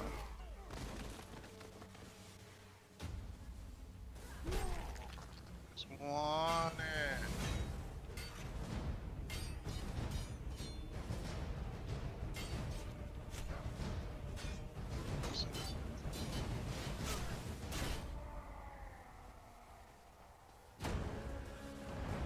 They're stalling for time for some reason.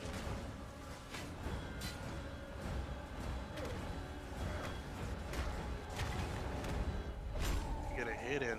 Pretty annoying. I legit just can't get a hit in.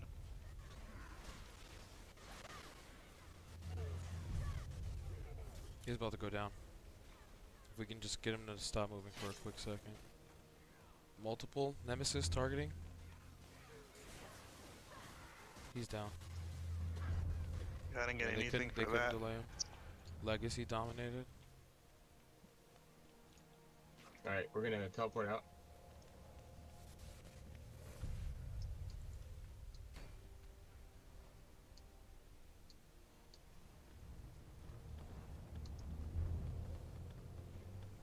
What's next on the You agenda know what of it is. bullshit? Risk off. Frenzy to risk off.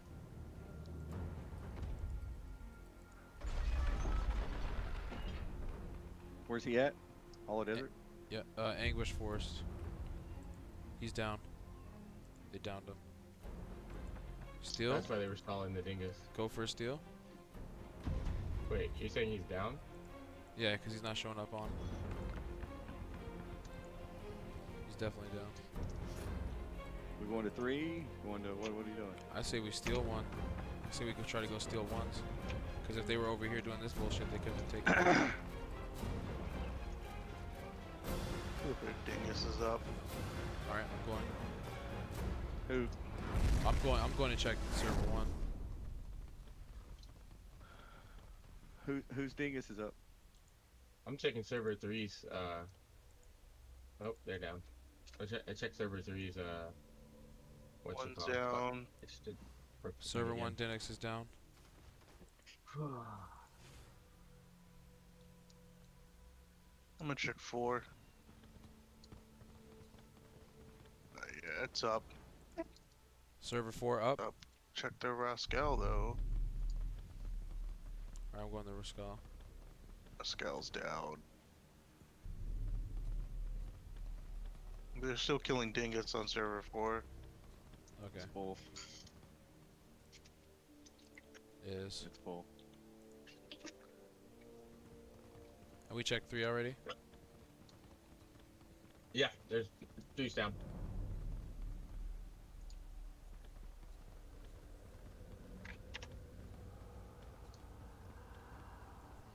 I had to reset my game.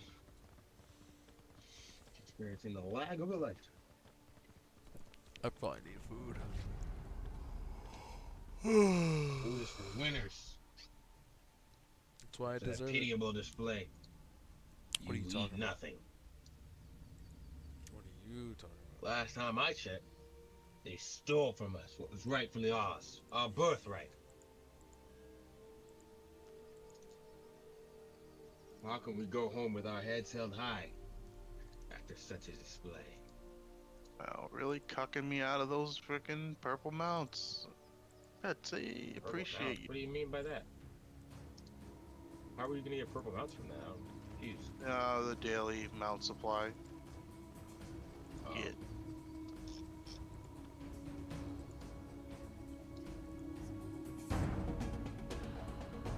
Do you get banned if you buy red gems from these sites? Yes. Most likely, yeah.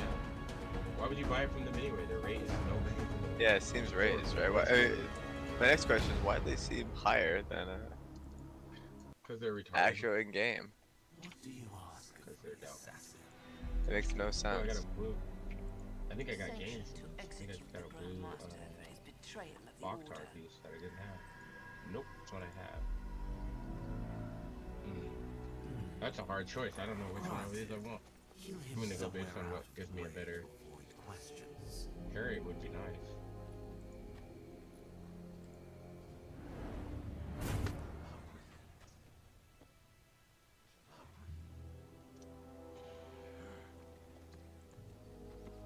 I already have it in my book.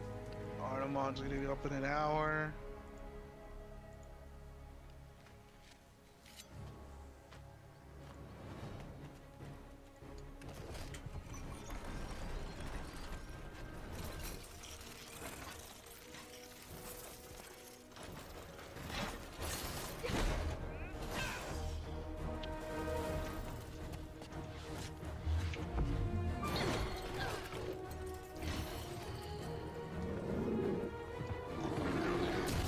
What the hell is this shit?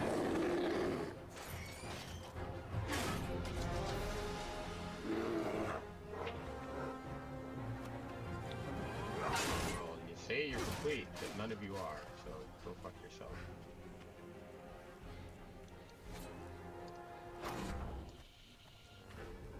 I'll be back. I see what that's the cheapest one is.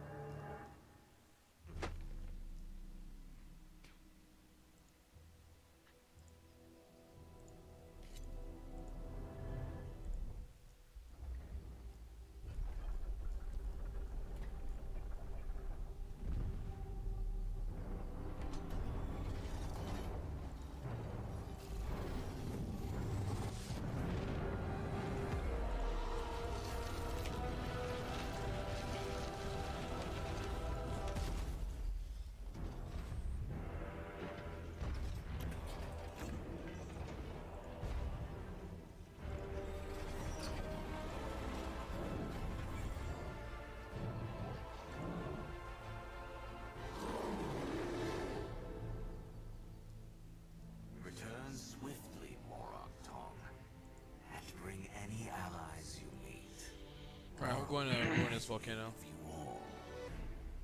You want to continue ruining this volcano? Yeah. Alright. You carry I'll an be there, aura man. I gotta- of confusion and despair. Finish this loop dealing with this. Tell this one. What did you see? I saw a familiar place, covered in strange shadows. Shadows that are in plain view, yet hidden, waiting to pounce on fear. Son of a bitch. Never saw that coming.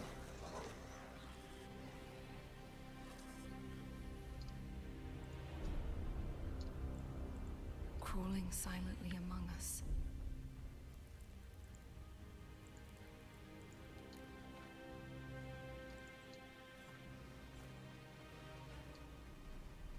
Releasing poisons of deceit and hatred.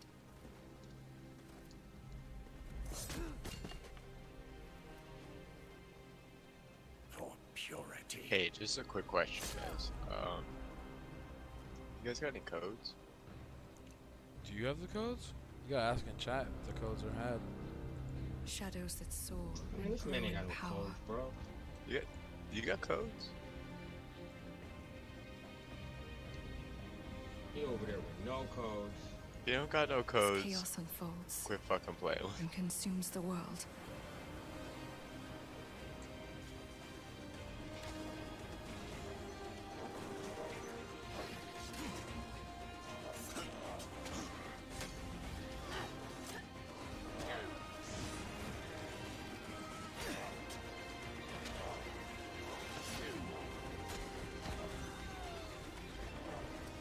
No codes and never will.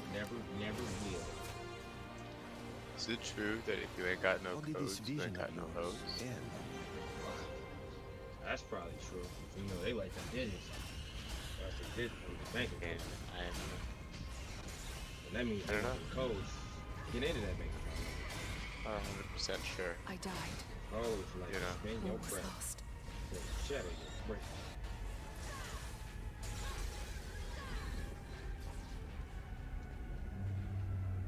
Don't forget to arrange your abilities properly, gentlemen. What you mean by that, bruh? You can ignore the switch button if you want to. Switch button? What's that one? You don't see the switch button that switches all the things that are arranged? Oh no, actually I done that years ago, bro. Just saying. I was born with that though. Even while configuring and reconfiguring, don't forget when you reconfigure, it might change how you want them to be ordered. And then they cast different though. And then they cast different. You be out here like, bruh, why are you casting that? I know you ain't know I told you not to cast that. Why does it automatically cast in different orders, even though you try to No, no, you do want to set them like that, but you have to understand the timing of each of the abilities and when they're going to do it, because they're calculating things you're not calculating as a human. Because they'll even calculate, to max distance lightning rain on third chain combo to kill shit outside of its ability to maintain aggro. Like that just right there. I did fucking 70, 85% of that creature's life outside of its ability to aggro back to me.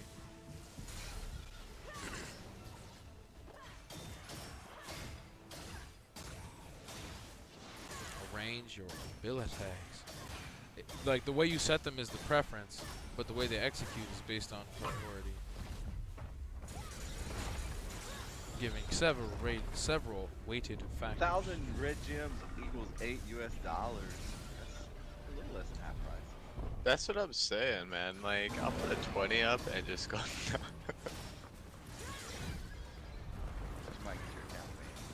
Listen, if you want to make a dummy account, They're gonna just buy. siphon all the gems They're there. gonna buy something that you post in the shop. Is what Yeah, they you have just to make do. a secondary It's account. You hella buy it on that unreliable. account, then you buy the shop, right?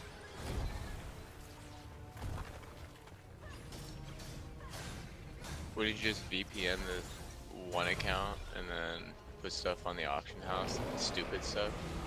All those steps just to save $4 is not worth it. You've spent more than $4 worth of your time. Yes. Yeah, but if you did it in one sitting, like.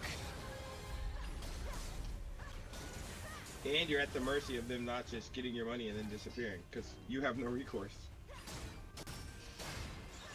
What are you gonna do? It's hella unreliable. What are you gonna do? So next night you're gonna be in the same predicament that prostitutes find themselves. No, all just the tell time. my fucking prostitutes, credit pimps, card and drug company. dealers. What do you mean? I don't care about They're next not gonna one. help you. They probably wouldn't help What you they're either. all They're just together. like, eh.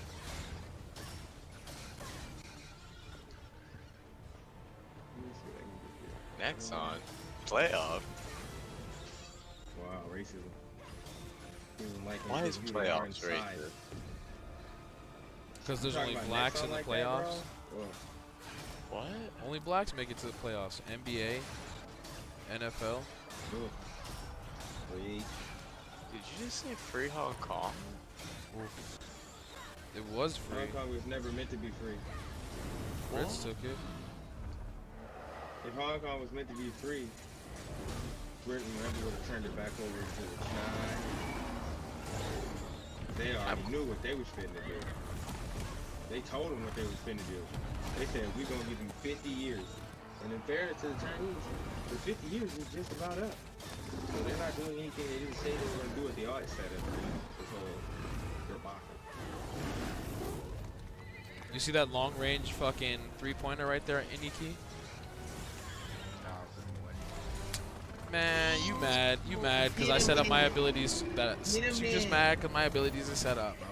You tell him any key, you tell him what's really good enough and say, nah, I wouldn't pay attention. Did you really maximize your ability to maintain attack speed and crit spikes at the same time?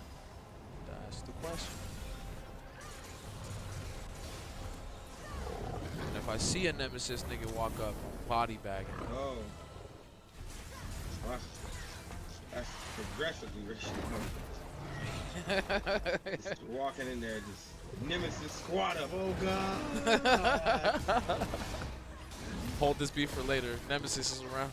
Hey, Metal, a nemesis guy coming your way. About the body bag. Hold on, there's something in his hand. Looks like I'm an tired olive of killing branch pigs. with a I'll flag kill on it. something fucking fun.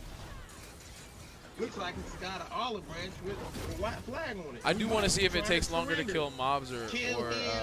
nemesis members.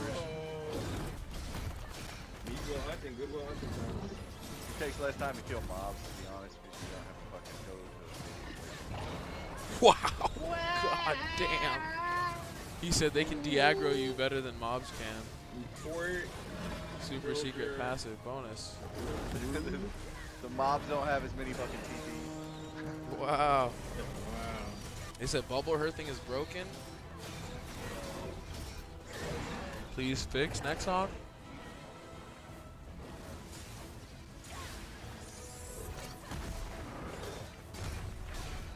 People are calling for war against server 1 tonight.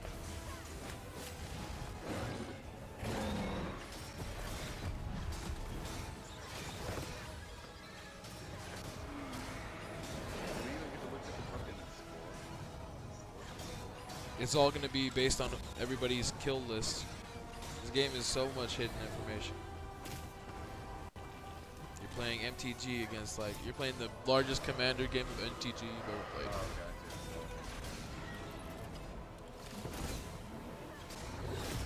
People have their own beefs. Guilds got their beefs. Nemesis So it's can't all leave about the the city. receipts. Not even because they can't leave the city. We're actually so busy farming they could be anywhere. But like, we know But where they don't know that. The fucked up part is we actually have people who tell us when they leave the city. Anywhere in the world right now. Because their actions are very cowardly. It's like if you're gonna get smoked, just get smoked and move on. Yeah. So it's like you're gonna get smoked and then talk smack and then get smoked again and then talk more smack. It's kind of weird, man. Boozler, people Weird partied up with us to go hunt Nemesis members and volunteered to report on their location. Fucked up. Weird, man. Do I just buy marking back? Do I just No, that's a waste of actual cash fundage. I mean, you can just get them. I need stones. Like, what's the best way to get stones besides grinding? Region conquest and we addicted nightmares. to that rock already? He's I need to Well, stop. right now I'm doing. He need to stop. Got him. It's like the Hearthcraft essence, the magical essence. Got him. I need to craft more power. I need to craft I'm more not strong power. enough right now to do any more in the story quest. But see, the problem is it combines all the forms of crack. It's got Poe crack. It's got FTP crack. I'm right now stuck in a position where I need to upgrade something. I don't know where to get the resources for it. What do you need to upgrade? Oh, I don't know. Is it a soul stone? Something. So I'm if you want to, missing something. you can look up all the drops for every creature in this game. Literally, actually, it's kind of funny. You actually look Even at everything. Nemesis dropped panties. Oh God, Wow. damn Jesus bars! Christ. Got white dudes dropping bars. Sitting there, oh no. He said bombs over But Baghdad. surely they request you pull out before you finish. Oh, They don't God. even bring their own fucking lube. That's what's sad. You just gotta spit on that motherfucker. Wow. Jesus. He said. What's up, Konsky, bro? Oh. Poor Nemesis, I killed a bro. Nemesis They come back member good, earlier in. Oh wow, Sigri's out hunting. No, he's loose. He's loose. Oh no, Sigri's loose. He said he killed the member in Lunatra. Oh man, I'm sorry, Nemesis. Y'all are fucked. Y'all, I guess they won't be able to get around Lunatra because that's just where Sigri's farming, and he's been doing that to people that weren't Nemesis. He's looking for you now. Oh. Oh God. I pray for these Nemesis members that happen to be near Sigri's map. He's got condensed TP. This motherfucking chop suey. We have to stop infighting if you want to have a chance at server 1. What? That is What? true, though. He's not wrong, but at the same time, there can be no peace without, reparations. There can be no peace when there is only war. Right. There can be no peace when there is only Like, war. wars have to reach a resolution. They can't just go away into the ether. Right. No, wars just have to, you declare it and it just stays. You just declare war. This dude's talking like it's not respectful. Just fucking do it. Pull the trigger and declare war. No, I don't. But what about this person that But what about waved at me? Look. Look. What about my cheese? You have to think about the way that we can affect the economy of this game if it were to be that. Because not only we could make money on the war side and to the restructuring. We all have Hot craft garbage growing is career that we. locked in? Oh wow, hot garbage! Tell him to get in fucking dojo, please. The only thing tell him. the only I'm thing on concerned sleep with mode. is my tendency, because I'm lazy and I don't want to have to farm it out. Even though I'm farming. You communicate that. You're the vice captain. That won't matter if you're killing people from another server. Oh yeah. But no, I'm talking about my own server though. I mean, seriously, if somebody creeps up into my shit and I'm fucking farming, I'm gonna fucking attack them. You guys are so fucked up. You could at least ask him for a good trade value first. Like, tell him to put something up on the marketplace for 5 redstones, and then he can, when he comes back, after it's posted and I bought it, tell him he can come back and he can not be killed when I farm. Easy steezy. But bullets are cheap. Wow, you said the farm will drop those red coins anyway? Kill him? Oh. That's not true. Wow. The farm will drop nothing. You get nothing. I gotta ban this bot. I don't know, man. I got about 50 bucks worth of red coins waiting to be sold. You could low-key, you know what? You could low-key minus 50k DKCP here. Because you could just Did I kill, say 50? you could I'm kill your sorry, own I meant guild member 100. and have until they drop something expensive and you're like, that's minus Yeah, 50 there's almost CP. there's almost a Benny in my auction. You sure about that? Let me see. Let me hold. Man, you don't even deserve that, Benny. You should let me. Let me hold those red My, coins. I can put it to better use, Mr. AFK himself. Oh, Mr. My axe AFK is, himself.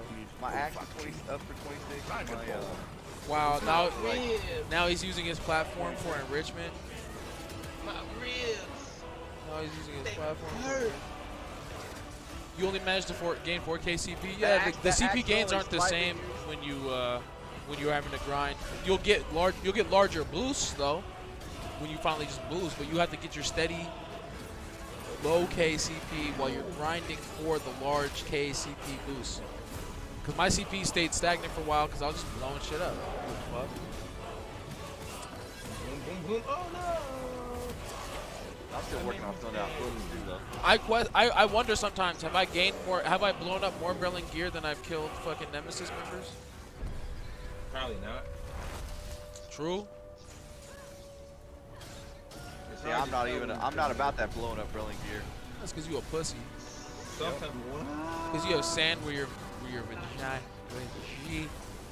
Because if I get the +9, nigga, squat up, nigga, one tap, +9 on the hood. What you know about that? You haven't even got the same feats. You ain't got the same feats for turning shit to dust that I have. Get out of here. You don't got stones to get feats out here. Jesus keeps yanking your chain. Nope. Jesus said, your faith has led you to free CP and feats. Thank you very much. But you don't got the stones to earn CP on that Brilliant gear. It's okay. Damn, bro. Once again, you're at the beach with sand in your vagina.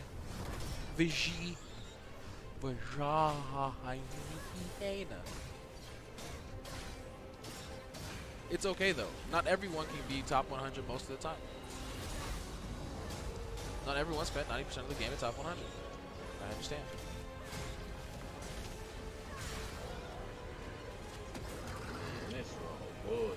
But it's not really that great because I'm only top 100 by level. You know what I mean? When do I start doing this? Are we grinding in? We're grinding in Ruinous, or what are we doing? Yeah, we're grinding Ruinous, but we're finishing Region Conquest as well. Okay. Well, let me hit me with that invite. I'm going to Basin of Ruin. Oh, you dropped? Yeah, I reset. Okay. LD. Okay. Lag. LD's got the of issues of lag. Oh, the lag issues. Can we find not a new guild? Well, the thing is, our war with Nemesis has brought us more allies than it's brought any sort of negative. It's been one of our best PR campaigns. Invite or no invite? What's going on? That's all LD. Just waiting on LD, man. He's got the con.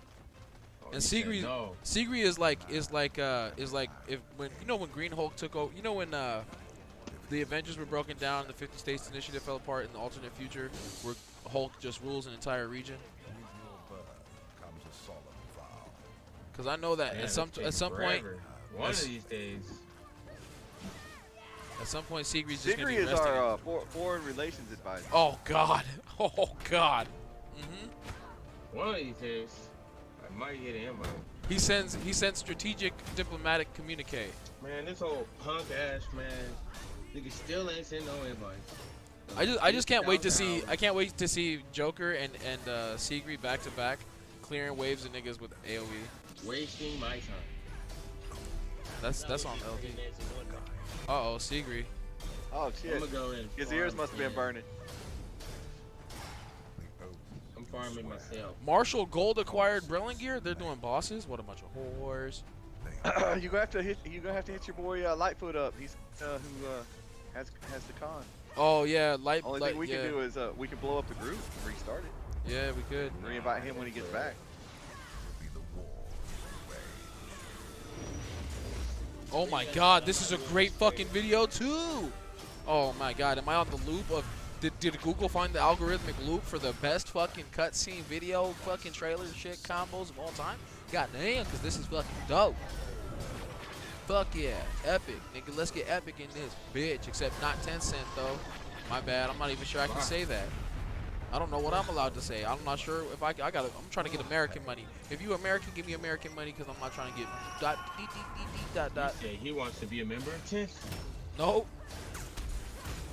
You heard him. We talked about Epic Games. Wow. Also, I can't buy any Epic games on the Epic Store. Steam's American. Gabe Newell. For now. Uh-oh. Wow. But CSGO, though. Loot boxes, loot crates. Making moves. Oh, my God. What about 3 cents? Running up on you like, yeah. What if there was an American company called 2 nickels?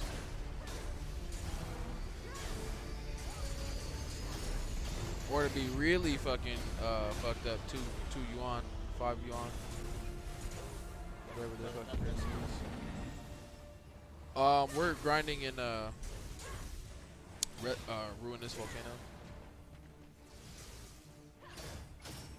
You have access to Ruinous? Alright, yeah. PT. Well, Light Dark. We have to wait for Light Dark to get back before we can hand out invites to the party. That is for Ruinous Ancient Rubble. Yeah, you know how to teleport between camps, right? I don't have those teleports. No, the teleport. Click on one of the campsites, and then click the fucking the house next to the X at the top right. You'll Which teleport. one should I click on? We're by Stone Barrier campsite, but you'll learn how to get around. This Light Dark's secret method that he doesn't tell anybody. He said, "Well, you guys just can't move around the map like that." Oh.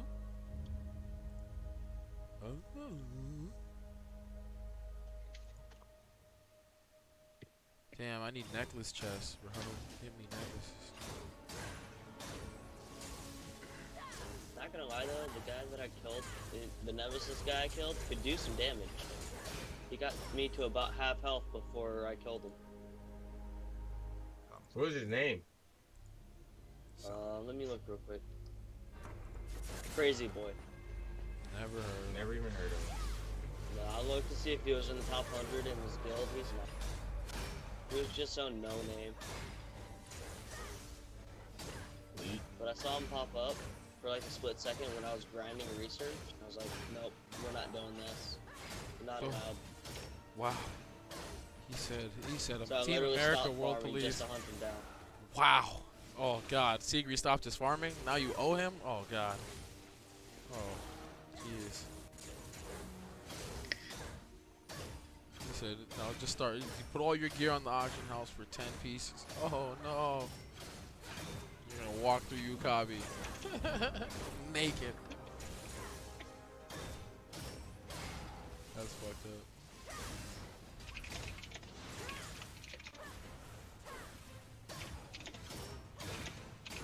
Took a while to kill him because he kept moving.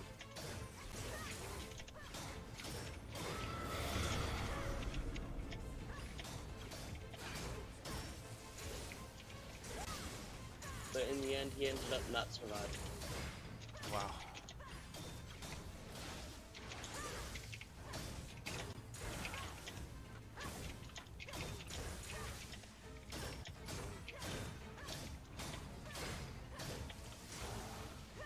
Dude, my build is too efficient. How do I get this many focus points though? That's the real question. They're always up. My focus points are always up. My chain combos are always up. Cabin, stone, barrier campsite, or whatever it is. Yeah, Stone Barrier campsite. We're doing the Basin of Ruin region conquest. Just auto path to the rare for the region.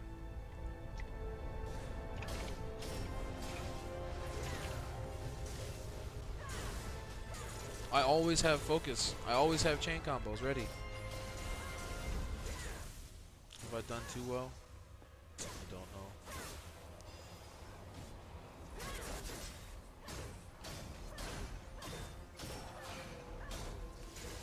Always comes back up.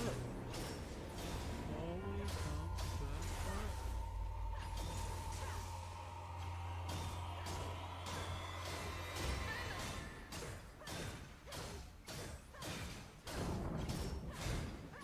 I'm auto pathing to the rare mob. Wow. I see the code for Enchantress. Now I just need the skill books. I'm gonna be in these nightmares. Ooh.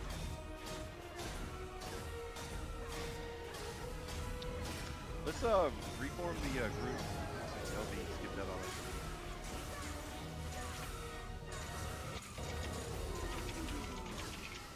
Alright. Oh, LD, yeah. Alright, whoever's gonna be party leader, whoever's gonna be in the party F up. Yep. Rory, your invite. I'll pass. I'm partnering with someone else.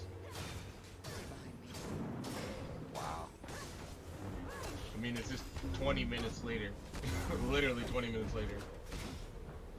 Well, I fucking suggested that earlier, and you said no. Don't worry about it. Hey, it's not up to me. You know, I wasn't even in the same zone. It was more efficient for me to not just sit there like a fucking cuck with my cock in my hands and get some fucking whatever. CS. I'm trying to get EXP. Yeah, no, you're only worried about your shit.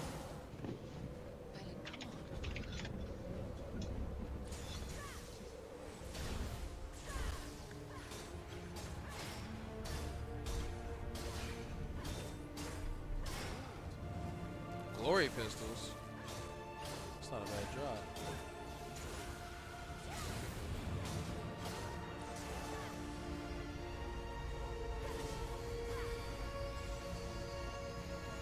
What region conquest do you have, Joker? I don't have any in here. I've already done them with my offline dudes. My companions have already cleared most of all this.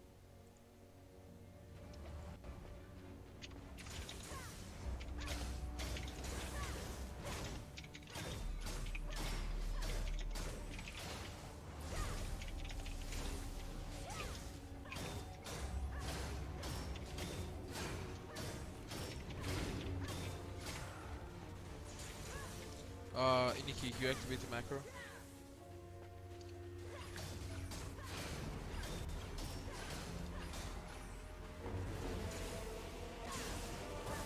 And Sigrid, you know how to do the target of the leader, I right? just have auto on and hold R, right? Yeah. Oh, you have to retap R actually. Recap? I've got a skill up. Gotta fix the skill.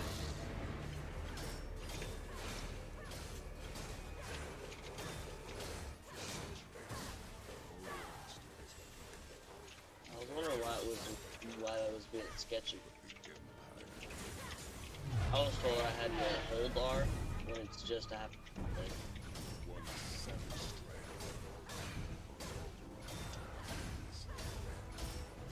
I woke up a bit later than I wanted to, though. Well, you should be able to get in on Artemon. Yeah, was hoping to get another region boss though at 11. Well, you've been able to get in. You know, you're getting in more than you were before. Yeah.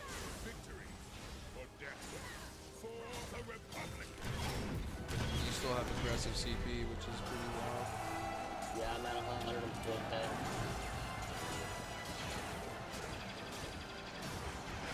Hoping to get another 4, maybe 5 per day.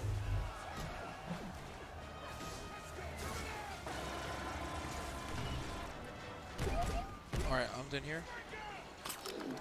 Are you done here, Sigrid? Still got another 50 left.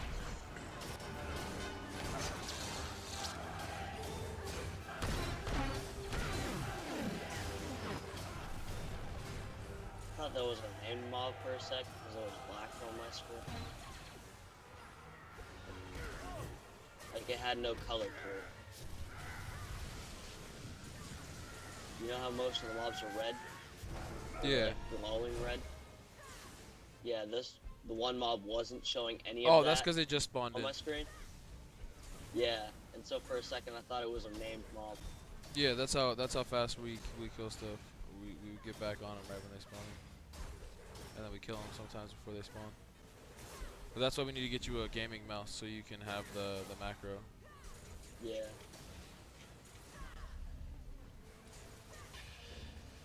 Damn, how do you just gonna diss Dell like that? They worked hard to make that mouse. Dell made gaming mice at one point. Yeah, you know how many years of research went into making that mouse? I mean, do you count human history? Wow. Research could mean a lot of things. Wow, you give them no credit. No credit. What do you mean no credit? You're getting these boys with Willy Wonka. You wrong for that. You know you wrong for that. How? I was just trying to establish the terms of what we were discussing in this relevant chapter of of that which is occurring. I don't know why one would be opposed to what. So you don't want to have terms defined. You'd rather have semantical differences that separate us. Never said that. Now you just adding in words. Would you like semantical angles of deviation that lead to such levels of separation that many years from now one might misinterpret such phraseology as to be, one might say, motivated of a particularly racial enhancement aspect? So I'll just leave you with that nugget. I mean, all I know is that you, Mr. Eric Dyson. But what did I say that was particularly Absolutely incorrect? nothing. But what did I say that was particularly incorrect? Exactly, absolutely nothing. As he said. But what you did say that was particularly useful was also nothing. Useful to whomst? Useful to You have whomst? decided. And amongst You have decided. what peoples? You have decided that you will go out there and utter syllables with no meaning. So the words I have just used preceding these here have had no meaning. You cannot look them up in the dictionary and find out. You can look them up in the dictionary. Now, I may not have been niggardly in my usage. I may not have been miserly in my exposition. The way in which they were combined, they had no meaning. We would have to have a committee investigate a number of those claims. Tangentially, as such. The committee would even talk to you. Hello? Yeah, but I'm on full lockdown mode. You said that COVID's not getting in Nah, here. I'm sorry. For sure, for sure. Have a good night, though. Joker's house has already been invaded with the COVID. They're trying to get him out of there.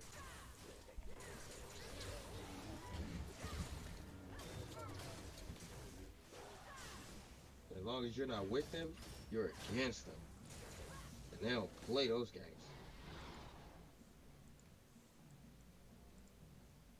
All right, I'm going to go to Ruinous Branch Road. Are you done, Sigri? Yeah, I'm done. All right, teleport to Byway Hideout. And then find the rare on Ruinous Branch Road, Ruinous Palpom, and auto move. And then we're just going to farm the region over there. Ain't nobody got This is a 15-minute warning. Very good. Okay, I'm not seeing how to teleport there. I just tried it. Click on the campsite. Click on the house. Yeah, I clicked on it. Do you have teleportation scrolls? Yeah. So click on the. Oh shit! Ruinous Palpon here. Click on the teleportation scroll, or click on the house in the top right after you click on the campsite. That's what I did, and I ended up in Stump Observation Site. You got to click on Byway Hideout.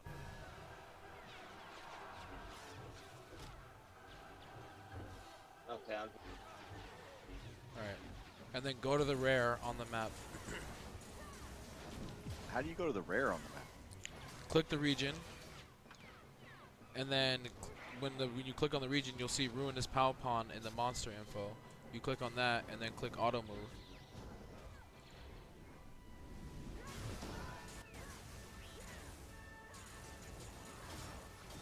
That was real thick as hell. Jesus Christ. Apparently, I'm at the rare on the map. No, you're not. Just come Click to on. us. Yeah, just come to us now. Come on, stop doing damage. Fuck, I can't stop doing damage. They kill me.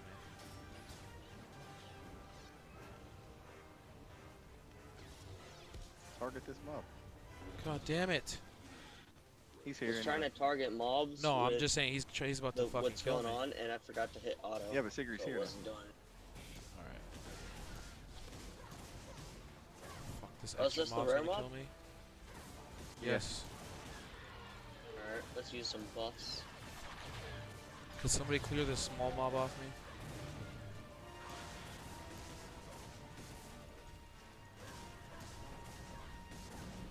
Yeah, you can run into the AoE. Alright. I don't know why, but I boy stopped with it Perfect. for some reason. Alright, let's change. No, there's no extra channel. Fuck. That was good value. We know he's there, so mark the time. It's 48, 3 minutes after 15 before the boss.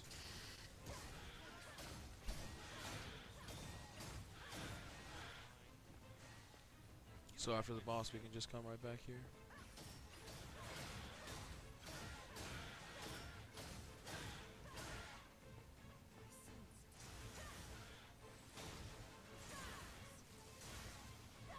That means that somebody left the rotation, which means that there could be nearby mobs to hunt. So we'll definitely come back here after the boss.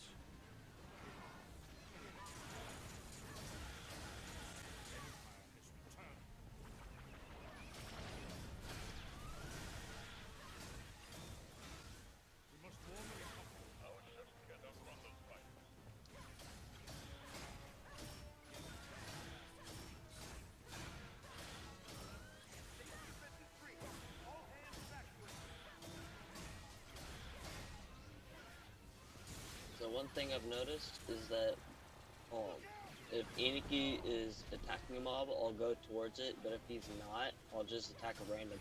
Yes. Yeah, if I'm not tapped into a menu too. Yes, there's sometimes we lose targeting because we can't maintain the button while we're doing other stuff.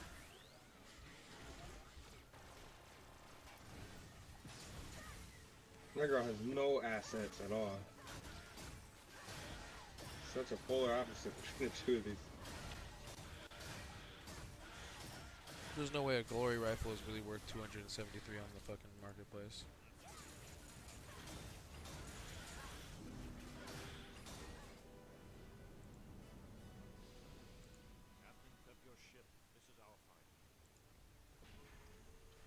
That was pretty good.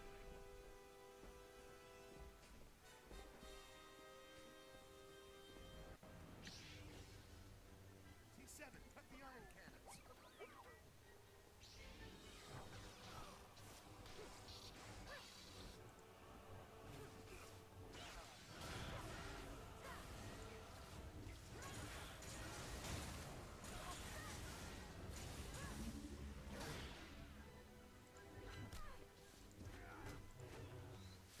Where are we going?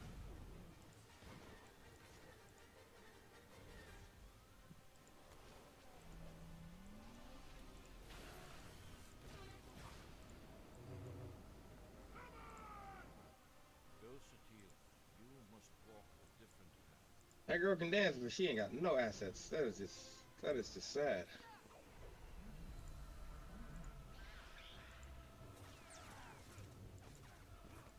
Damn, I'm getting drop after drop here. Jesus Christ. Hand over the loot. Call me the loot goblin. I guess it's too bad that they're not all purple drops, right? Oh, I wouldn't want a purple from here. The only thing that drops here that's purple would be another gun, which I have no need for. No, but you could probably sell them. I'm here for EXP. That's why I don't really want to move. Just getting the maximum amount of EXP while being near the boss for the spawn. Gotcha.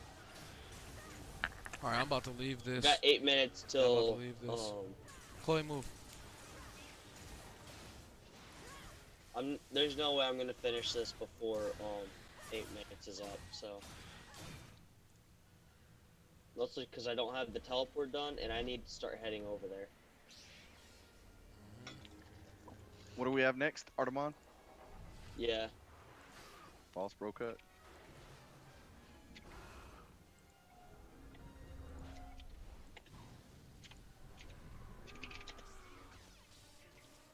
You can buy town teleport scrolls at the general merchant. General vendor.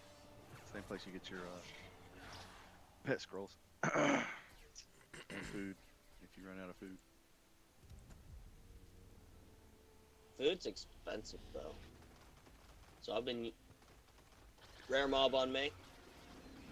Oh, I'm out of Ruinous. I'm over by Artemon. Yeah, I'm getting ready for Artemon. We don't have time for that. Alrighty. Not enough value, bro. Alrighty.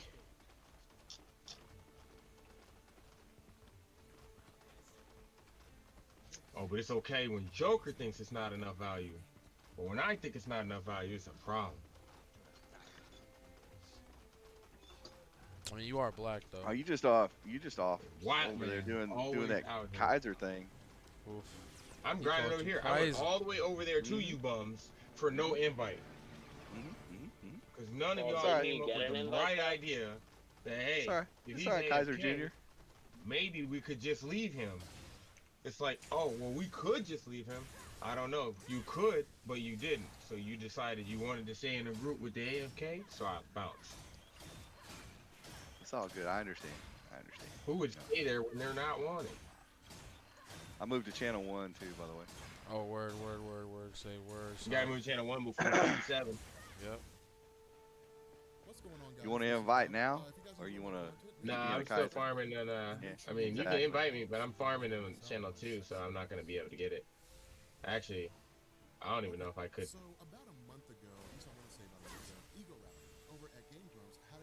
You're not gonna be able to get what? I'm transferring at 56 from where I'm at, because I think that there's probably a bunch of people there, which means my farm would be destroyed. It's not so bad, because if we're all together, we do get the 3 times multiplier. The last time we said someone that, doesn't get we killed. waited on Light Dark for a whole 20 minutes. Well, I'm here and I'm getting my farm just 20 fine. minutes and 59 seconds. And I could be going That's 3 how times long faster. we waited on this dude.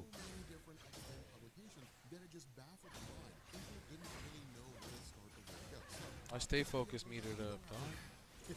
We waited on this dude so long, he cried for his mother.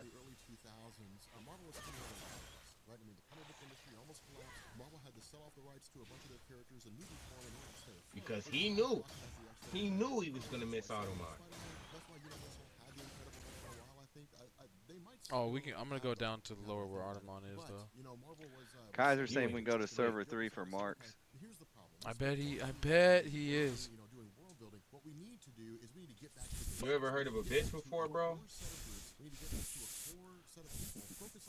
I think it was spelled Buck Kaiser. This is what I have to say for Kaiser. Buck Kaiser. Buck Kaiser. He That dude targeted don't me fight, and bro. attacked me, and he didn't do any damage. Did you know he doesn't fight? He tried to fight me. PvP, not him. He tried to fight He me. know PvP.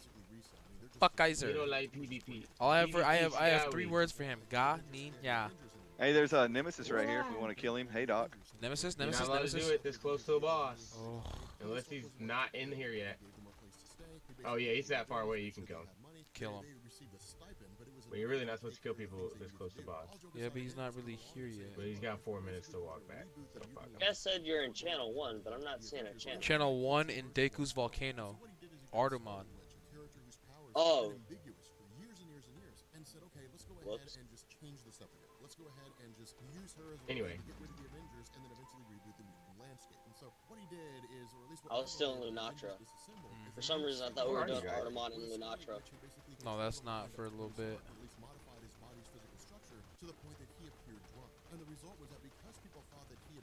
We're doing Artemon and then False Broca, which means that we got to go from here to False Desert to Hollow Desert. Well, I can do an invite now.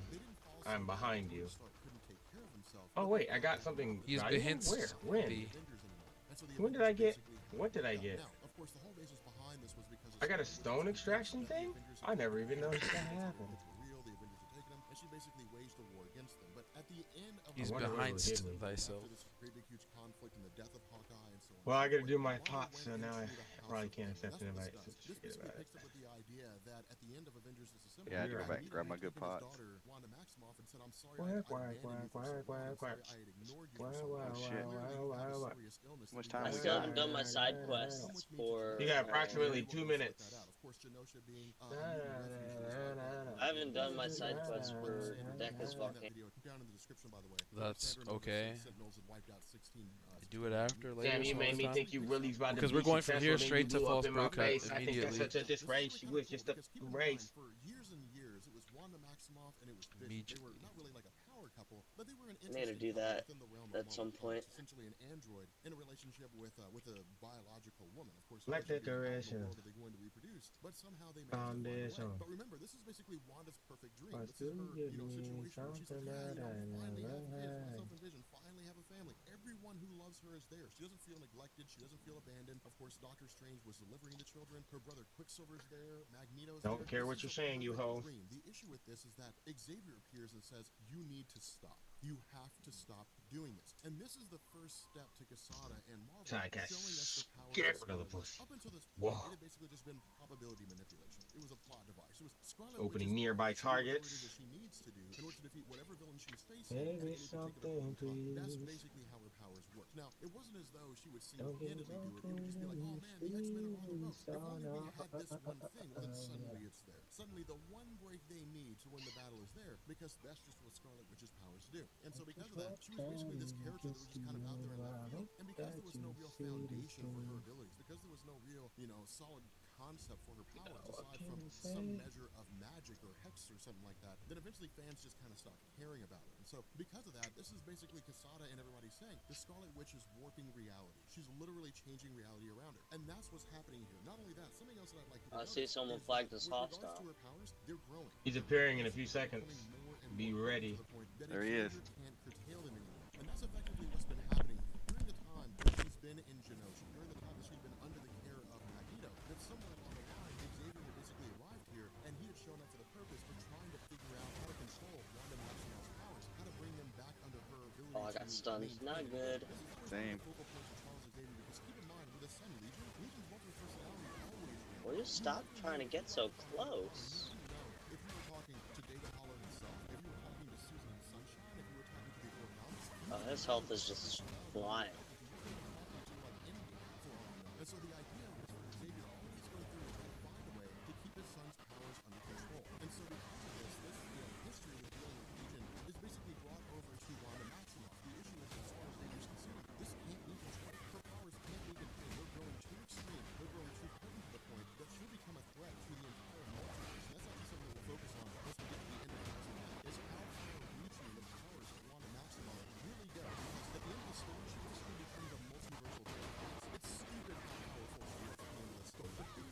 But in response to the increasing powers of Wanda Maximoff, the fact that they can't be kept in check, Xavier basically calls a meeting of the Avengers and the X-Men. Now, the reason why this is done is because in the end, these are the two top teams in Marvel Comics. It just makes good sense, right? I mean, sure, he can call together a group of the X-Men, but there are individuals who have a lot of experience with Wanda Maximoff because she was part of the Avengers at the same time as the X-Men. So it's just one of these things where it's kind of grabbing everybody that's got any kind of a role in Wanda. Where's your Someone next? dragging in the mobs. Is quite seriously pondering the idea of killing Wanda Maximoff. We warping? It's him basically saying You warp to the next channel. too extreme to control. Somebody is going to do something, and for all we know, she could just destroy the universe itself. And so he says her powers are too extreme. He still got 5 bars the next channel. Find a way to bring it down. Now, the cool thing about this is the way that Bendis wrote the story. Bendis is really, really good when it comes to like interpersonal relationships among comic book characters. He's extremely good when it comes to writing characters and how they relate to others. It's one of the things that I love the most about his stories. That's why Doctor Doom, being Iron Man right now, and Infamous Iron Man, is so cool, because it's a huge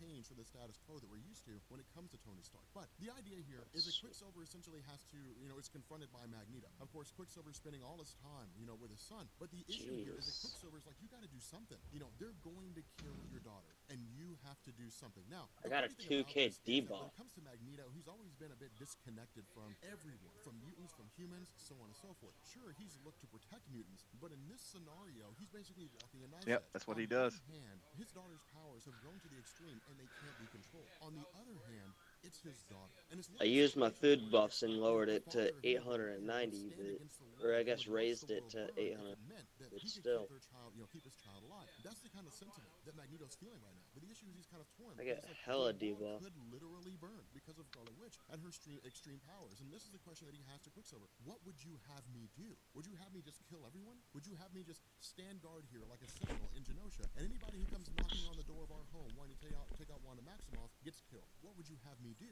And so it creates this really weird situation because in the end, there's arguments on both sides. For example, Cyclops is like, as Charles Xavier, you've stood for the preservation of life, even preserving the lives of people who would see you dead. You stand for the preservation of life. This is no different, but it is, and that's the huge thing here. This isn't Legion, all right? It's not like. Did you guys find him? All right, and we're going to the Wolf Gate. Oh, he's at 1. Bro cut is where? Oh, he's definitely not at 2. Yep, he's at 1. Control of his faculties. The Scarlet Witch is not. It would be like if Robert Reynolds turned into the Void, lost his mind, and decided to. I will get there before you. Bro Cuddy. False bro cut at 2. My bad. He's at 2. He's at 2. He's at 2. He's at 2. He's at 2. He's at 2. He's at 2. False bro cut at 2 in the Hollow Desert. If we're really pondering the idea of killing someone who's been a friend, You better get there and be square. One of the most powerful beings we've ever met. If you don't like loot, if you don't like loot. I mean, at least ask right behind that Rory. Wow, he just called me a black man. He just called me a black man. You hear that? You see that? Get back in live, boy. Wow. Back to the back of the bus, man. Alright, expect server 1 invasion. Wow, man. Meadows just acting like he don't hear nothing. We're being invaded by Joker right now. A bunch of Jokers. Wow. Really, Meadows like that? Oh. I used to respect Metallic Cat. Now I realize he's just a stooge. He's a server 1 stooge. Yeah. So you don't expect server 1 to invade. I see. So Man, you're trying to bring our state of alert readiness down. I got you. Cautious alert readiness. You wanted to bring it down. I see you. That seems like something a server 1 would want to do. Bro, I'll tell server 1 that they fake. You ain't know what. Big. Wow, this nigga got that axe. I got a green out of that. I got some plus. After false bro cut is false Artemon maybe in an hour? I don't know. False Artemon? No, false Artemon would be right now too. Okay, so then we're trying to do false Artemon. You better than this, bruh. You supposed to be better than this. Supposed to be. But what is supposed to Next thing you know, you're gonna be getting killed by bro cut, and I'm gonna be like, damn. I thought you was that yoke dude. Not since now the I'm last time realizing you you just a dude. I believe in you. Just have him look away from me, dog. About running away. Just have him look away from me. That's all I need you to do. I'm not tanking this. You got me all the way fucked up. You know I have large The day I tank this, the day I tank this is the day I die. You have I'm no gonna large get on the PP? charts myself. Watch, bro. I'm gonna show you what it's like to make the most out of your power up. Get on the charts, do your thing for your boys. If you would stop knocking me down, that is. This nigga's still at 6. Alright, I'm going back to being AFK. Bro, that's 6. That's 6 knockdowns. This dude knocks down so much. You ever been knocked down 6 times in a row like before? a thing he likes to do, dude. 7 knockdowns in a row. Oh shit, this nigga came straight for me? Why would you do such a thing? That seems absurd and unreasonable. Oh, looking at you, I'm thinking, oh, he's coming, oh god, no, you're not in the face. Yo, there's so many dead bodies here. People have gotten weaker over time, or Brokaw's gotten stronger? Does he get stronger as people die to him? Is that what happens? I don't know. I just know does his hollowness consume your soul? Not mine. Does he have a soul-absorbing weapon? I mean, he does look like the Grim Reaper out here with this bitch.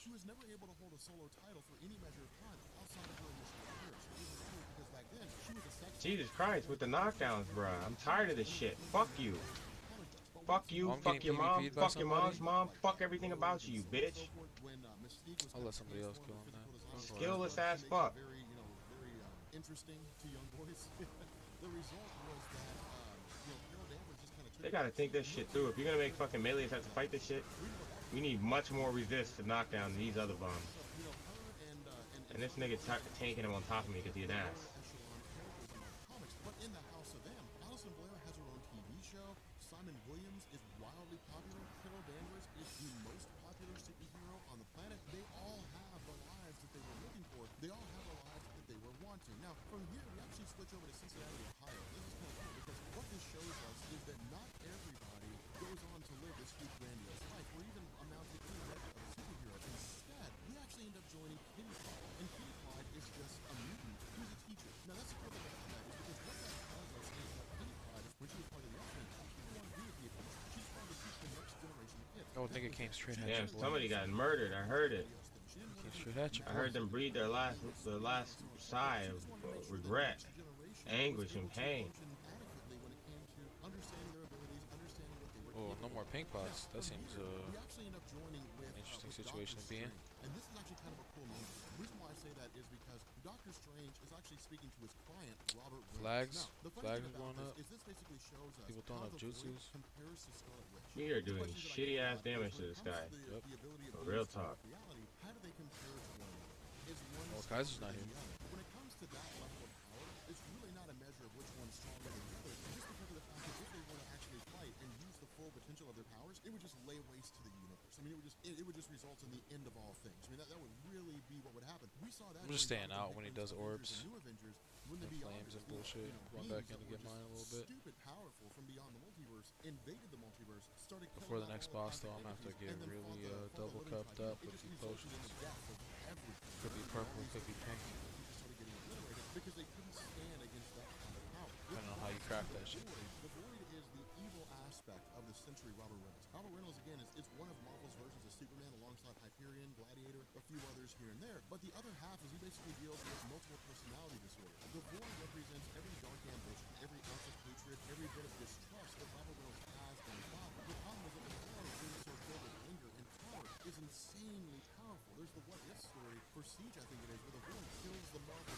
Universe. It wipes out everything in existence. Of course, you'll find that video down in the description as well. But what this also tells us is that within the House of M, the Void still exists. And so this gives us two ideas here. The first is that the Void is an intrinsic part of Robert Reynolds. As long as Robert Reynolds exists, the Void will be there. The second is that the Void is too powerful to contain. The Void is too powerful of a being for the Scarlet Witch to just eliminate. Bro, the cheating ass knockdowns that are nowhere near me. Stop being a fuck. The Void wouldn't be there. And so because of this, this basically tells us the Scarlet Witch cannot contain the power that the I might go back to camp and just change pots and come back. Actually, I'm just gonna do that. We find this when Robert Reynolds is Now you knocked me down again. about how there's this Cheating ass fuck, cause you just a bitch and no head. You hating ass nigga, why don't you shut up? So of course, what we also learn here is that Doctor Strange is not the Sorcerer Supreme.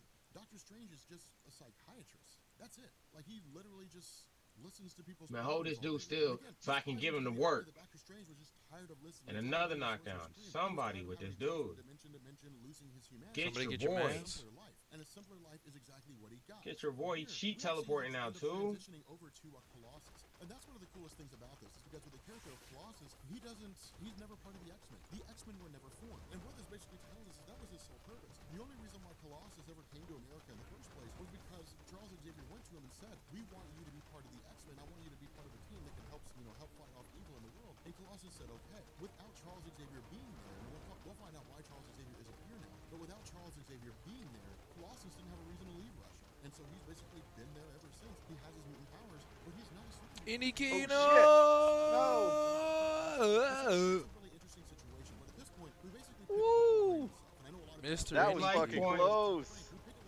His life He does not like his life points existing in his character's possession. Holy shit, that was fucking close. I went in for too long a combo. Oh, you sound like a white girl. I almost have 1% though. With the fat booty snow bunnies getting. It don't matter though. So I think I'm good just to stand back now. I ain't gonna get any better. So yeah, I'm gonna come in and get my percentage. I'm tired of this dude. So tired I of got this. 0.7%. Problem is, I know that server 1's gonna come in here and fuck it all up here in a minute.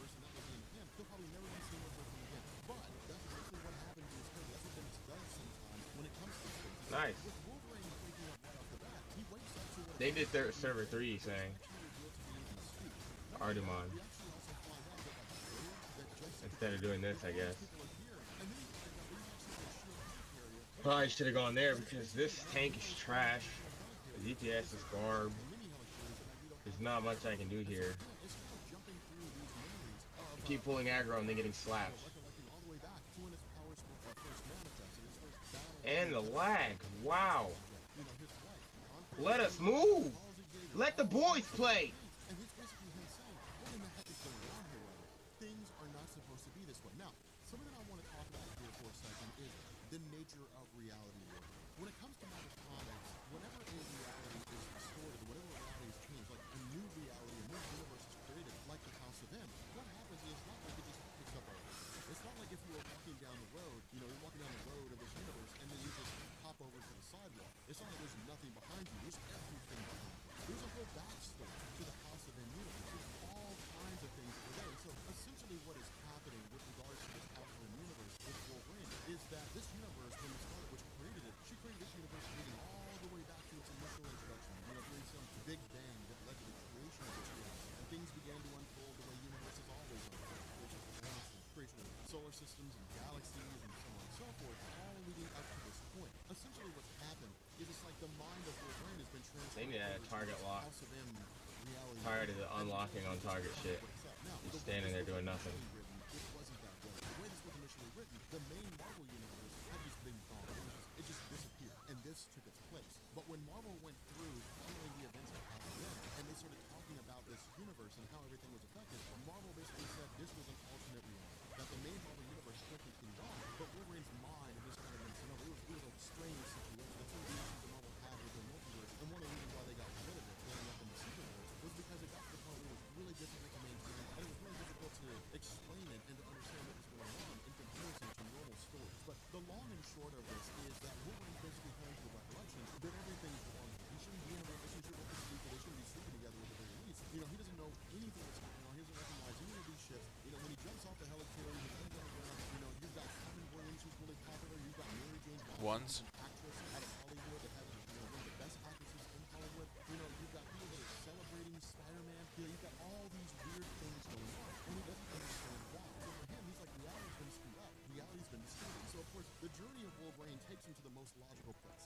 right? I mean, when it comes to Wolverine, I wouldn't really say that he trusts people, but I would say that he does have things that are familiar to him. And the most familiar thing resides in Westchester County in New York, which is, of course, the Xavier Institute. And so when he gets there, he literally just kind of breaks into the home, only to find out that it's not Charles Xavier's home. This has never been the home of Charles Xavier. This was just the home of some random family, and he literally just kind of showed up at their house. And it was just a really weird situation. At this point, he kind of takes off to a local diner, you know, basically calls 411, says, I need a name, Charles Xavier, based out of New York. Charles Xavier doesn't exist. Charles Xavier isn't there. And so what this does is it basically follows Wolverine as he begins to try to go through and try to discover everything that's happened. And that's what makes this kind of cool, because the fact that we're literally following him. We're following the only guy that seems to know what's going on, the only guy who seems to realize that this reality has been distorted, this reality has been screwed up. PvP, so, people are dying. He's being chased by Mystique, Not sure who. Nightcrawler, Toad, and Fira's got me targeted. Stop being a bitch and attack, you fuck. That was basically where Wolverine first got his start. You know, Wolverine, of course, Unfucking manual. You fucking want to be a whore. went on the run for a little while. He was part of the Civil War, World War I, World War II. He fought alongside in a lot of these different conflicts. Goddamn dumb bitch, man. She's standing there doing nothing. With Sabretooth and a handful of others in a joint venture between the United States CIA and Canada's clandestine group, Department K. Damn, why is she on me? Spirit just killed that server 1 person, so I don't know why they would be attacking you. It was probably a misclick. No, yeah, they didn't attack me. I said they just had me targeted. Oh shit, he's doing double? He's never done blue flames that close to red flames with that sort of radius. Oh, that would kill everybody in the choke though. And it really makes sense here, because the thing you got to keep in mind is that Wolverine's basically the leader of this team because he knows how to counter every one of them. And that's one of the cool things. When it comes to his character in the House of the Universe, it's still intact. His history is still intact. You know, his experience as a fighter is still intact. His ability to basically challenge a multitude of people and fight all of them at the same time, whether they have powers or not, is still intact. And so he can literally take on the entirety of his team and hold his own against them. The problem is that as he's making his escape from his former teammates, he's suddenly met by Cloak. Now, Cloak is one of these characters alongside Dagger that just kind of appears in the background of stories, but basically just kind of exists for the purpose of forwarding the and I hate to say that because I'm really excited about the Cloak and Dagger TV show, but that's all they ever really were. They were just kind of plot devices. They just served the purpose of helping the story move forward. They were always background characters. They were always small. They had some important roles here and there. For example, when Cloak had a I don't think you're supposed to stand in that. You're not. the entire conflict from the Nebula Zone all the way to New York. I think you put the debuff on you. It does. But Cloak basically has the ability to Blue flames, debuff. in his cloak and then just teleport them to any location. And so because of this, Blue Flames Anything that has blue flames puts blue flames debuff on you. And red flames does red flames. I'm getting tired of this bullshit, man. Character keeps fucking being a retard. Oh shit, my life points. Blue flames. Watch out for red flames. What happened to your life points? I got him back. Wow. I was in that I arc. got another one of those knockdown crit situations. Yeah. Oh shit, cleave line.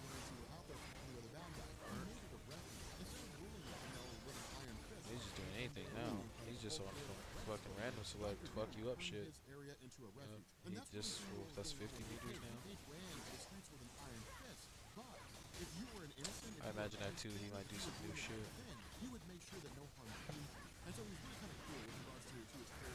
Well, that's more powerful than usual.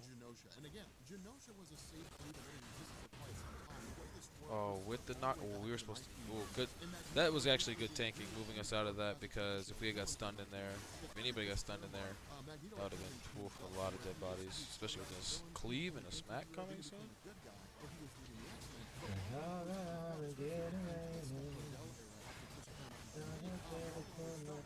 Put my money on that dash. Into puddle. That means he's gonna fuck us up. Some big move combo is coming. Oh, damn. Get up, bitch. He's doing big shit. Big shit popping. He's on 2 bars. Big shit popping. Eric said he's trying to get it up.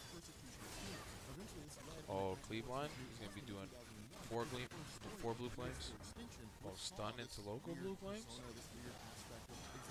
360 swing. Back to back to back CC knockdowns, and then another one. Wow, just knockdowns. That's the wildness. And then he's just doing the fucking oh, he caught people double knockdown blue flame quadra. Fucked you up. That's a lot of sequences that I could body bag on this. Oh god. Oh god, the sequencing. Who allowed him to get like this? Why did they? Who made him like this? He wasn't. He never. I've already gone through 200 fucking purple pots. I'm on my blues now. Damn. Dang, they got. Dude, I think they made him way more lethal, dog. Because he had even the range on. I'm his trying to help stun. damage him down, even though I know I've got my percentage. It's not gonna fall off. I've got a high. No, this could be lethal. This could be hella lethal. This is gonna be a lot of moves that are gonna stun you, and then it's gonna be blue flames. Fucking. It's a dash you gotta worry about though. But he's gonna cleave too. Look, local, and then he's gonna local blue flames, stun a bunch of niggas. Yeah. He didn't do local blue flames, otherwise people would have definitely died. That's what I was worried for. See that cleave? That cleave. Oh, maybe he's. We gotta analyze his timings on recovery for each of these abilities, because he might be like autoed like our characters, where they change the palette on its moveset every now and then, so he actually has a similar but different approach. Oh God, with 380 to wow, he body back like. You see what I'm saying? That's why I'm saying they changed his palette. They fuck with this palette on like a daily basis. Oh, this is ruthless. This is ruthless. He's not even at 1 yet. They're gonna have a transfer at 1. This is gonna be fucked up. Yep. Oh, teleport. Watch local. Oh, that's dead bodies. That's dead bodies. He's gonna kill everybody. Move out. Move out. You know, you're trapped. You're all trapped there. That's dead. That's so many dead people. Yep. Cleave straight line. Then he's gonna do some kind of blue flames. Hey, Fear is fucking completely keeping one out of here. By the way. Oh, nice. Good shit. They're like chasing one down. Yeah, but be careful, cause like, yep, you guys are trapped in a fucking. If he does this local stun, local blue flames, you're dead. I moved out of that. You don't stand near that. Don't even stand near that, dude. You That's see, fucking Ryko's local. Avalon somebody got local, and then a dash. He's on multiple dashes now. He's probably gonna do 2 more dashes before he gets to 1. Oh no, that's gonna kill a lot of people. A lot of people are gonna die right now. That. Yep, that's dead bodies. Dash. Double cleave dash. Straight line then dash. I'm not going in on any of this. This is a lethal sequence for somebody. I don't want a piece of that. I don't want any of that. No, thank you. Yep, that's dead bodies. There we go. That's what I was expecting. That's where I can go back in after that dash. Because you don't want to go, oh, he said I can't go back in after the dash either? That's fucked up. You have no respect for people's individual nature out here. Oh, am I stuck? Am I baited? Did he bait me? Oh god, everybody gonna die. You're helping them keep people out, Joker? Mm-hmm. And you're keeping your percentage too? Yeah. Okay. Yeah, I still got 0.4. Okay. Good shit. I think I would come over, but I have 1%. Maybe 1% is relevant because it's 10%. Because if all this happened, then it had to have been because of that. It had to have been because he basically got his started. I do damage, question mark? Oh, that knockback ring saved me. And then everybody will be happy. Everything will be okay. Oh, okay. So the odds of him doing another dash are very low, but cleave and whatchamacallit are still options. And four blue flames. Local blue flame and local blue flame stun. Like hella options right now. Cleave. Local stun. He still has 4 blue flames. And dash is going to be back up probably soon. Yeah, 4 flames and a dash. Then a knockdown stun. Yep. Then local blue flames. Oh, he had a second dash. That must be chain focus combo shit he can do. Depending on how many people get fucked up and hit by his shit. Local knock. Oh, he could be really lethal right now. Oh, double with blue flames local. This is what I was talking about. 360 cleave and everybody dies. Oh.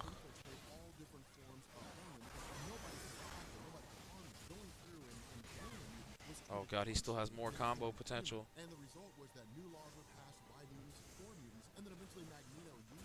Stun, flames, dash, cleave,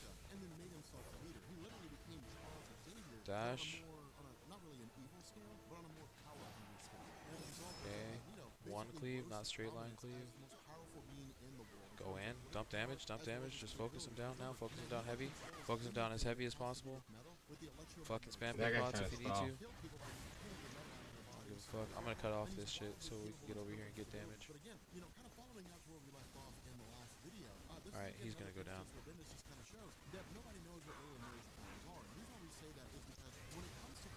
He's down. At least it was Elegy and not fucking Avalon bullshit. Kill ones, kill. Oh no, we gotta go Artemon first. Pulse Artemon. For example, she took control of Iceman's body one day and then came to the realization that if he ever gained full control of his abilities and pushed them to the Alright, going False Artemon now. the same thing with Jubilee. Where are we going? False Artemon.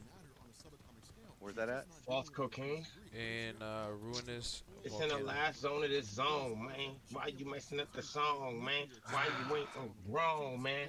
And he's probably already dead, by the way, because we took way long on that boss. Just want to point that out. It says he still appeared, so I'm gonna go check it out. Okay. Yeah, says he's still here. If we get pregnant, I'm blaming y'all. Pregnancy requires multiple participants. Why it hurts to love. Yep, Ruinous Crater. He's literally at the end of the map that exists as it currently stands. What happened? I said he's at the end of the map as it currently stands. But if they add more content, who knows about the number of dimensional boundaries and barred locations we could have access to when we get on a map that's different. Again, as Ben is basically saying, she's supposed to be a throwaway. She's supposed to be a character that's supposed to go away at the end of all this. Now, the cool thing is that she won't. And in fact, Layla Miller will become one of the coolest characters in all the comics for a little while. Like, she was really interesting for over time, especially with her whole part of, I want to say X Factor Investigations. Is that right? X Factor Investigations with Jamie Madrox. I want to say that's what X Factor became. Following the house. Wait, what are we doing here?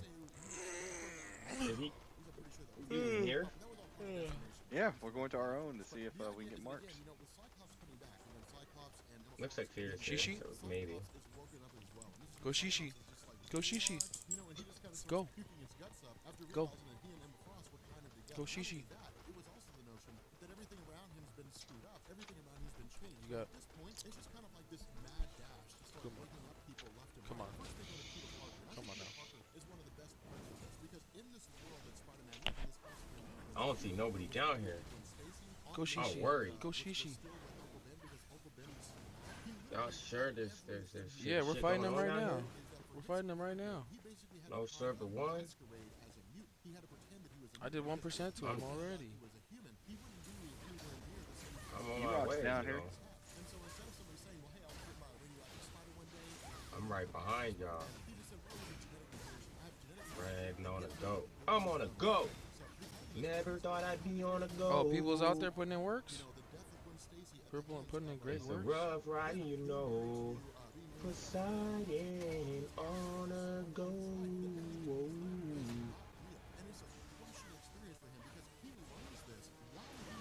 I'm almost there. I have arrived. Oh Lord, he does things when he swings his Oh hands. no. We are too few. Oh, Eden's here. Fucking E-teamers. Well, I got my percent, so I'm gonna do a little bit of something else. Carol Danvers is kind of the messed up one because it's like they go to her and they're like, hey, look, you know how like you're the most popular superhero in the world, and she's like, yeah. It's like, well, you're actually really irrelevant. Like you're powerful. Oh, Eden 1 teleported out. Sorry. I see an Eden. It's kind of a mess. See a few Edens. But again, you know, A few server ones. Mm-hmm. They're flagging up now. and the idea is like, well, they know who he is because remember, in Marvel Comics, Captain America's a villain. I mean, Captain America, what he said is almost wrong. Like when Captain America. Niggas got hella parry and evade. He's taking some damage. I got 1% off that rip. That's quick. Shit. He got me. Fuck, I gotta go back and get my percentage.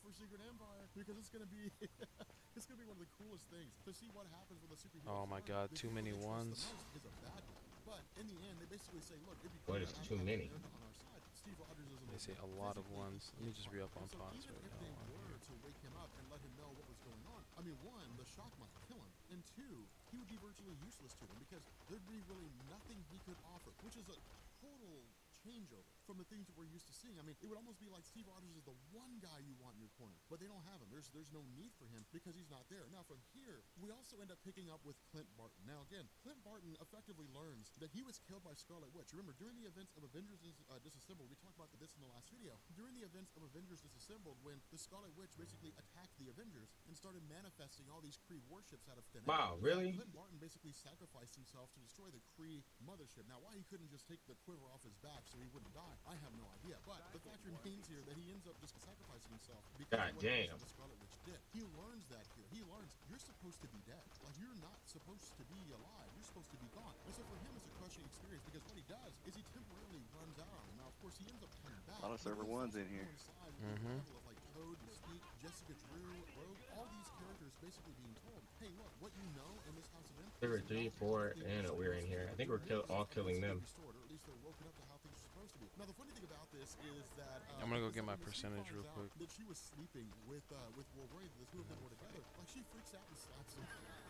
How dare you? Like, she just freaks out and slaps him. And it's just a funny reaction because, you know, it's a very human reaction for her. But Mystique is very inhuman in the sense that I mean, she's a mutant, but like she's really cold and calculating too. And so it's kind of a funny situation here. But I'm not sure who we're supposed to be killing. Just anybody that's server one. Yep. I can't even click on anyone. There's so much shit going on here. Basically start making these battle preparations. They start making these battle plans. Of course, they take over one of the shield helicarriers, and the idea is we have to go take out Magneto. We have to force him to basically. Can we group up and get a fucking group targeting macro? That's what I'm doing.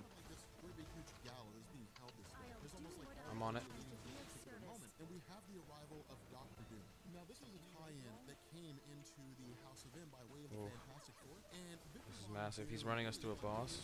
He's running us through boss. Here, we got a new one. All right. Is this Spartus dude over here? That motherfucker got fucking wrecked. Keep it up. You got another one? I'm getting the time. Yep. I'm getting the time. I'm looking for another one. All right, got another one. All right. He got wrecked. Oh, nice. Nice. Good shit. You gotta get this Spartus dude up out of here. Mr. Snake. He's running. Next. Oh, what? Shit. Wrong fucking. No. Pull off. He's that dead. one. He's dead. He's dead. That was fucking server 3. Oh shit. You gotta stay on your targets. Here we go. Boom. Got it. Yeah, and you gotta let me know that they're not supposed to die faster. Fucking friendly fire. That's three. That's three. Oh! He got blown the fuck up. It's hard for me to target because I'm not in your group, but I'm still killing people. Hold on, I fucking got a wrong target. I got it. No.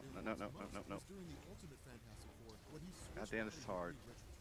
Alright, I'm just gonna go on my own targets, but let me know when you have a server 1. I'm looking for this war face. Back in the back, milk lore. Oh, never mind. That motherfucker just got wrecked.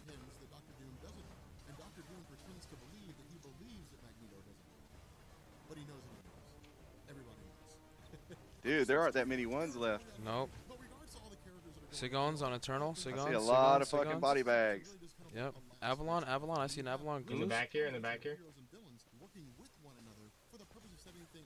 Eden. I see an Eden. Sane. Yeah, got him. Nice. It's funny because Sane. now we should start raiding their server like this, and they're gonna be like, "This isn't fair," and it's gonna be like, "Yeah, you should have learned to fuck off." Should have thought about this on day 1, bitches.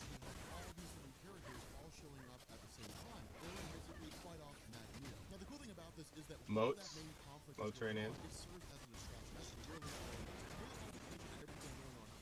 I'm looking for any server 1s coming in from the back. There's one here on the horse. They're focusing me down. I have to peel out. I'm going back in on Arc.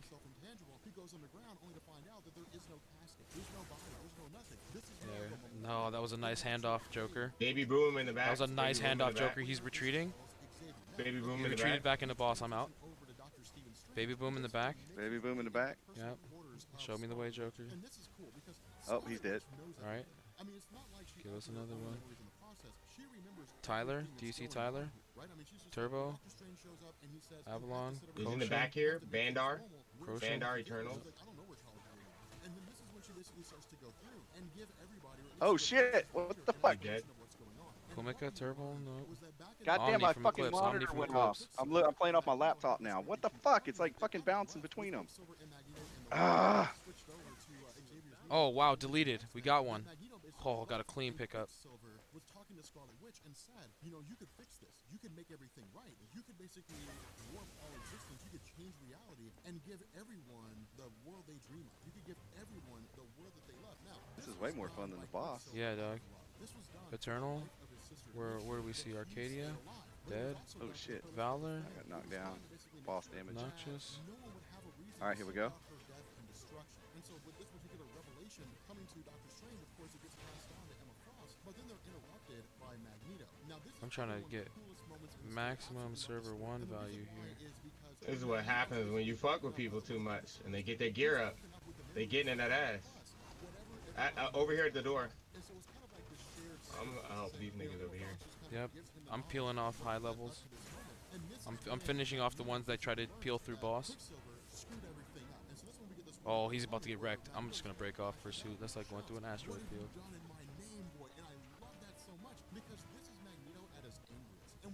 I still have him targeted on his exit. Let's go. There's no escaping. I wish I could target only server 1. Yeah. Oh wow! And wow! Still slaughter them. Slaughter them all. Yeah.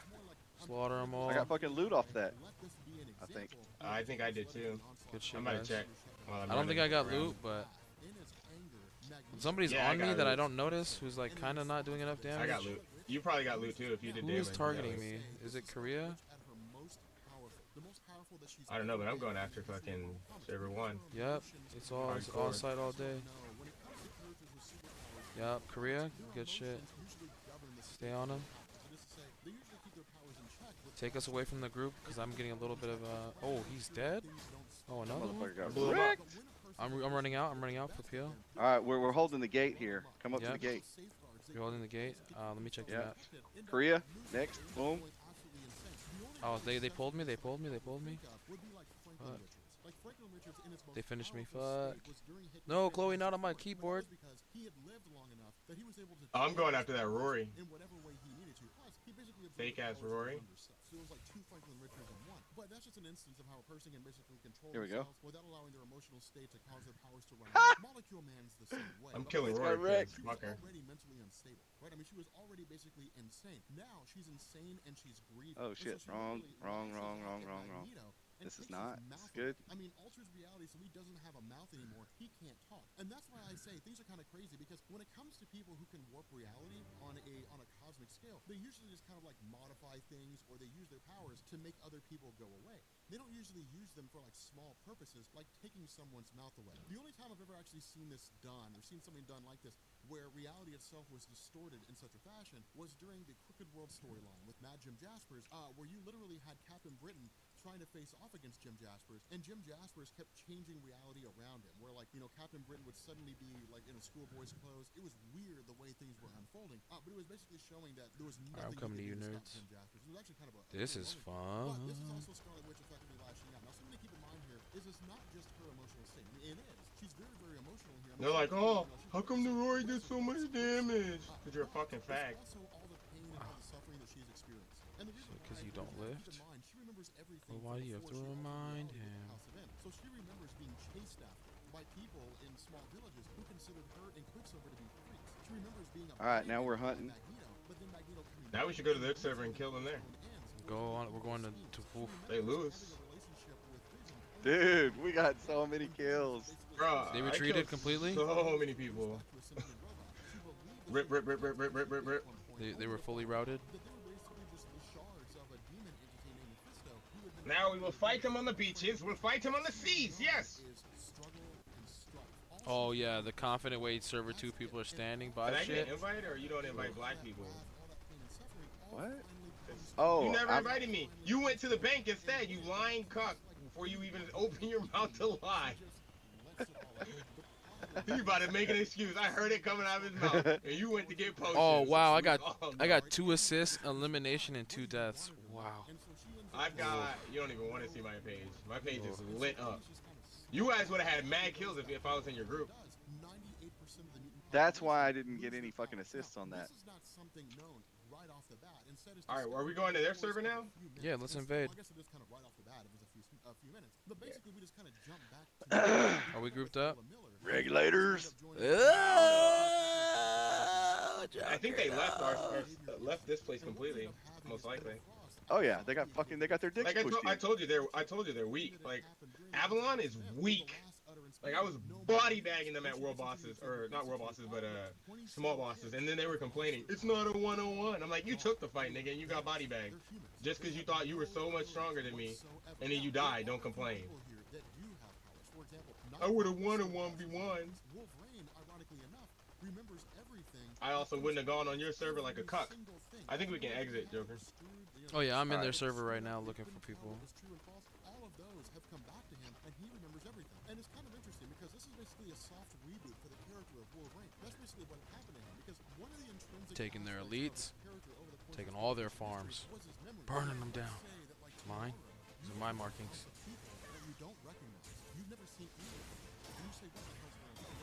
I'm done with my region conquest. I'm here for your stuff. I mean, you wouldn't know what to expect. Well, then let's say, like, as you're trying to figure out what's going on, some, kid comes to you and says, hey, like, they're lying to you. You've never been here before. This is not your home. Well, then what's true and what's not? Suddenly your entire life's in a tailspin, because you don't know if you really go down you don't know if they kidnap you and mess with your head. You don't know what's going on. Is there even anyone in here? Nope. And one of the core concepts of his character, man, they all left. I'm looking, just in case. Now he remembers everything, and so again, this is why we're kind of going back. I mean, the You best going to place. the volcano? Yeah, I might as well just. There's no one in skip here, the man. round- There's skip no the one round. in here. Well, we got farm to do anyway. Maybe we'll see him while we're farming. It only opens so many times a day. Maybe they ruined us if Freenet is here. Are we staying? Are we going to every one or not? I'm I in here. haven't gone in yet. I seen one dude. Yeah. What coming map from, are they at? I saw one guy coming from Ruinous Crater. Hold on. All right, I'm going to Ruinous Crater or volcano.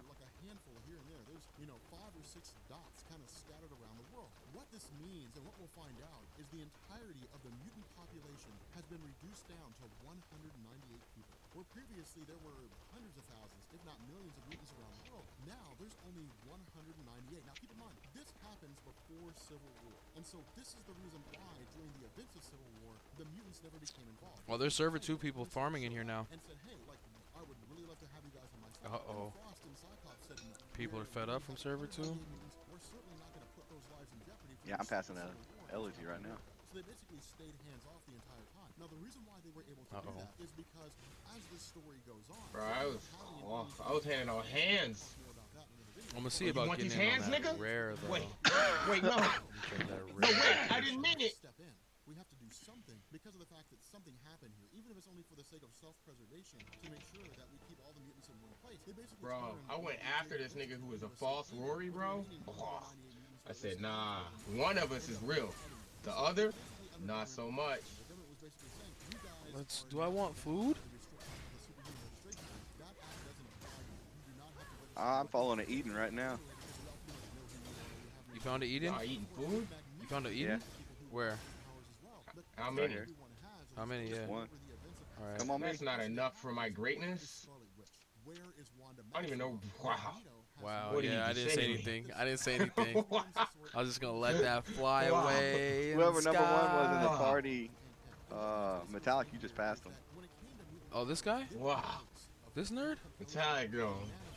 No, What is y'all two doing over there? Oh, wait. That one will work, though. He just asked you to do something wholly inappropriate, and I'm offended. Oh, he got a little damage.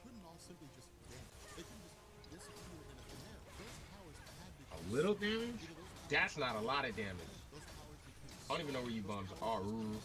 Are you still down there right near the crater? Yeah. Yeah, he's 2v1ing us. He's doing all right. He's doing all right, yeah. He's pink potting like a motherfucker. I mean, I'm Who having is the it? pink pot too. Name? Oh, he's dead. He dead. That was worth the pink Damn pots. it. Bro, I'm on my way. He's only Yeah. focused on On my you. way. Yeah. Focused on the wrong person. I built health, dog. I didn't touch it now since I was 18. Apologize if I say anything I don't mean. Like, what's up with this nigga?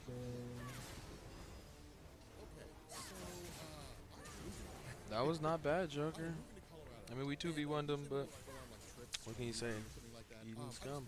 I mean, we need to get our training up, bruh. That's what I'm saying. I'm not even And I'll gonna be mock right him. there in my spot with I'm a not little even more gonna cash than I mock already him. got, but I'm shipping off you because you had your shot. With your hand in my hair, long in my hair, too, be so patient. I don't even see y'all, but it says y'all are right here. What's going on? Are you in the wrong? Did you take that party invite? I'm in the party. What server are you on? We're on Evelyn. We're on Evelyn 1. Ruinous? Evelyn 1? Oh, you're in Evelyn 1? Yeah, we wouldn't go looking for. Yeah, we we're went to over go here looking for fucking everyone. them up in their home territory, bro. Yeah, dog. We invading. Free Eden. Free Eden. We're taking their resources and we're bringing them to people who really need them. Y'all are a bunch of cucks, man. Made me do all that running for no reason. Hey, we told you where we was going. We did. You said you were going to the mountains. I didn't know which ones. There's 3 identical at the mountains. Yeah, but we said we were going to invade Eden. We are tired of the yoke of their oppression. I mean, I've seen other people with it. I don't know about. I kind of want to do the world bosses that are going on right now. Ooh, blue boots? You gave me blue boots off the pingit? Wise glory. Now, Free to blow. the whole purpose of getting this gear is to flex some E-peen every once in a while. So, you Electronic know, penis, it gets kind of old doing the same old. Right. When I can oppress some other motherfucker from being able to do the same old, same old. Right. It's called the quid pro me theory, where I do for me what I need for me and mine. And thus, we move forward in peace. I mean, I still got like pots. I gotta do some PvP. You sound like a fucking Bay Area hippie. I still got pots. But I'm only getting older. Somebody should have told you. Just get your bag, bro. If America ever taught me anything, just get your bag, bro. I don't even see anybody here. This field's empty, bro. Why are we even here? We killed one dude. There's no We were enemies farming in here bro. anyway. The best way to come across them is in their own territory. And that one dude's gonna let people know. Oh, he's gonna say, flag up on these hoes. They just killed me too. Oh, you're my favorite farm spot. And we might find out when their Ruinous Safrina comes up. Their what? There's a Ruinous Safrina spawn right over here. It might come up. I ain't trying to waste all my damn cooldowns on mobs, bro. You don't have I infinite don't want mob shit bots? on. I don't want my shit on cooldown if I fucking have to PvP. I'm not worried. But the bosses, bro. But what of the loot? Why is the loot always gone? Because loot is how you stand your own. I mean, let me see your kill chart, bruh. Wow, you let blacks speak even first around, in, or near your You don't want to be eardrums. stand up. You want to get stood up and hold them. I'm not trying to hold another man's nuts. Wow, he said he said And I'm forehead balls. flabbergasted that you're okay with holding his nuts. With your mouth, possibly. Well, do y'all want to go back to our server and continue on? Why? Do we farm? We were doing the same thing. We were farming here, but now we have a chance of killing other people much This more. is not a good farm spot, though. There's no... Yeah, then show us the farm no spot. mob. That's fine. I just wanted to get a scout on Ruinous Safrina if they had it. Like, this is no good. Like, we're killing one mob for every, like, 60 minutes. That's not... Bruh, that I'm doesn't not work. choosing the spot. I just came here to scout, and I saw a dude, and we killed him.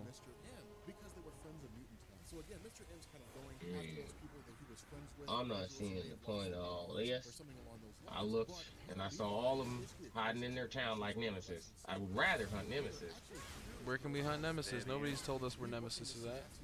They're hiding in their They're fucking definitely cockroach out holes. nowadays. I guarantee you they're out there right now, farming for the night. Where? Just In the wait Nightmare? to be mercilessly slaughtered. We can go to Nightmares. We have all sorts of free farm Oh, locations wait. to check for nerds. Here we go. Here we go. Eating one. You found a nerd? You found a nerd? Yep. Oh wait, shit, wrong one. Oh Targeted shit! the wrong dude. Jesus Christ, dude. Dude, wrong dude. Jesus Christ. Well, he shouldn't have been just standing there. Wow. What he was? That's killing Officer mobs. Choker. Fuck. That's that Officer Choker Fuck. shit. Officer Choker, indeed. Did you? Oh, he's running from us. No, his character is, I think, farming. I think he's like an auto. Auto gather. Who auto gathers in the fucking Ruinous? The fuck? I mean, he got away, didn't he? Because of He's his not, aim. dude, he's on a fucking epic fucking griffin. That motherfucker was fast. That's not epic. That's a blue griffin. Oh, it's still pretty The fast. epic griffin is black. I do like. I think it is kind of fun to just ride across their volcano area looking for these hoes. But of course, they're also in somewhat of a weird situation too, because prior to this, there was a lot of Xavier going on. In the sense that prior to Xavier taking off, hanging out with Magneto while the Scarlet Witch was being dealt with before she warped reality. That's a player. This That's is a player. real adventure. No, that's a mine resource. Okay, I thought it was a player marker. Oh no, where's the players? Right here. Found Here him. he is. Here's a couple of them. Here we go. Couple of them. Let's go. You make your pick at which one you want to kill. Yep. Right here. Oh, he's running. Things are about as crazy as they can get, and then suddenly they Rory. Rory. I'm making sure she can't escape, if you haven't noticed. Okay, I'm getting doubled? No. Oh, she's just attacking me. Okay, got it. Oof, I need to run from that damage. Scalped by these purity guys, he just immediately regrows her hair. This is the kind of power. Now I'm going back in on that damage. the war room, a conversation between the X-Men, the core members of the group, addressing Stun everything that's incoming, going on. maybe. The first thing that comes to Oh, mind held up, stood up. Oh, multiple stand theirs. Hold these bullets.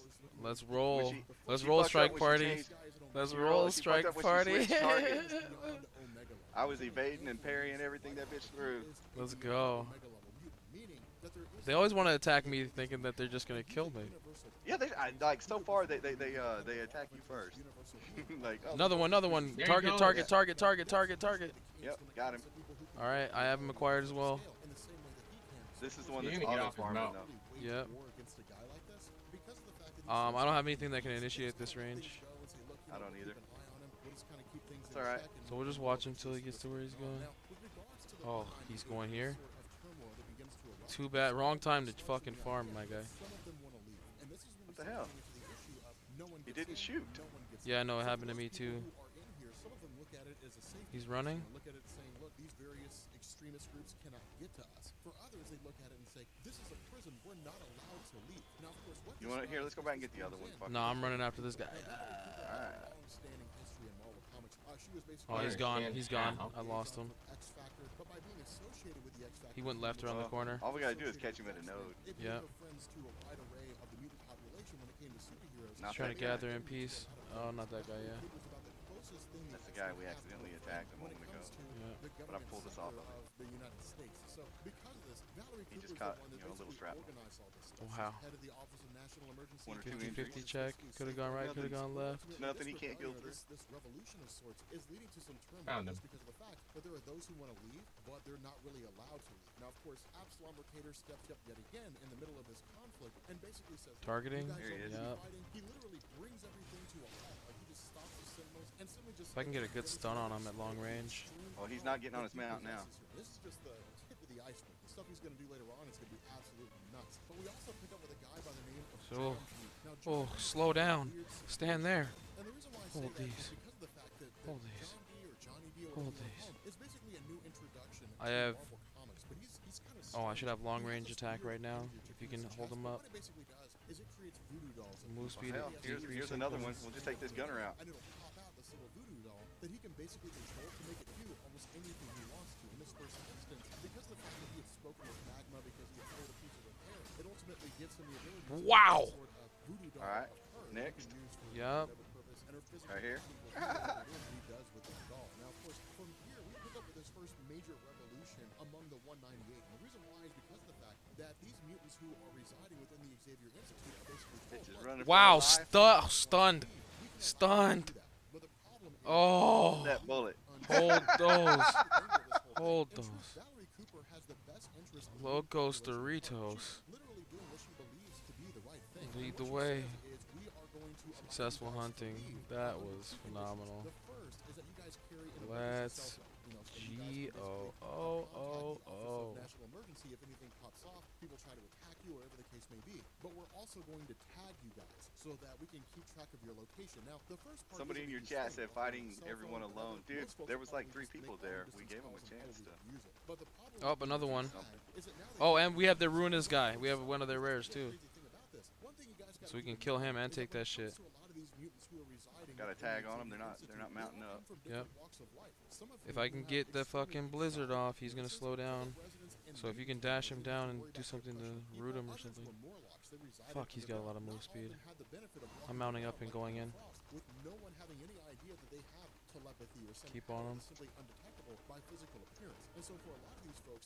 all they've known is struggle and strife. All they've known is people giving them a hard time because of their physical appearance or because of the way Stand there now. Stand there now. Stand Stand there now. Stand there now. Oh, hey, look, this is a safe haven. Yeah, I'm You cannot faster. leave unless you allow yourself to be imprinted with a tag. This inevitably leads to conflict. That was It horrible, inevitably leads to gentlemen. battle between all Let's these go different further communities. Now, of course, along. what also ends up Continue. happening here is we end up finding out that again, This John is Dee's this been is going us through just and fucking making all these different voodoo pretty dolls much and all these different mutants that reside Freeing within Eden. the Xavier fucking Institute. yeah. Now, he doesn't This is have us all freeing the Eden. workout. Oh look, Still they left us. He left us a rare mob. Thanks, bro.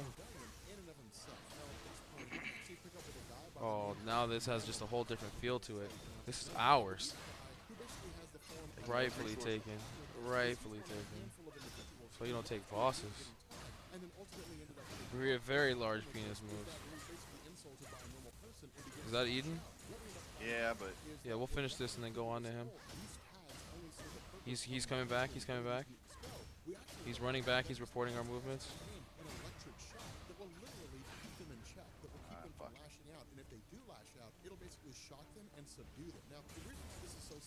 Oh, darkness scared him out. Nice. And we kept the mob chained. Good shit, boys. Ugh. Ugh. Valu. Valu. Oh, he's on the. You're on the hunt, Joker. Yeah. All right.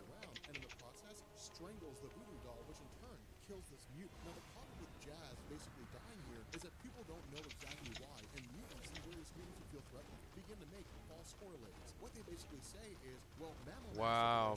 Oof. We're getting real attritionist out here, huh? How much can they take? How much can they handle? Shit, here's another rare mob. Darkness on us. Some of this rare. Yeah. Where's He it at? started it on us. Come to us. Alright. Give me 1 second to kill this thing so it's let me get on my mount. You should get here in time.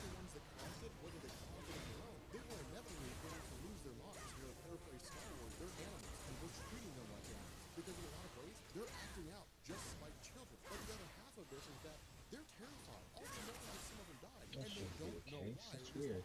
And they don't know why. And so when their life is on the line and they feel like prisoners, it's returned to the life that they tried to escape from when they joined the Xavier Institute in the first place. And so ultimately what ends up happening is in the middle of all this fighting, Absalom Taylor shows up and starts taking people's tags out of their necks, because the tags are attached to their skulls, they can't pull them off on their own. But he begins popping out, their tags, using his ability to transmute matter, and basically says, look, by the declaration and Cyclops himself, those who don't want to be here are allowed to leave. So if anybody wants to leave with me, we're walking out of here, and there's nothing they're going to be able to do to stop me. Which there isn't. There's nothing they can do to stop him. And this is when we get another example of his reality warping power. He walks up to the eastern wall and transmutes matter, so he basically breaks the wall apart and creates a doorway for himself. That's the kind of power we're dealing with. Give me a second. I'm gonna order some food. Here we go. Oh, got shit. a couple of them. Yep. I guess there's no time. When he's leading Here we other go. people, when he's doing things like walking on water, that's why things become so dangerous, because now Absalom Mercator is not this mutant that has the ability to warp reality. Now he's a messiah. People look at him and say, oh, he's going to lead us to the promised land. They look at the extreme power he possesses and they start viewing him as a mutant god. And so that's why things get really, really dangerous here, because now faith comes into the equation. This inevitably leads to Cyclops and Emma Frost and so on. These guys showing up where Absalom Mercator is taking these mutants to an island right outside of the Xavier Institute and says, you guys have to come back. Now keep in mind, He's dead. Cyclops does not want a battle here. One, Yeah, I died. they have no hope of winning if they were to actually fight Absalom Mercator under normal Behind you, man. Oh, shit. Still fighting. Oh, shit. that he's trying to reserve what's left of the mutant population. The mutant population, when it comes to people who gain powers, it's not like normal humans. With mutants, there's no guarantee that mutants procreate. Yeah, focus targets. Yeah. Where the mutant gene suddenly just ends. It just stops. And that's where the concern Let me know where you guys are now. Are you all the way over there? I'm right behind you. will lead to another mutant. Their numbers Fuck, I gotta run and get out of that boss's fucking region. And it's entirely possible that with 98% of mutants losing their powers, that there will be no mutants born. Now, of course, that's really the premise of everything that takes place between this story and Messiah Complex with the birth. Yeah, there were two of them at That's still Mills. very We had to- legitimate concerns that Yeah, Cyclops my goes mistake. through. And so what is Yeah, and they were both focusing me.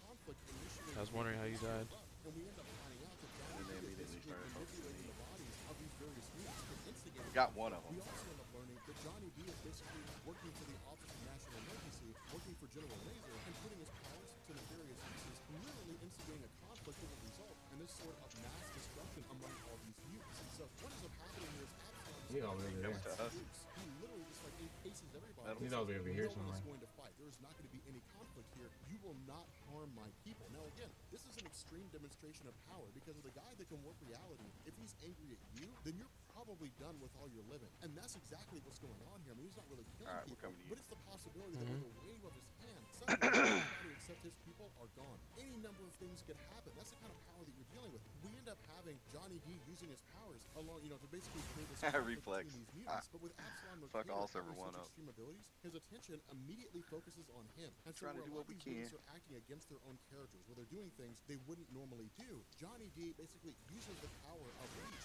to touch Absalom Better watch your health going down, bro. Now, this is a pretty significant thing because remember, when it comes to the character of Reach, he was always identified as a mutant that had the ability to touch other people and suppress the mutant power. But we didn't know how far that went. Really, up until this story, we didn't know if there was like an upper echelon where there's just a level of power that you just cannot deactivate because it's intrinsic to the environment. Oh, the stun game is too real. Now hold this defense decrease. I am a fucking debuff god. You should have focused to me, not you. Yeah, I'm a debuff I was god. deleting his HP points behind him. That's what I'm saying. I I was like, shred you're him. just gonna expose that booty? Give me that booty. I got They, cheeks for days. they always think they seem to think enchantresses are just easy kills out here. I don't know what it is. I want to farm out some mobs. Yeah, I don't know who keeps giving like. Oh, demon modes. Let's get our demon modes. Demon mode. Yeah, let's get our demon So I modes. can just burn them motherfuckers. Have a nigga going like, oh, we about to get in these. Holy Ghost. No. All right, I can order my food while we do this. My bad on the not turning around on the other guy though. I definitely don't want McDonald's or Jack in the Box, bro. You think she deserves food, sustenance, breakfast? Carl's Jr. It's been a minute. Oh, I got killed by that one we just killed. Yeah. That's one of the. Don't they have the California burger? Oh, that name sounded familiar. California Classic. It looks like we don't take debuffs in here. No, because it's always on. They've authorized on site. No. I mean, like, I don't think we take. No, because this is PvP. Like, yeah, true we don't PvP. we don't take the losing shit. Because we're the aggressor. I guess. Yeah, it's always on site. Like we don't lose, we don't drop gear, we don't take that XP debuff, none of that. Which is the complete opposite of what we were told. I cannot remember what it was, but the villain was like this guy that wore all black and he had like sharp claws. Why are you stealing my boss, man? He tried to drown Batman in like the sewers, I think. Maybe it was after I'm trying to get creatures for my demon mode. I don't go about your demon mode, bro. Matter of fact, your demon mode can eat a dick. I gotta send my farmers out to do their job, so I'll be kind of tapped out for a little bit. Let's see. Any Cubby Desert, we've done this one, we've done this one, we've done this one. Post it down in the comments. I will be checking, so hopefully somebody has it. But when it comes to the X-Men, it's interesting because the X-Men have existed in Marvel Comics for decades. The problem is with the X-Men for 17 years after he left, after Jim Lee left as artist in the early 90s, the X-Men just sort of began faltering because nobody was really able to bring the kind of character development to the X-Men comics that Chris Claremont was like elastic bands, no. Suffice it to say, it was a point whereby Marvel almost went bankrupt. And so by the early 2000s, Marvel was basically reshuffling everything. And the result was that we got something called X-Men Reload. Now, X-Men Reload was this mid-2000s initiative that was really kind of this idea of just reshuffling the whole X-Men mythos and then just kind of boiling it down to its core roots. Because over the course of the 17 years Chris Claremont with the X-Men, over the course of the subsequent years that other writers like Scott Lobdell and Grant Morrison and so on and so forth with the X-Men, the issue was you would get mutants who would be rolled into a story, they would appear once, and they would never be seen or heard from again. And the Alright, I'll be back. He's restroom. And so because of that, X-Men Reload was designed to literally reduce the number of mutants down to the most. Oh, I got demon stones. I can run some more demon balls. Oh, yes. I can run 6 of those motherfuckers. They might give me my necklace. They trying to let me run my necklace. Trying to let me run my necklace. I'm a classic man. And so with Uncanny X-Men, what this does is this picks up with the I look like elastic bands. X-Men days, we're covering almost everything. So you guys will basically find out what all was happening on like the X-Men universe side of things in all the comics. We've done it with almost everybody else to this point. I mean, process of doing it with Avengers and New Avengers. We've done it with Captain America. We've done it with Iron Man. We've done it with Spider-Man. Because of that, with Death of the Grave, this is designed to actually wrap up, in a lot of ways, the character of Rachel Summers. Not in the sense of it's going to kill her off, but in the sense of it's basically sort of allowing her to, quote-unquote, start anew. Now, under normal circumstances, I probably wouldn't have covered this, but Rachel Summers is going to have a pretty significant role once we get to the story of X-Men Deadly Genesis, which basically brings back the character of Vulcan. That might be too strong. Brother, who's an Omega level mutant, but Might be too strong. It's white on white. But with Rachel Summers, she's really intriguing. Oh. So in Marvel Comics, as most of you guys probably know, It's white on white. a story called X-Men Days of Future Past. And X-Men Days of Future Past, at the time that it was written, was basically a worst-case scenario, right? It was the answer to the question, what if the X-Men fail? What if Charles Xavier, Mormon, Hadrid, and mutant geneticists, and what if... Damn, these things are so spread out. It makes it so difficult. All I want to do is erase some of these bums. I wish I could use their bodies to feed my demon stone. That would be awesome. And so the story was kind of a race against time, because it was the idea that the various European nations had effectively bonded under one goal of eliminating the Sentinel threat from North America, so it wouldn't infect anything else. And so they were I just need my boots, my rings, and then I can start enhancing my gear, and my real power level will be emerged. That's gonna be hilarious once I start racking up on the fucking book tomes, buy out the market, and then just fucking use them all. I'm gonna jump to like 200K. They're just gonna be like, what the fuck? Resident Sleepers. For the most part, that's the guaranteed future. Usually the story involves somebody going back and changing things. The Days of Future Past is a story where the Sentinels conquered... Alright, nerds. I returned once again. The Sentinels conquered North America, and they were trying to stop that future. Then what happens to it when they succeed? Oh my god. Oh, I got three eliminations on that? Oh. And so essentially with I want to see how many. Let me see how many. Iniki got the help. God. Roy got the help on that one. Me and Roy did half of the damage for the Slayster guy. Yeah, I wasn't there yet. Word. Oh wow, Dust takes no time to kill. You saw that? Bro, when you look at my list, you see one death, and you see dusted, 2 deaths, dusted. These are fucking here. It's our own server. Actually, I think. No, that's. Bro, they're down. Alright, I finished the region conquest here. What odds? What are those? I finished the region quest too. I'm after my demon mode.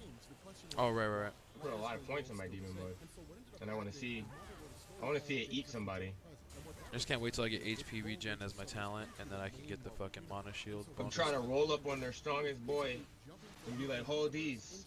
What are those? But my nuts, nigga. But why are they so large and in my face? Why are they so large and saggy and salty? They unwashed, bruh. Just for you. No. No. Not like this. Put the lotion in the basket. Really kind of brought in a new dynamic. And it was really interesting. Following Chris Claremont leaving the that was Joker in his past life. Put the lotion in the basket. Nobody ever really fleshed her out. Went to go visit the home of Jean Grey, but she never really tried to bond with the family. Joker, the original Jeffrey Epstein. Puts the lotion on its skin or gets the hose again. Rachel Summers was basically in the which is to say, this sort of multiverse. Joe Dierte, you've got to run.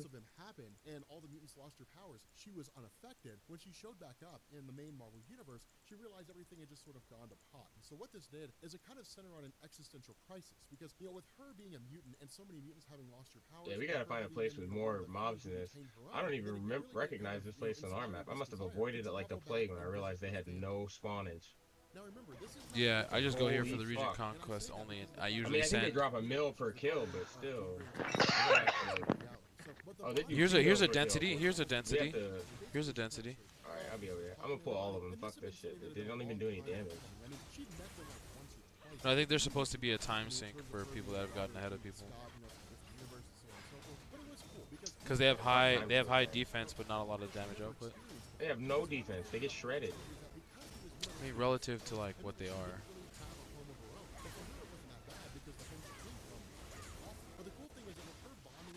If these dudes stand there, are these all elites? Because I keep getting greens. There's a high number of elites per normal, even though the density overall isn't good. This really stems back to, this woman and her husband giving up Jean Grey to Charles Xavier. This spot's actually the spot for this spot. I need to get a purple mount.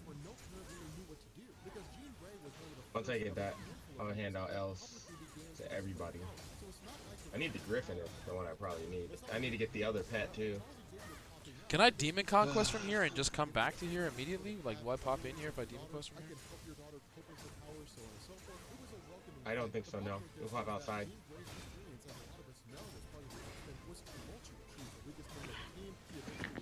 Why do you want a Demon Quest? Because I just like, I'm kind of neurotic about doing my Demon Quests. I like doing them.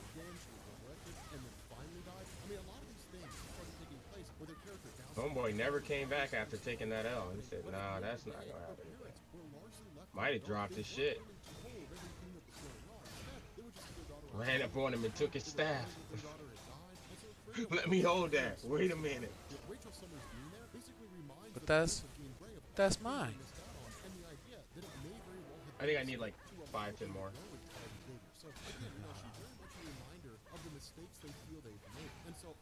And I'm gonna save it for somebody who walks up on us thinking they're a goat. And be like, wait, my HP pool, it's all gone. Yep. This is the worst place to farm this though. We're never farming here again. I'm gonna mark where this is on the map and never come back here again. Shittiest mob selection ever. Damn, he took triple damage. My fucking extra damage proc twice on that bum. Uh-oh. Oh, hey, here we go. Killed the Tyler one first. Oh shit, they're focusing me. Holy shit. Can I get a target? I don't see it. Okay. I can get a target. My bad, that was on me. I'm on him. I'm on your target. You should be stunned. I'm dead. Yeah, I can't move him stunned. He's dead? Stunned to death. Oh, they all top demon form. Well, not only that, but it was 3-on-3, so that was cool. Yeah, we still. They came back. If I to hadn't hunt fucked us. up, yeah, if I hadn't fucked up, that would have been fine. Well, I didn't have a target on me either, and I didn't have my demon form yet. If I had demon form, we'd have killed all three of them. I was close to demon form way too. too close together.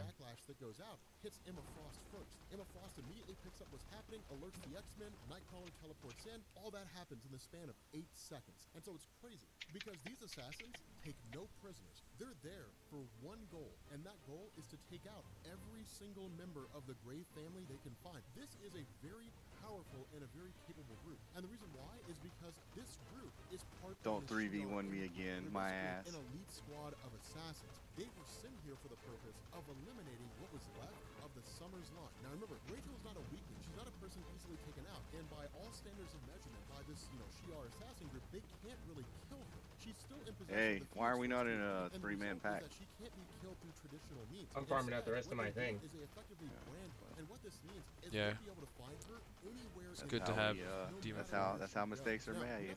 Watch out, one moving. No, that's a regular element. This allows us to sort of bring in a discussion about the Shi'ar Empire. Now, in Marvel Comics, you got a lot of different empires that exist out there. Humanity is just a bunch of folks who live on Earth. And there's some really powerful people, but that's it. We reside on one planet. Most people don't even know about the various alien races. There's absolutely no penalty for being in here, Is a massive empire. It basically spans almost the entire other than the other server not having the flag up for shit. thousands of worlds, but they are an amalgamation of races. Unlike the Skrulls, which is basically the Skrull Empire, and they're all Skrulls. The Shi'ar is a variety of different races who have all sworn fealty to the magistrates or the magister, whoever it is that's running the show at the time. But this assassin group going through is designed for one purpose: to take out these various people. Now, the X-Men are a threat, but at the end of the day, they're not necessarily indefeatable by this group. And in fact, because of the fact that the X-Men have faced off against the Shi'ar Empire at different points over the course of their publication history, what this means is I almost that have the demon Shi'ar form. have a pretty solid understanding of how to get into Earth, About halfway there. how to avoid them if at all possible, how to get Did their they demon on how us? to leave without being seen. The problem is they didn't really bank Yeah, they did.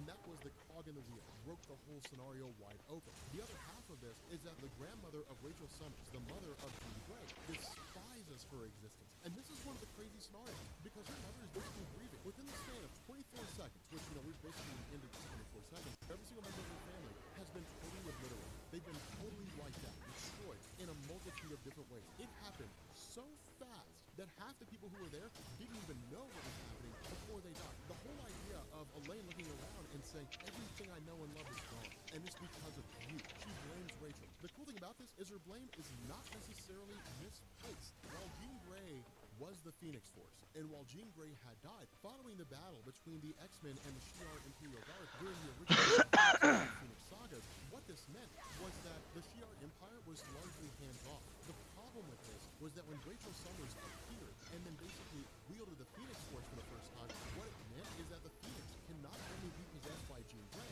it can be possessed by the bloodline of Jean Grey. And that presented a whole new credible threat, because when the Shi'ar Empire looks at the Phoenix Force and sees it as a harbinger of the end of all things, meaning when the Phoenix Force loses its mind, it will destroy all that is, the Shi'ar Empire is operating in the preservation of the universe. But if Rachel Grey can have the Phoenix Force, Rachel Grey's child can have the Phoenix Force, and her grandchild can have the Phoenix Force, and so on and so forth. And so even if Jean Grey was able to maintain control to a degree, Niggas asking about Legend or Mythic Gear hasn't even gotten a Legendary Soul Stone. Rachel hasn't necessarily displayed herself as an overt villain with the Phoenix Force. It does not mean I got my demon though. or great-grandchild or some Like one little tiddly tat away. Got mine. But yeah, they demon mode it. Otherwise, they would have lost. They don't do a lot of damage. That's the funniest part. Like, they barely do anything. Let's go look for him. All right. It should be this way. Something here. You don't have to find them. Just find anyone. They're all server 1. That's the beauty about. Oh look, here's one. The battle's a foregone conclusion. There's no possible way for this Shi'ar assassin group to possibly succeed. It's not going to happen. As a result, the Shi'ar assassin group. That's the beauty about being on their server. You can just kill them discriminately. Yeah. Like they act like this is hard. This is not hard. You just walk across anyone and you kill them. 90% of the players are weak. Oh, big shocker there. Like, oh, I'm so skilled because I can kill fucking people who are grinding AFK. We're such a big and bad server because we come from a guild that plays other games, and we're a professional guild of fuck-faced faggots. Like, get that shit the fuck out of here, bruh. Go suck a dick, because that's all you're good at. Let your daddy beat you again, because that's all you know about your life. But I'm good at a video game. Maybe now my dad will accept me, and my mom won't say that she regrets me. And maybe she won't. Maybe she'll still think you're a waste of space, because you are. But this is so much fun, right? Like, we're running around, killing people who have no chance in hell at defending themselves, because they don't see it coming. They're not prepared. Many of them lack pots, because they've been out here farming for hours. And this is what skilled players do, according to Eden, Avalon, and they're big and bad. Oh, but how come you didn't fight us 1v1? Oh, because you had a gear advantage, you went after the weaker players who play at night. Roy went right, Uniki. The reason why I say this is kind of lackluster is because yeah, I went this way. With the white hot room, it's weird. So, okay, here's one thing I want to flesh out this for you. I want to talk about this for a second. I want to talk about the afterlife in Marvel comics. Marvel has depicted the I'm just scouting out to find any of the people who, like, I'm trying to head towards where people would be farming. Here's like a one, here's a one, here's a one, here's a one, here's a one. No. I'm gonna wipe them on out. me, one. No, let him go. Let him go. It's not worth chasing. Okay.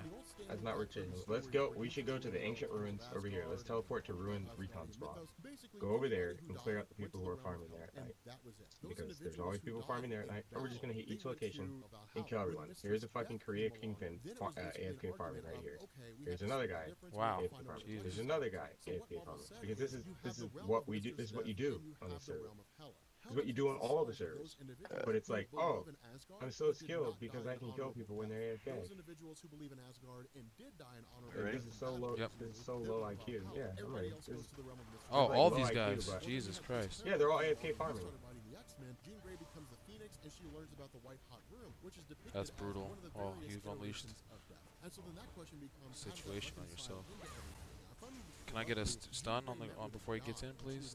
Stun. Alright, here comes some more. There's Slayer again. Yep.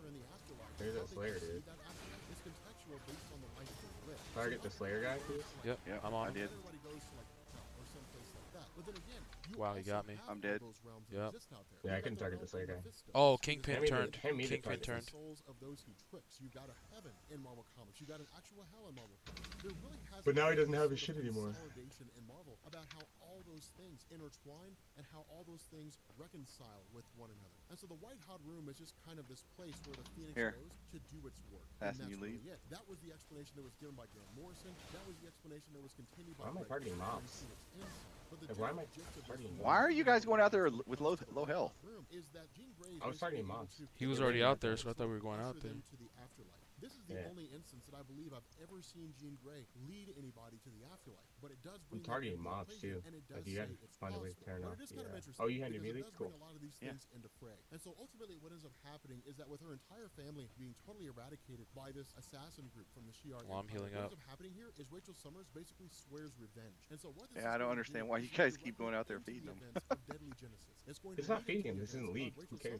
I'm proving the point. This is pointless. This is boring. Her meeting an Omega level mutant so powerful that he can overwhelm and overpower Rachel Summers even with the power of the Phoenix Force.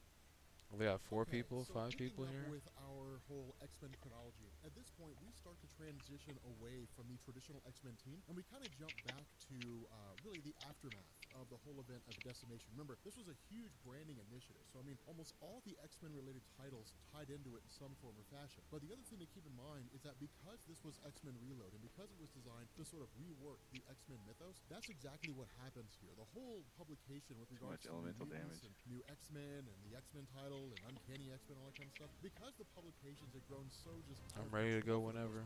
the idea was to consolidate them all down into a handful. Who are we targeting? Oh, S2 people are forming up to come down here. And condense them into a more manageable form. And so really, while this is called New X-Men, it's kind of a misnomer. This is more of like a continuation. Who are we targeting? To like Generation X. He hasn't targeted anybody yet. He's talking to them first. You have different versions of the X-Men teams for the most part. Originally, you just had X-Men by Stan Lee and Jack Kirby. Because it wasn't that popular, Marvel relaunched it. Yeah, we're getting super outnumbered here now. Hold on. For something like 17 years. This continued on until about 1992. And then what Marvel did is they split the publication in half, and they basically launched the second run, the second volume of the original Stan Lee and Jack Kirby run, and that's where you get X-Men Volume 2. But the whole idea is you had X-Men, and then you had Uncanny X-Men, and there were 2 different publications. And of course you had the X-Men roster split in half, which was, you know, the gold team and the blue team. By the time we got into the early 2000s, we started getting things like the Extreme X-Men. We got things like New X-Men from Grant Morrison, which was kind of like a rework X-Men Volume 2. We got all these That's funny.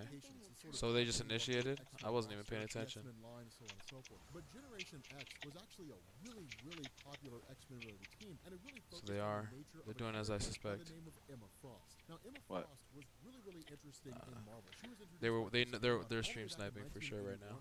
And she was actually the leader of a mutant That's why they went after me. I was typing in chat. Massachusetts Academy. And the whole idea behind this was that it was They one think of they're those really fucking prodigious cool. prep schools that also had ties to the None of this Hellfire matters Club. to me Of course, the though. Hellfire Club of All you're Hellfire doing is giving Club me being more one of fun those ideas. organizations that kind of operates behind the scenes. The whole idea behind this is that as Like she I was didn't part stand of at the the Chaos Massachusetts border on Academy, purpose. where Charles Xavier had I the think I'm not X-Men paying at the attention. Xavier Institute, Emma Frost had a group called the Hellions. And the whole idea behind this was that it was At a way least to sort of like watch provide me an on Twitch though. antagonistic Don't try to theme stream the snipe me X-Men, and not but give me really my more to the New views. Mutants, in the sense that the New Mutants were the younger That's generation bannable on of Twitch X-Men if you're in a the Twitch X-Men streamer. comics themselves. And so where the main X-Men team had like the Brotherhood of Evil Mutants as their main villains, the New Mutants had the Hellions to face off against. But the idea with this whole thing was that what we found was that eventually in the 1990s, I think, they introduced a villain called Trevor Fitzroy. But basically Trevor Fitzroy had shown up Is that your best? and launched an attack using the Sentinels. The problem is that because of the fact that it was kind of a reshuffling of the X-Men in the 1990s. Wow, these dudes are super toxic. These guys are fucking arrogant What Marvel cunts. ended up doing was killing off the Hellions and then bringing Emma Frost into the X-Men proper. And so when she was basically vouched for by Charles Xavier as having basically turned over a new leaf, the result is that she taught a new generation of mutants within the Xavier Institute People are called running from more Generation S2 X. people? And they were Is that why they're largely running? What's hands-off. going I on? mean, there was really no involvement from Charles Xavier. It was strictly ran by Emma Frost herself. But by the time we got into the early 2000s, Marvel had revamped, you know, some of the X-Men titles to New X-Men. And that was basically this idea of Grant Morrison coming on as writer and revitalizing interest in the X-Men. So that runs all the way up to this volume, which is really kind of like volume 2 of New X-Men. X-Men, but while it's titled that, it's really more akin to New Mutants or to Generation X. But what this does is, again, because of the fact that this picks up immediately after No, the I'm events trolling of the fuck House out of these M, guys. we I don't basically give a end up fuck, dude. joining with a guy These guys who are wanders fucking into a retarded. church that belongs Bro, to the someone funny named thing about William Koreans Stryker. is they're Now, super we have sensitive about talked their about country. William Stryker so much Because on they this don't actually channel, have them. you know, we've talked about it moderately, you know, That's why recently. he's upset. But I love the He's so mad character right of now. William Stryker. God, he's one of the best villains in Oh, Marvel man. because he's one of the most This dangerous dude is villains super who mad. has no powers. You don't Instead, talk about he Korea is like that. We've been through a extremely good lot. at just You mean because swindling Japan people raped the to his shit out of cause. you And during we're World gonna War II? find out exactly what Or he the did part and where how he China does came that in the and story. He basically and slapped their travels hand to on this place top 2 and then years Eiffel before Towered the the fuck events out of you of with House Japan, M. your And ass? of course, Which part? swearing and being angry Or at the God part where because all America these gods owns are your forsaken country him. now Suddenly he's because you met with don't have enough massive money to white actually light, and we never afford find out where a it's coming defense? from. Instead, Like what we which do part? is we pick up the morning after House of M Like, don't happens. name your And it's cool fucking because guild where a lot Korea. of the X-Men You don't even, stories it's not after even House Korea of M anymore. during It was so Reformation weak it got follow split the in main two. X-Men team. This You have follows North the team. Korea and South So it's Korea an immediate because aftermath with you regards to couldn't the actually kids who are being keep affected Korea and the together. kids who are losing their powers. So we have all these different That's the former funniest mutants that shit. are Like, Kevin why Ford, known Korea? as Wither, who basically has a death touch that he can't really control. Dallas Spectre, who could kind of put on a shadow form. You got all these different characters who are basically waking up and all their powers are gone. Some people are terrified and some people love it. And that's why I love the X-Men story so much, is because when we look at superheroes, we imagine, man, you know, what would it be like if you could fly? Or how awesome would it be to shapeshift or something along those lines? But for a lot of these kids, even if the powers they have is something that we would want, they don't want it because it makes them a cast-off in society. Because a lot of these kids have powers that don't take on physical form. You wouldn't know they had any powers if you walked by them down the street. But They got because me. the fact that they know, because they're educated in a special school, different things like But that, there's kind of a is it stigma worth that's their attached to it. farm? So a lot of these folks Is are the celebrating. question. A lot of these folks are excited about it, while some are terrified of it. Because when they gain mutant powers, they finally understood their place. They finally understood where they resided in the grand scheme of things. But when that's yanked away, they end up right back into this existential crisis they've been suffering the whole time, where they didn't know what their place was anymore. What we also end up doing is picking up with Emma Frost, who basically communicates with the 3-in-1. Now, the 3-in-1 is actually a really cool concept. The best way to think about these is really just kind of going by their name, the Stepford Cuckoos, but they were basically an attempt by Weapons Plus, the creators of Weapon X, to clone Emma Frost. Now, originally there were 4, but the idea is that I think you had Quentin Quire, who launched a sort of revolution in the Xavier Institute, and then one of them died. But basically, they're one of these things where they have a hive mind, but they are individual telepaths. They're not nearly on the same level as Emma Frost, but they are pretty powerful. The problem with this is that the Stepford Cuckoos are sort of experiencing this massive backlash from all these people who are panicking, this huge surge of emotions from all these kids who are freaking out. What we also end up learning is that where Kevin Ford had this death touch and really praised the idea that he'd be able to touch people now, suddenly that's not the case anymore. And so again, it's kind of crazy and it's kind of wild because for some of these kids, for a brief moment, they believe they have a life of normalcy. For others, they want a life of normalcy. In the case of Melody Guthrie, you know, Arrow, she has the ability to fly, leaps out a window, believing that she still has her powers. Beast saves her on the off chance that she doesn't. Now, one of the saddest things that takes place is with a kid named Hydro. Now, Hydro was interesting What the hell because is he a basically slicer? had the ability to control water in a lot of ways. But the That's the problem with this weirdest thing is ever. that he basically drowned. He ends up dying because of the fact that he loses That's his the powers absolute in the weirdest thing process. And so it kind of shows us this impacts people in a multitude of different ways. Now, one of the individuals who does maintain his powers is Josh He Cole. left? He's He also known as left? Elixir. He's basically a character that I has teleported higher something. manipulative healing. What I'm this just means testing it. is he can heal anybody from virtually anything. But again, it's cool because we're sort of getting this refresher for a lot of these different characters. But one of the things that I hope you guys notice is much like the main X-Men story in the aftermath of House of M, we're rapidly figuring out who the stars of the story is going to be. The ones who maintain their powers and get the most limelight are the ones who are going to be the stars. Everybody else, they're background characters or they get sent away. What this also There's like 3 people over here that are farming. Danny Moonstar was one And of the then original New Mutants. When the there's first story was, when that story was originally launched, she's been part of the X-Men line for years. Now, where she did have the ability to sort of create these telepathic illusions, meaning that she could basically create these sort of Where you holographic get that? constructs Right here? using her mind based on what other people were feeling at the time. Her powers are gone. And Emma Frost's immediate response is, you have to go. And that's what's so ruthless about this. Emma Frost in Marvel Comics, in a lot of ways, is pretty hardcore. She's pretty cutthroat. And it did work for her students in some ways. But remember, all the Hellions died. So while she is kind of hardcore here, she's not nearly as hardcore as she was when it came to the actual Hellions themselves. But the other half of this is the stance of Emma Frost is that this is a school for mutants. This is not a school for humans. If mutants have lost their powers, they have to go. And that's pretty cold-blooded. And so because of this, we of course pick up with Wolverine, and with regards to the character of X-23. Now remember, Laura Kinney has been part of the Marvel Universe for a little while now by the time this took place. So for the most part, Laura Kinney was always just kind of off by herself. The idea of Wolverine is to say, if you still have your mutant powers intact, then you have to come here. It is interesting because you basically, like any parent says, you need friends. You have to basically form social attachments. Because remember, she doesn't have friends. And so grabbing those human aspects and saying, you need to be able to socialize with people. You have to be able to start conversations is basically an attempt to bring her back and to try to, continue this connection that he's been trying to build all this time.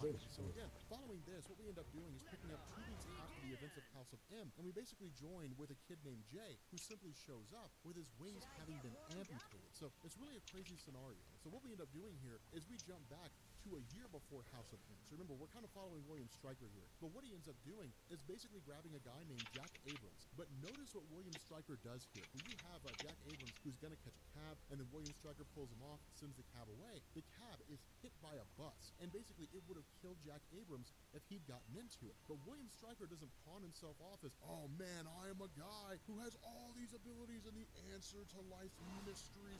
No. It's subtle. It's easily believed. All he simply says, when Jack Abrams says, how did you know that? All he simply says is, do you believe in God? Because God believes in you.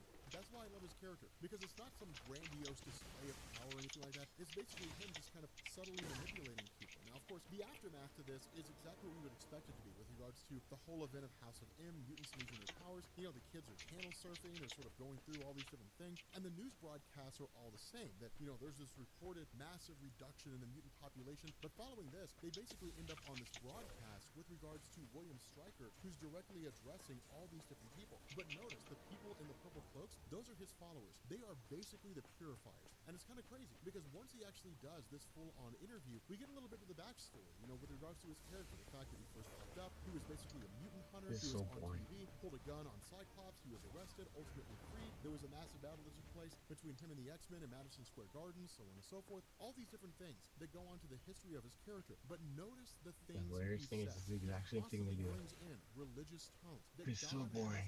That God has a goal. If this happened, it's because God They go wanted through it my to happen. items But what he and says combine some here, things really one of the final and statements upgrade he some makes things is of the while I most wait on them to go to ominous. bed. One of the things he says And then kill is them. that, sure, The same way they do to everyone else. because God said it in It's like I don't know what they think they're accomplishing. They're wasting their time.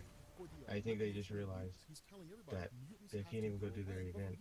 Yep, that's why I'm here. They've got people spread out all over the place. It's going to happen regardless of what they do. Like, they can't cover every place at once. And even if they did, then my mission would be accomplished. Exactly. Because I'm wasting their time. Exactly. Just like they have wasted mine. Exactly. Like them being here is my win. I'm watching TV on another screen. And they actually still here. I just roll back in to look and realize they're still here. This is the funniest thing ever. And then they're fucking chilling for this cockboy Korean dude who doesn't realize that Korea doesn't exist anymore. Like, it's been a while, man. It's almost been 100 years. This shit's dead.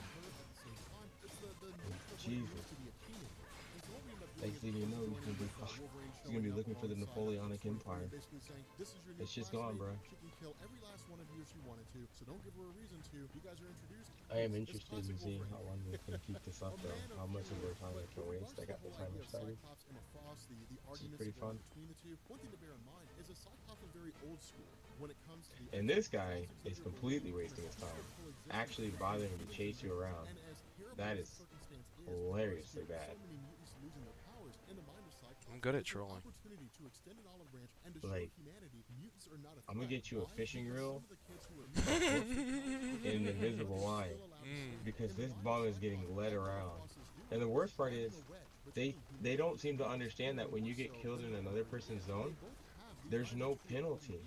So who cares? Like, it's boring. Like, that's like learning that made me lose all respect for them. Yep. Because I was like, oh, when they come to our server, they're risking something.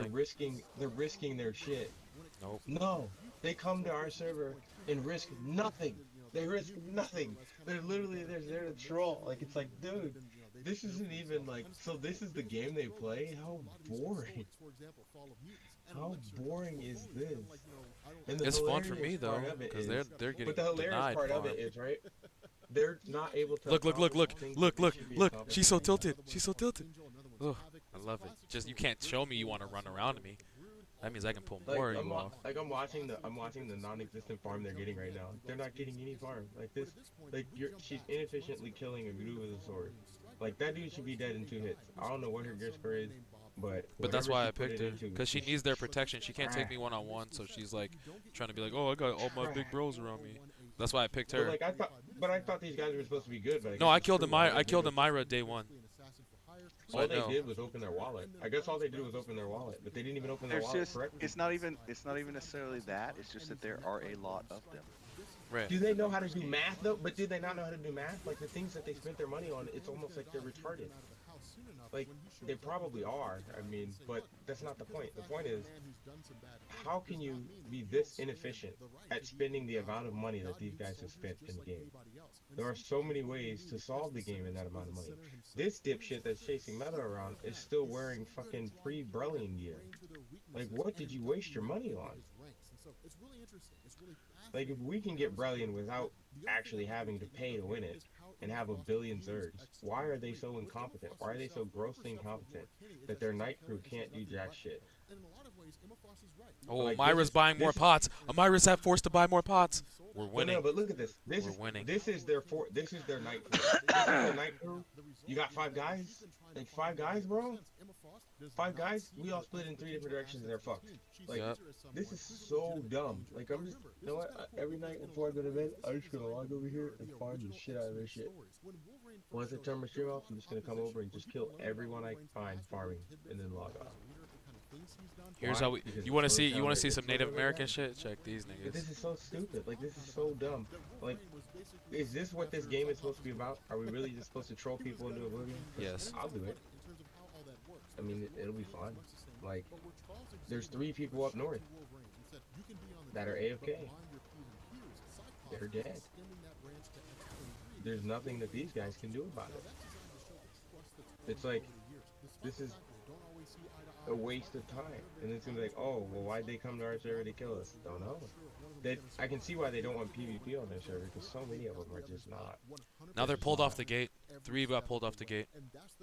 Because I said something and they're going over to check because they're retired. They chase me now. I got 3 to chase me. 1 guy went to go back to farming because he was like, fuck this noise. But Ray on me and a Myra. Pick a number between 1 and 2. Pick a number between 1 and 2. And that's going to be, I went and scouted out when I teleported away to the different spots. Okay. We're going to pick 1 spot. We're going to go and kill those people. And then we're going to come back to here. Okay. So pick a number between 1 and 3. Joker, you pick. Again, this is the Two. multifaceted nature of William Stryker. Okay, It's not do always it. calling somebody up and saying, hey In man, one your sec. family's gonna die, you gotta Do get over there, this. you gotta save them. Sometimes it's just preying on the weak and emotional. Be right back, when people folks. are in a weakened state, when they're in a vulnerable Here state, we go. they believe almost anything Need they we do want anything? if it makes them feel better. And when You don't Stryker have to shows if you up don't want Jay, to. who's basically questioning his I'm going role to in 2, life, which is whether what or not I he already should really talked. be part of the Xavier Okay. Institute, so on and so forth. His And I'm going to idea go kill was the people. Stryker showing And then I'm going to come back. basically say, hey, Alright. look, man, there I'll was be an here. angel there the day that you Let me know lost when you Julie begin and your terrible engagement. things happened in your life. God Oh, had it's angels to it's protect pointless. you. It's You boring. have angels with Like you. That's the I spirit of just God, put and my you stream on send a pause, message and then I to just the run person. out. And so what seems Find a to be guy, kill a happening guy, here is I'll that work back. William Stryker is the person responsible Like, for this is severing dumb. the wings of Jay when he showed back up at the Xavier Institute with his wings amputated. Now that is classic William Stryker. On the Tell me surface, what the he's point of nice. this is. You Like, can see this him is what as we're a guy doing. who would show up to his grandkid, give Like, this is presents, so boring. stories, be the nicest guy ever, and then as soon as they go to bed, he's plotting and scheming on how to kill all the mutants. That's Oh wow, I got a chaser. William Stryker. But of course, Kingpin's chasing me. Oh my god, Kingpin's chasing me. What a dumb. stem out those who can't. He's Korean. Those of you Just who he's succeed retarded. will become the new Just based on that alone. X-Men. Those of you who don't will be dismissed. You'll be on the sidelines, and we'll use you if If that's the you need. case. Now, what she's really doing here is she's using this as a scheme, as a smoke screen. She basically tells Hellion, I want X-23 taken out of here. This is all designed for the purpose of trying to find a way to get rid of X-23. But by happenstance, everything seems to benefit X-23. Even when Emma Frost shuts her body down and keeps her from being able to move. How long is this PvP open? Try to take her out, where For? other members of the X-Men It's open for a few hours. Hellion is the one one who basically saves her and tells him, Frost, I'm not going to take this girl out. We need this girl just like we need everybody else. Now, of course, initially, X-23 is not given a spot, but of course, Kill this guy. He's in pretty nice gear. She's going to be given a spot on this team. And so what we do as this starts to wind down is we pick up with William Stryker, who's basically amassed a massive following. There's hundreds of thousands of people here, to say nothing of the millions who are watching. Again, feeding on the weak, feeding on the desperate. And so the result is that he basically comes out and he says, God's taken the next step. It's up to us to finish it. The mutants are a credible threat. We have to. It's not fucking letting me target him. Like us. And instead of people shying away, You click on the map or use your tab or use the other thing that you use to your people celebrate, people cheer. But notice this, they're not thinking rationally. Because what would happen if somebody came along and they said, you know, if Magneto popped up and they said, ladies and gentlemen, you know, because of everything that's going on, mutants are in danger now. In order to keep things safe, we're going to kill all the humans. We're going to kill every human we come across because look at their history. The world's better off without humanity. How many of these people would celebrate that? How many of these people would cheer and say, yeah, humanity's dangerous. We all need to go away. Of course they would. Because the standard is okay when the standard doesn't affect them. That's boring. And so again, it's We're just spamming ping pots against each other. how these people view the world. And so what we end up both having barely is geared. all these kids who have essentially lost their powers, and they're basically sitting on a bus, you know, and they're sent about their ways. I mean, presumably they're going to go back home, you know, they go back to their families. But before they get even 20 feet from a house, a missile comes in and blows the whole bus up, killing everybody on board. Okay, so following up to Decimation, what I want to do here is I want to cover Wolverine origins and endings, because I think this is going to give you guys a pretty good idea of the direction that Marvel is going. And let's teleport back to Stone, to Recon Ruin. It involves Bucky Barnes, Captain America, so on and so forth, but this is an example of where Marvel was kind of going back And that's one. because by this point, we're at the tail end of Wolverine Volume 3, and what the story does... And that's Slaster's asking if I brought backup or something. I don't know what he's talking about. Well, we did exactly what I said we would do. Yep. We went and we killed one of their overnight farmers, and now he's dead. And I purposely picked somebody with really good gear. And it's probably someone fairly important on their server. But don't care. Because this is the game we're playing. This is dumb. It's a waste of our time. It's a waste of their time. But this is the game they wanted to play. Don't know who that guy is. Had no personal beef with that guy. Don't care. Why can't I target him? Why aren't my moves going off? This is what they consider fun, so that's what we some did. bullshit preventing me from attacking him? Your homie's dead, bro. Like, homie dead. Don't know. I don't know what's going on, bro. Hell no, bro. Like, is this what we're gonna do with this game? Or are we just gonna kill the game by being stupid? Now, on the surface, he's not intending to find the Prime Minister. What he's intending to do is find the captain of the Prime Minister's... I mean, they started it, but do two wrongs make a right? I mean, they started it, but now it's a problem. Now It it's is. a problem. Now it's not fair. It's not fair because, oh... Like, it's not fair because, oh, they're asleep. Okay, didn't you do the same thing? served a pretty significant history in the realm of Marvel Comics. Not really popular. The Silver Samurai was, like, never part of the Avengers or anything like that. But he was part of, like, the Japanese team, Big Hero 6, different things like that. And, by the way, that was kind of an interesting thing. What Disney did with Big Hero 6 was borrow the name from Marvel Comics, just because of the fact that I wouldn't really go see a movie about Big Hero 6 in Marvel Comics, but it was kind of a cool situation. Big Hero 6 was really like a Japanese-oriented team. It was based with, like I want to say Sunfire, Silver Samurai, a handful of... Like, this is so pointless. It was kind of interesting. But the This is so boring. Like, oh, we're gonna stop you from killing people. No, you're not. No, you're not. The map is entirely too big. Hey. Well. I mean, I slipped through their defense. Now I'm just trying to harass this guy till he dies. What he's doing is basically tracking a guy down. And who that person is, we'll find out. But what we end up doing is... There's another guy auto-gathering by me. To Dum Dum Dugan, along with Captain America, Jessica Drew, Spider-Woman... Okay, well, now let's go to 3. Let's go to 3 now. I'm not griefing 3. No, not the server. Location. Not the server. Oh. Location 3. I marked out 3 locations and purposefully let them see them. So now they have to guess which one of the 3 locations I'm going to. And if they guess right, maybe they'll find us. If they guess wrong, the person there dies. It's that simple. Like, it's that simple. Because this is the game they want to play. So we'll play a game. We'll have a game of cat and mouse. We're even the odds because they don't know where we are. We know exactly what our objective is. They have to figure out where we are to stop us from achieving our objective. It's a game. I'm going to go fill out my books. And AFK. Word. I'll catch you guys tomorrow. Boring as fuck, man. See you tomorrow, man. And the question they have is, why is he doing this? And Emma Frost says, Let's because see. he's regained all of his memories. But what is the And point of this all this? sends That's the what I world want. into absolute Is this what the game is supposed to be about? panic. And the reason why? Not Because necessarily. Wolverine remembers all those How do they not those find this abuses. boring and Wolverine tedious? remembers all the times that he's been tortured. He I find remembers this all the super times tedious he's and been boring. abused and his memories have Bit been tedious. forget. I mean, I'm waiting on my food Shield anyway, is so. just kind of in a position now where it's like, oh my god. Because now there's no telling what he'll It is taking me a minute to kill this motherfucker. While Logan himself is kind of a mishmash, the different But people like, in Shield don't all really you have to do is know spread out in different directions to of kill a different Nick things. Fury's And it's like fighting it's a waste of alongside Nick Fury, everyone's but time. took the Like, Infinity formula to keep him young. As they far want as us to just Shield make it goes, so you he can't consolidated farm in all the these Nostra different zone. pieces of Wolverine Like, why? kind of bring This him is back so to figure dumb, out what dude. direction his life This is so fucking then dumb. a lot of things were left ambiguous. And so between this fight with Wolverine and with Silver Samurai, what ends up happening is the journey basically takes him. Oh, the AFK mine so that they can save all their pots. So I'm expending pots for him. A fairy of sorts, and then just kind of passes out from the experience. But what it does is it allows Daniel Way to kind of go Can't back expend a little pots bit, that focus on fast. some of these memories that Wolverine's having about a wife that appears to be pregnant, Is he so on and so forth. actually on But it's kind auto of a mine and funny then pink situation potting the because whole time? here is a person that apparently killed his wife. I don't even know how you can do that because pink pots aren't supposed to be able to reset to auto. To auto. The person he's presumably tracking down. Now, of course, No, I'm saying he's auto gathering and then he's pink potting to Canada's Department to stay alive. I think they have like bots or something that do it because you're not supposed to be able to auto pink pot. I mean, he's getting all these. He's getting way pink pots. I don't know how they do it.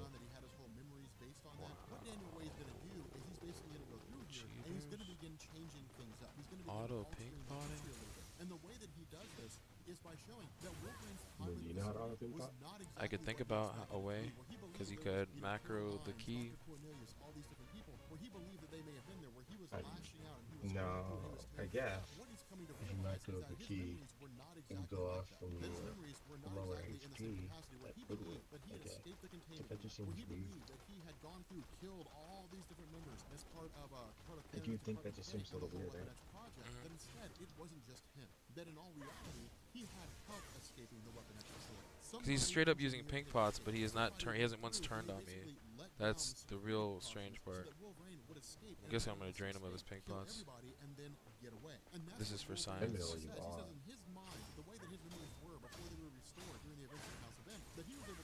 They have to go do their boss stuff, even though they said they didn't want to. They were just continuing to keep killing their people. I'm gonna go on to this guy. Oh, they must all be on fucking auto mining pink pot bullshit. This is disgusting. They pink pot auto mine?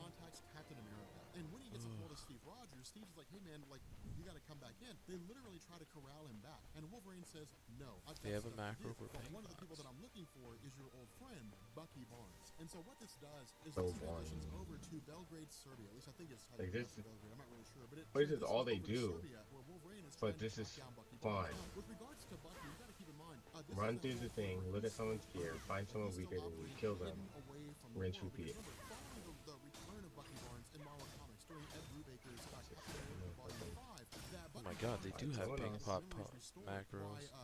Like, no human could fucking sit here and continue to fucking mine. Oh my god, those are pink pots. Unless there was some droned out ass human. No, I'm guessing there's something you can do to use those pots. Auto use pink pots? Let me see. Yeah. Now, what Wolverine did when he had left Canada, when he had left Canada's Department K, is he basically put the word out that he's looking for Bucky Barnes. Now, here's how things work when it comes to Marvel Comics with regards to this whole criminal underworld. There are all kinds of contacts that are all sorts of resources. It's really just like this giant underground. Now, a lot of it happens Don't see it. in Madripoor, which is basically this city where all the criminals hang out, and even S.H.I.E.L.D. doesn't go there. But when someone says, I'm looking for a person... Oh, there's a server 2 here helping. Oh, we got one. We got one. Let's go. I'm with you, Paprika. We are by Stump observation site. They're up here at Bev's. Is Bev's up? I don't think so.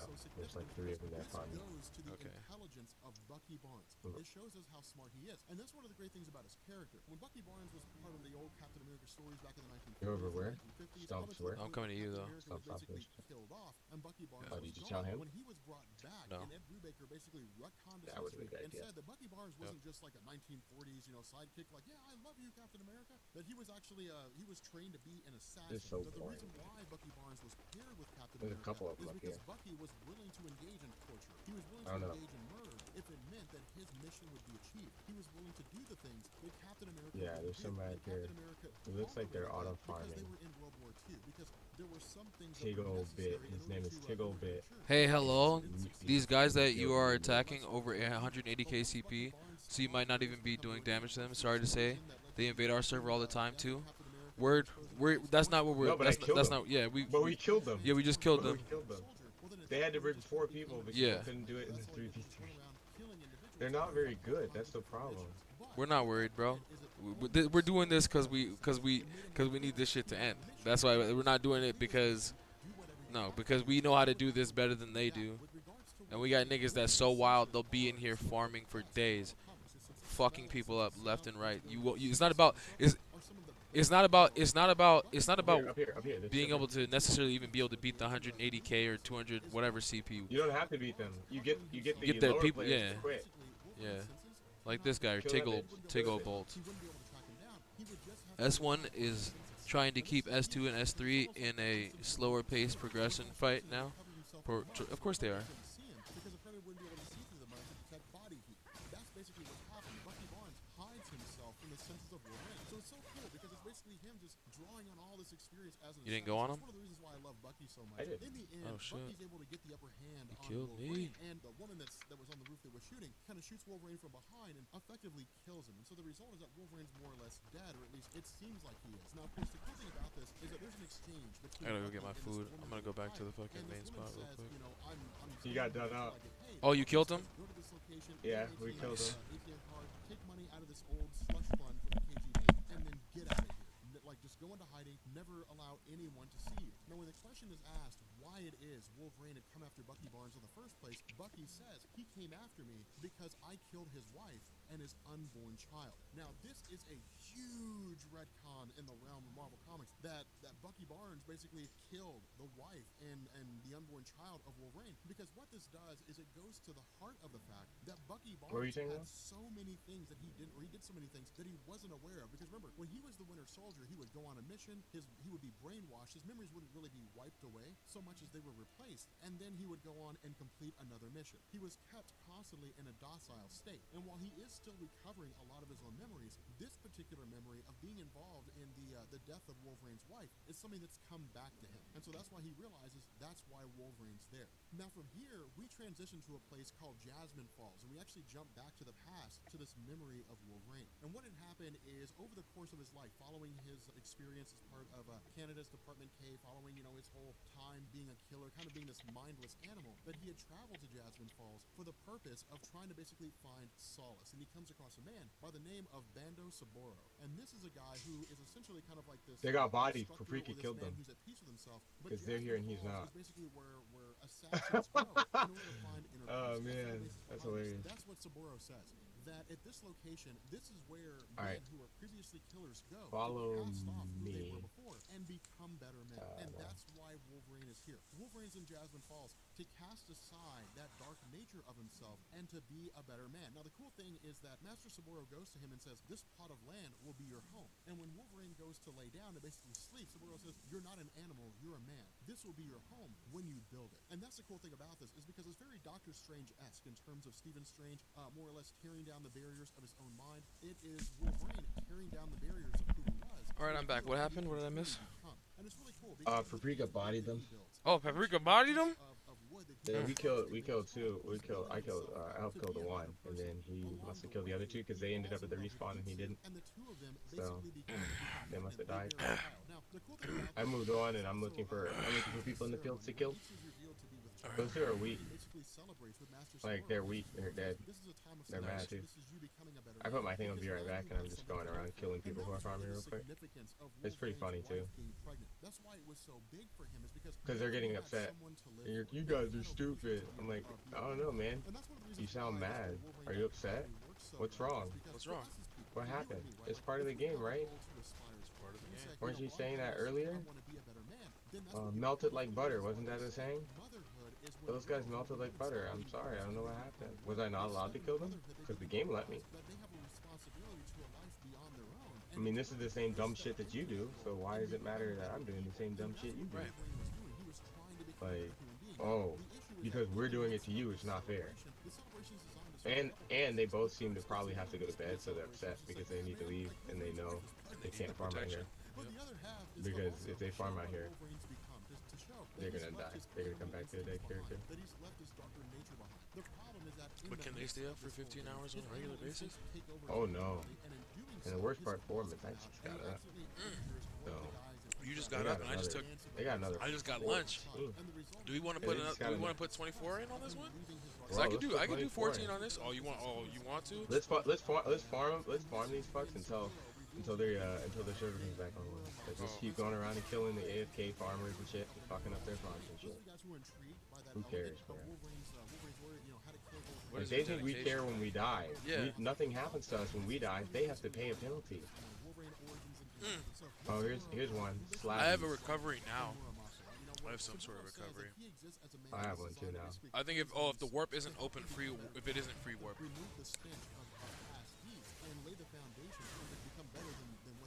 There's one up here if you want to kill him.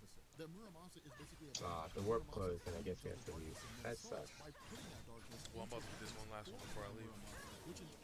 And I'm gonna take this one last one right here. Then. I haven't been forced out yet, so I'm gonna kill until I'm forced to leave. So I'm riding across the whole fucking landscape, bringing hell to these bitches. You're gonna wake up to a lot of angry guild members. I thought it was safe to farm in the ruinous. Bro, I'm just out here killing them. Hey, this is so I thought boring. it was safe to AFK farm in ruinous. I know, right? It's so dumb. I'm just doing this while I eat my Carl's Jr. But like, they were having so much fun, and now it's not fun for them. I'm so confused. Where's the shit bro. talk though? I don't see any shit talk no more. Sounds Because like they got too many now. DMs.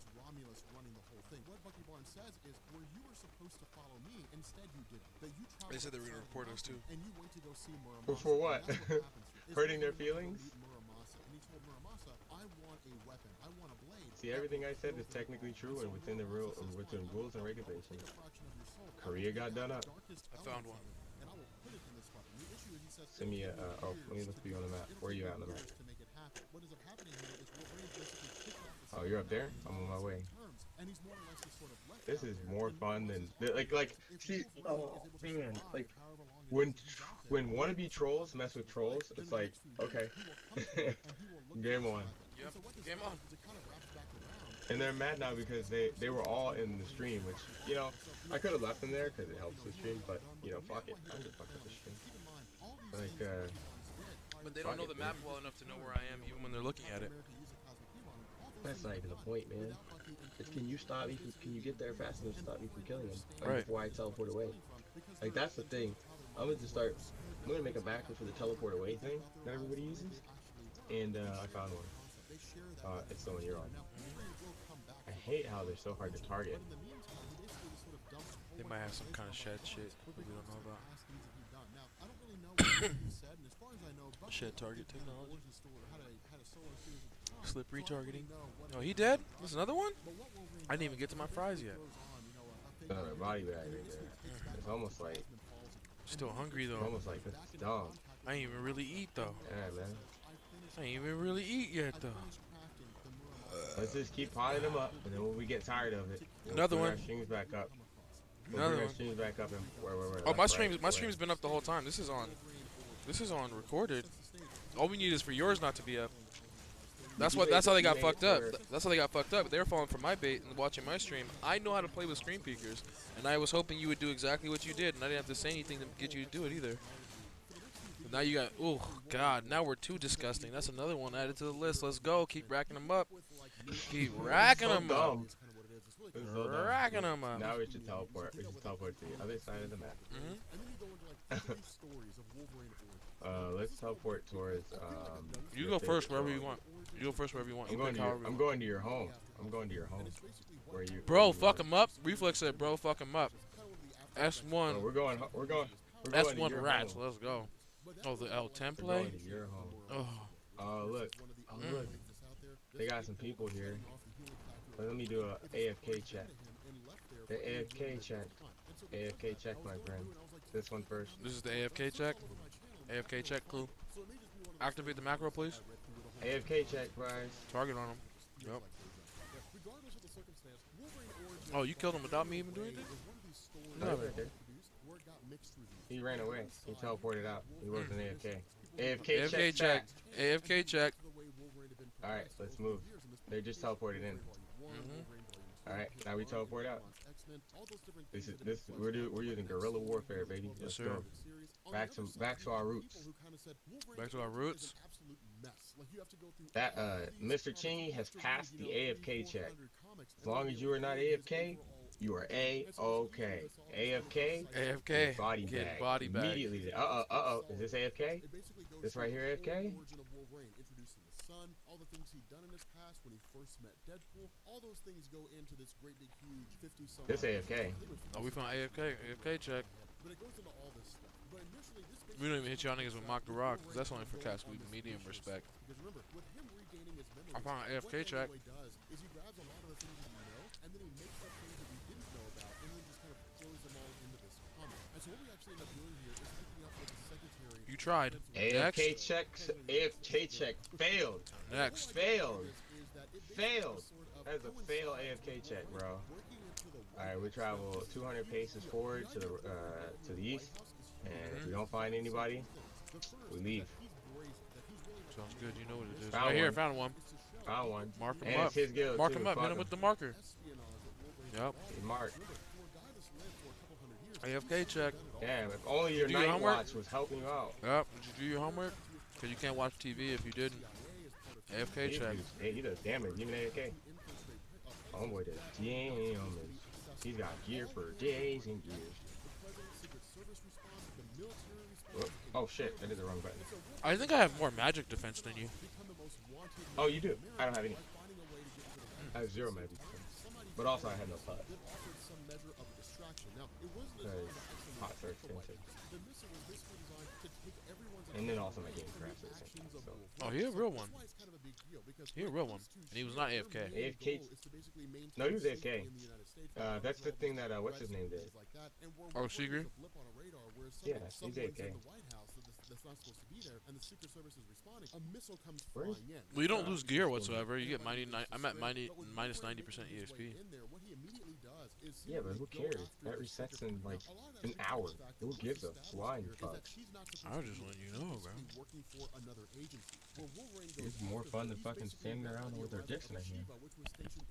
Just going around performing AFK checks. We're doing a service for the community. Service for the community. Nobody's cleaning up the trash for the community. Yeah, bro. Like, don't we not like bots? Tell Stall I'm sorry. I just wanted to practice my AFK check technique. I know, right? I knew it would come in handy when I came across assholes. Bruh.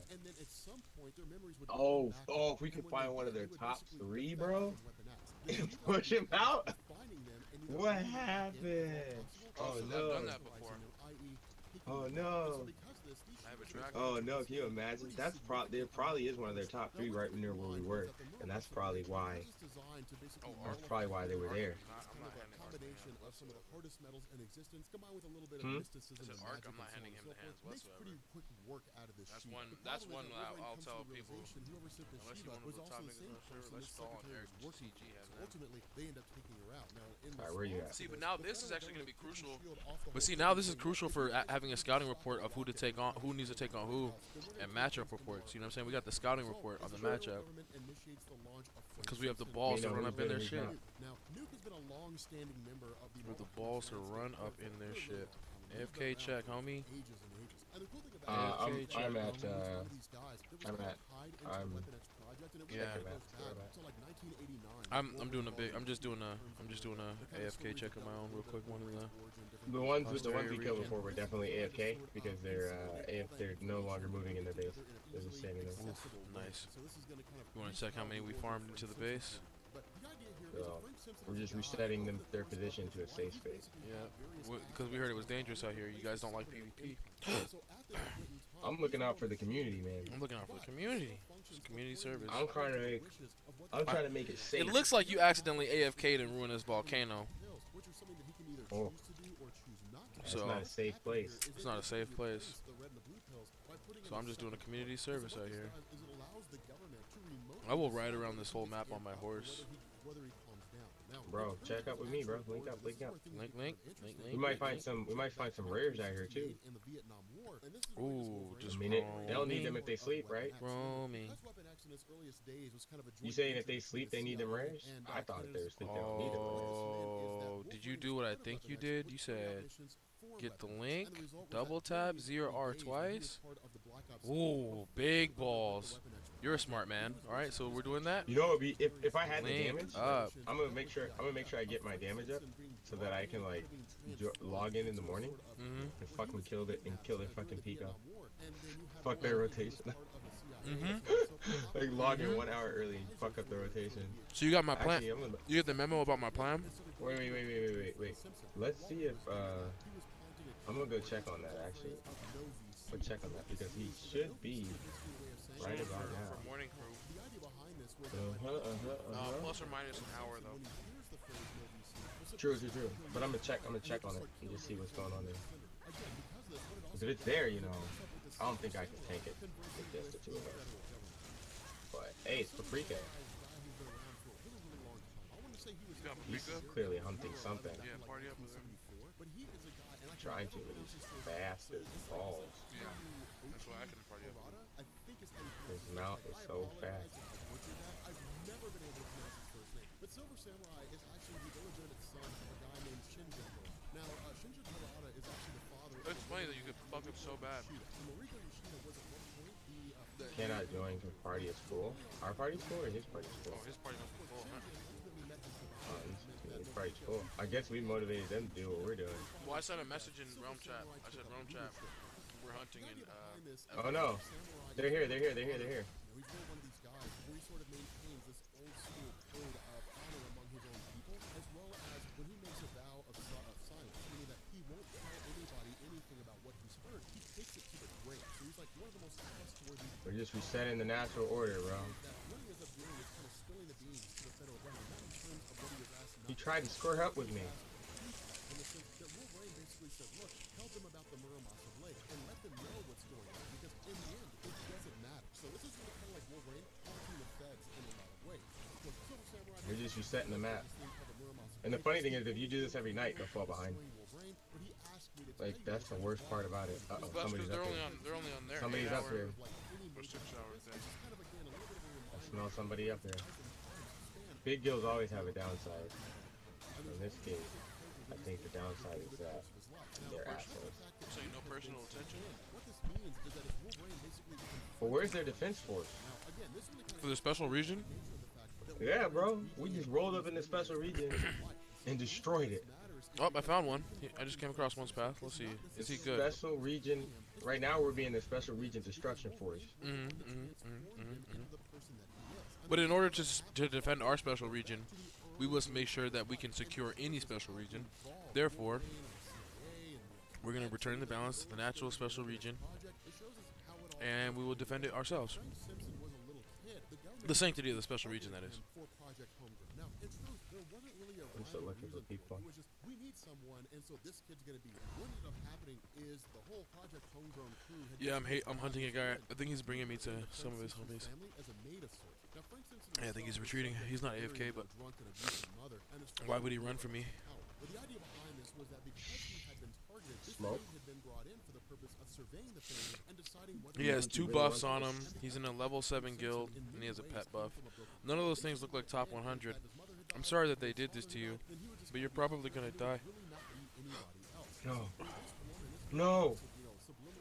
He hasn't turned to fight me once, and he hasn't been able to gather a single thing. I think he was promised false lies from Eden that he would be able to farm and ruin his volcano for free and go AFK. Is this what they've been telling people? You can just AFK anywhere? Probably. That's why working with us is so good. That's how you build weak lowbies. That'll never be good. And all we're doing is opening the gateway for niggas like Boozler. Because, you know, oh my god, imagine Seagri out here. Seagri would love to farm out here. Bro, I'm just looking. We're just doing our civic duty. Civic duty, AFK. We did too long. All we did was take a look. This guy might be AFK, but Slayers must get a lot of move speed bonuses. No, it's you just don't have any. You should have any. But because of the fact that Frank Simpson spent so much of his life being mentally tormented and tortured by the federal government, being turned into a living It's gonna be hilarious when they wake up in the morning like, what the fuck? Like the thing people don't understand is trolls have nothing better to do. They don't find this fun because they're like, oh, we're not getting gear, we're not getting. It's like, oh, whoa, that's not part of the game. Daily community service, exactly. It is part of the game. Because look, part of the game, it wouldn't happen. You gotta understand. Typically, what we're doing at the end at this time, like we've done most of our grinding for the day, and we're waiting for reset anyway. And we have a bunch of stuff. We're gonna nightmare, lucky shards. Dark Poppy Unreal. I'm just gonna blow him up. Because where Wolverine has studied all manner of martial arts, he doesn't quite have the super soldier enhancement that Captain America has. Meaning Wolverine If only I could root him like more heavily. And he certainly doesn't have the learning capabilities that Captain America has. At the same time, Wolverine's been around for a few hundred years, and so he does have all this wisdom and all this experience. These motherfuckers really AFK in fucking. This is disrespectful to the game, though. To AFK in a fucking region like this, it's disrespectful. And then to gather at that, like you won't just get cut down gathering. They're complaining in chat. Check it out. They're complaining in chat. Who are these cloud bitches? Oh, they thought the smoke was just SRSDF fucking your squad up. Paprika is like 180 gear score or something like that, so he's higher. So they're just getting completely wrecked. Oh, and he has at least more condensed CP than they do because they're not on the same No, slot. he's just a better class for this. He's a better class for this because he has root. His root. Oh, he has root? Can't get away. Oh, I need that root so bad. And I have a 50-50 stun.